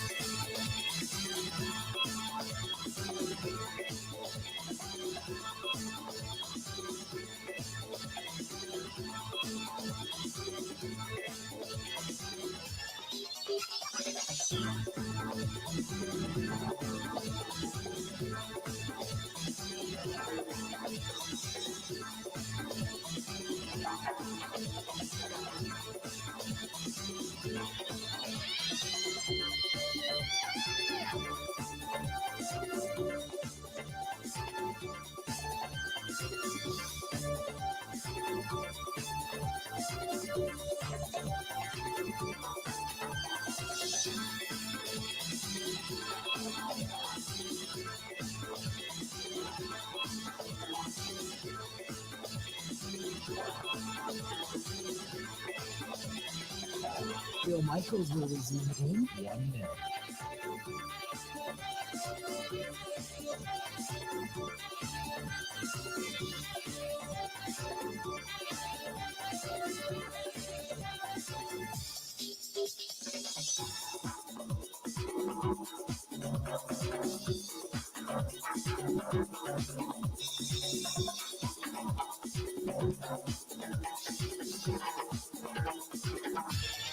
Bill Michaels will resume in 30 seconds.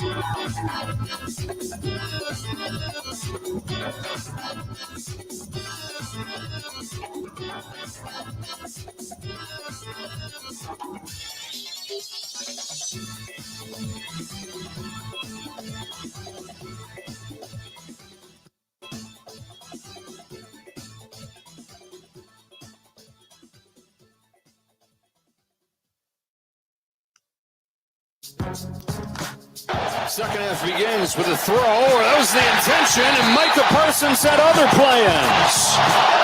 Fake the toss. Parsons is coming, and he's got his second sack of this third quarter. Micah Parsons, between him and Devontae Wyatt, kind of a one-man wrecking crew, two-man wrecking crew, really. Yesterday, they kind of had their way. 4 sacks between them. Micah Parsons getting the pressure early on as well. Devontae Wyatt clogging up the middle. They were able to stymie the run game and ultimately put pressure on J.J. McCarthy, and the Packers walk away with a much-needed win. Now they set their sights on heading over to Detroit and playing on Thanksgiving. By the way, the special teams yesterday, and just so you know, you got to hear this. This is Paul Allen and the Vikings call, real quick, as the Packers on the muffed punt come away with the football. Take a listen. Whelan will let it fly from about his own 40. Miles Price heels on the 10. End-over-end production by Whelan. Price is going to let it sail over his head. Nice bounce for Green Bay at the 6. Price ran in there and touched it. What are you doing? It's bouncing about at the 5. It all depends on who it touched first. Right, but why is Miles even by the ball? I have no idea. There you go. What the hell are you doing? I love it. I love Paul Allen. Mike Clemens joining us on the hotline. I had to get a little Paul Allen in there. That is so awesome. The dude is the best. Yes. The dude is the best. Listen, you wake up today and it's like, well, Jordan Love, they didn't score that many points. They should have destroyed this Vikings team that's, sinking. And why did they ever, why didn't they keep that quarterback from last year? What's going on there? Okay, so let's take this from the top. First of all, defense is, what do they say, wins championships? What's the most exciting team over in the AFC right now? It's one you got to play in a couple of weeks. It's the Denver Broncos, because everybody talks about their what? They don't talk about Bo Nix. They talk about the Broncos defense. The Packers talked about it when they had to go and have a joint practice with them last summer. And so yesterday, your defense shows up.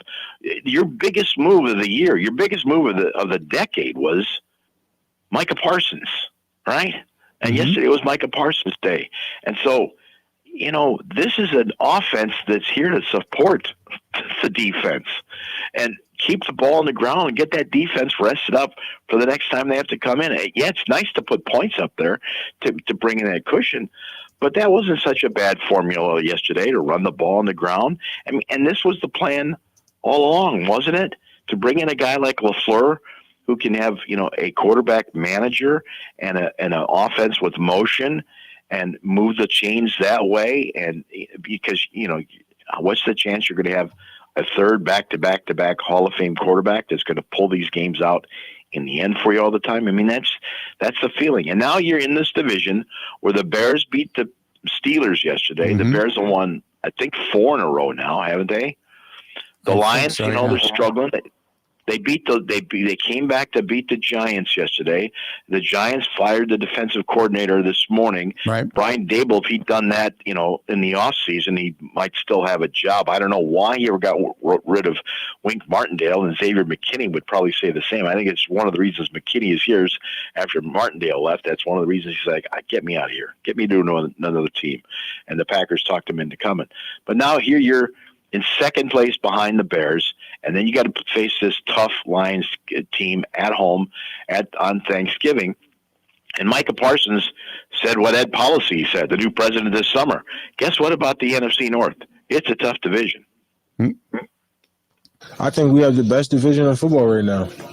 Like, by far, it's the best division of football. Every win matters, and, this stretch of division games, this is going to matter for playoffs. Whether we have home games, seeding, whatever. I mean, what you guys see last year, it's crazy. So it's going to be competitive as hell. And the fact that we got 2 of them, we're on the right path.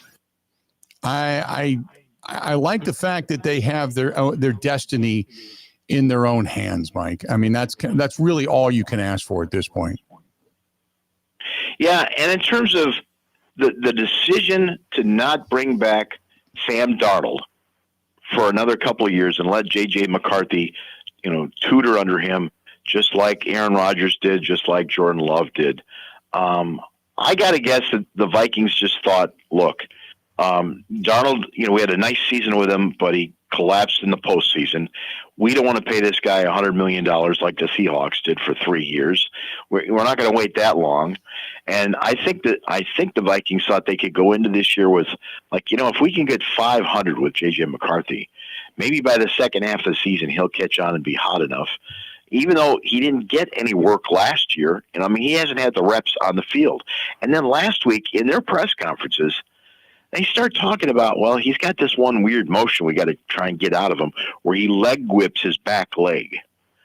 Now, when you listen to J.J. McCarthy at length, he's a smart kid. He's a really smart kid. But they're completely trying to, reinvent him. And Kevin O'Connell is a really good coach. By the way, this is where the Vikings are. If they have a crappy year and they get higher draft picks, they're going to go into the draft next year with a first, a second, a third round, plus another compensatory pick for Darnold in the third round. They're loaded up, so they're going to rebuild with a brand new young quarterback, and they're changing it, and that means it's going to be tough for that locker room. In the meantime, in this game yesterday, Kevin O'Connell said, "Hey, when Will Reichert made that one from 59 yards out." And we thought we had a shot at halftime when the game was just 10-6 at Lambeau. I told our team we, after Will made that field goal, we go in at the half 10-6. Pretty even time of possession, even in the turnover battle. Whole half ahead of us, and then we did not play in any way, shape, or form the type of half that would give us a chance to compete in the second half. 2 turnovers and 3 punts on offense, and then defense got the stop that we kind of talked about at halftime, getting going. They got that stop to start the second half, and then we had that was pretty catastrophic turnover to give them a free chance at 7 points. So you're not going to come to Lambeau Field and win a game, especially playing like that in the second half, and absolutely not in any way, shape, or form giving ourselves a chance to win the football game. Yeah, and the decision to keep J.J. McCarthy and let everybody else walk out the door has got to be going, I wonder if we should have done that. Maybe he needed one more year behind somebody, because J.J. McCarthy has not played good football. No. And also, their center is their veteran, Ryan Kelly.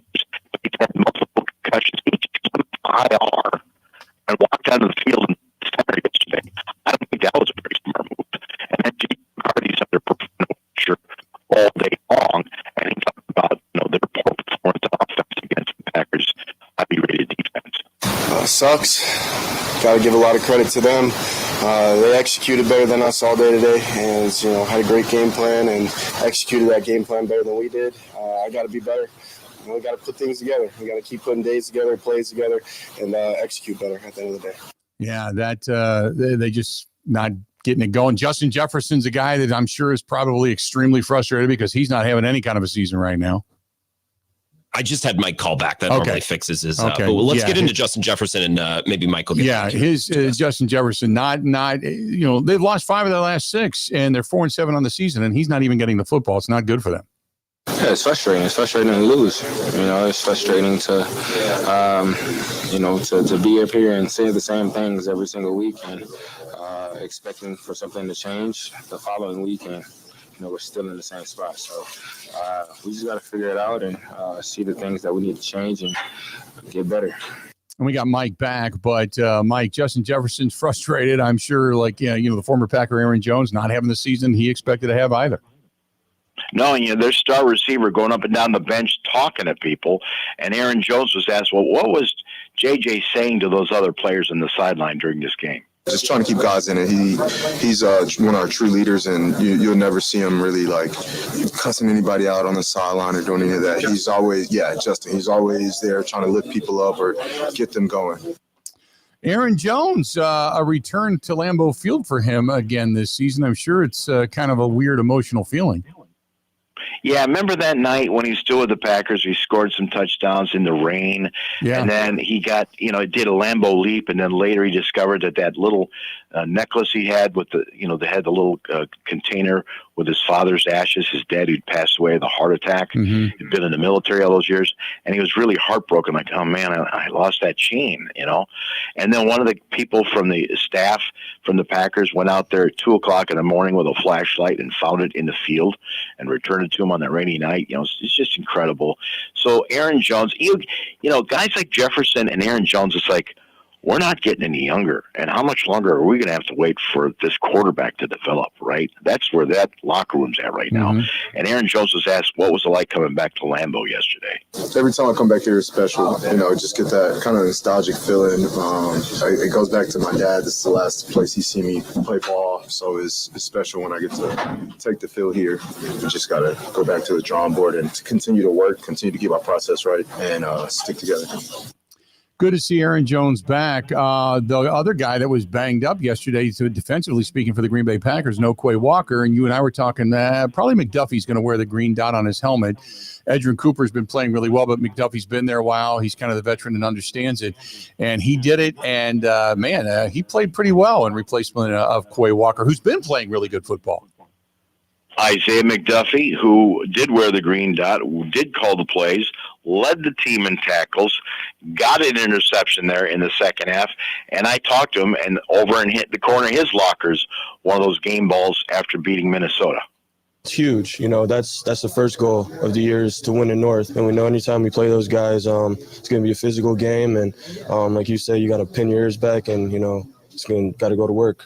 Look from the start today, more hats to the ball, more finishing, not only on defense but on special teams. Did it feel that way to you as the game went on? I think we played complimentary ball today, and you've seen it. The offense is feeding off the defense is feeding off special teams.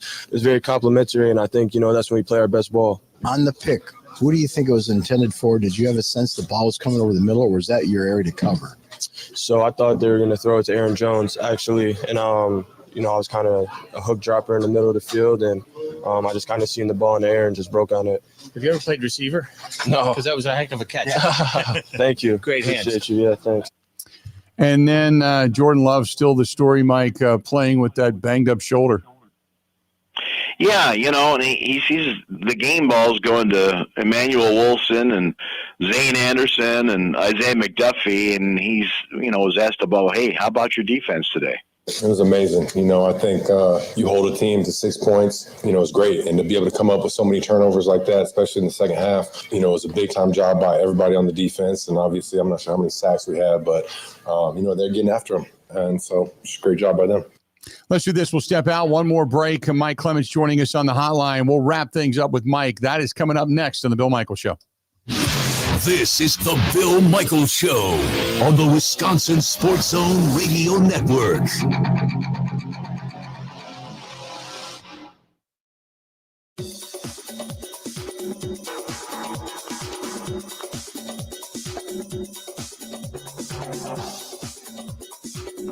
Bill Michaels will resume in 3 minutes.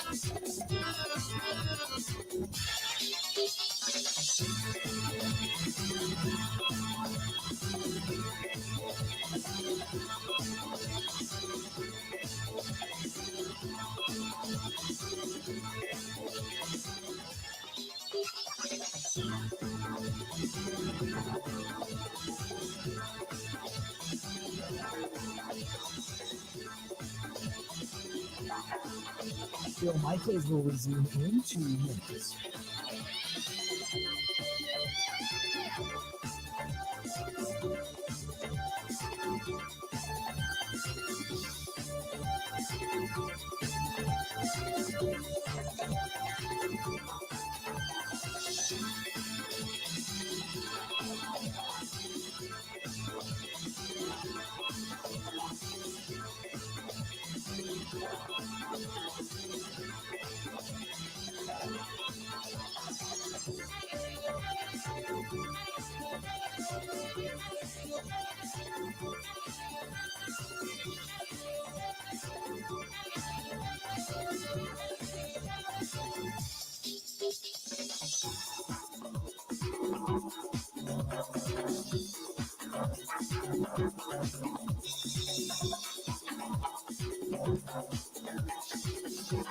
Michaels will resume in 1 minute.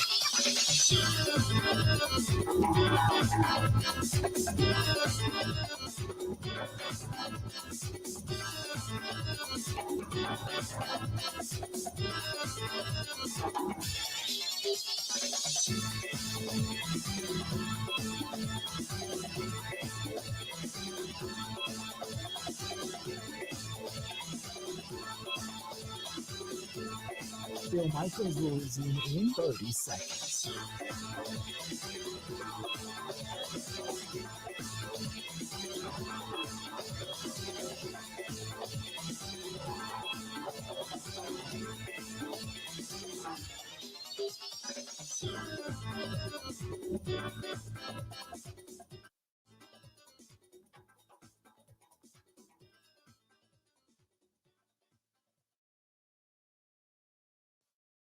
All three phases contributed to that win. It's never easy going against a division rival and a team that has beat us twice in a row at Lambeau. So that felt really good, and told them you can enjoy it for a couple hours, but really today's Wednesday in our world, so that it's a quick turnaround. So guys got to try to get their bodies back. We'll get together as a team tomorrow, and we're off and on to Detroit.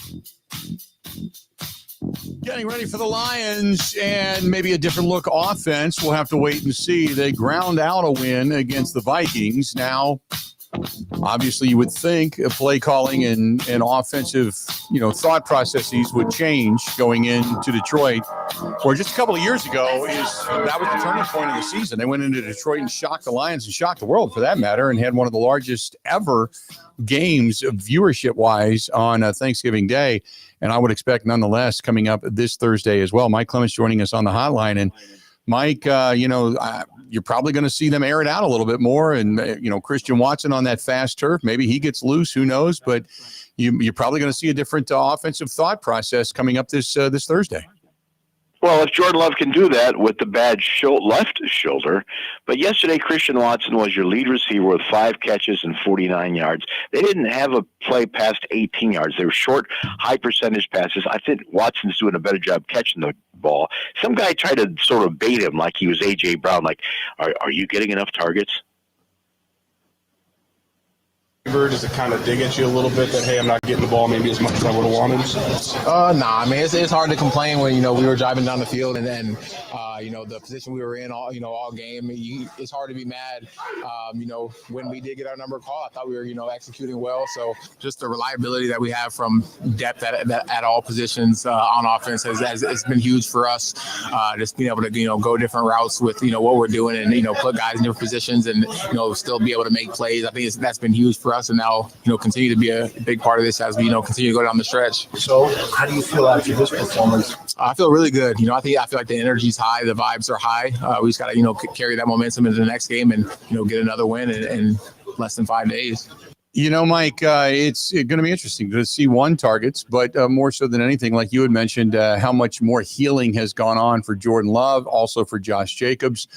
But big week coming up. If they can get a win over there in Detroit, man, they are then starting to roll after week 12, much like Matt LaFleur's record would indicate. If you beat the Lions in Detroit and you still got to play these Vikings up north and then the Bears twice, the NFC division race might be decided on Thanksgiving. Mm-hmm. I would agree. I think the Packers have the ability to win out, but just whether or not they play to that level of competition, we'll have to wait and see. Mike, great stuff as always. Keep getting better, and we'll talk again later in the week, okay? Thanks, Bill. There you go. That's it. That's our guy, Mike Clemens. What a fast-moving Green and Gold Monday. Always great. Always great to chit-chat. Always great to touch base. Go to thebillmichaels.com. Thebillmichaels.com. Scroll down. Go to the pop-up store. It's got one more week left. One more week. We extended it. So if you want to get some stuff, some swag, go get it. One more week left on the pop-up store.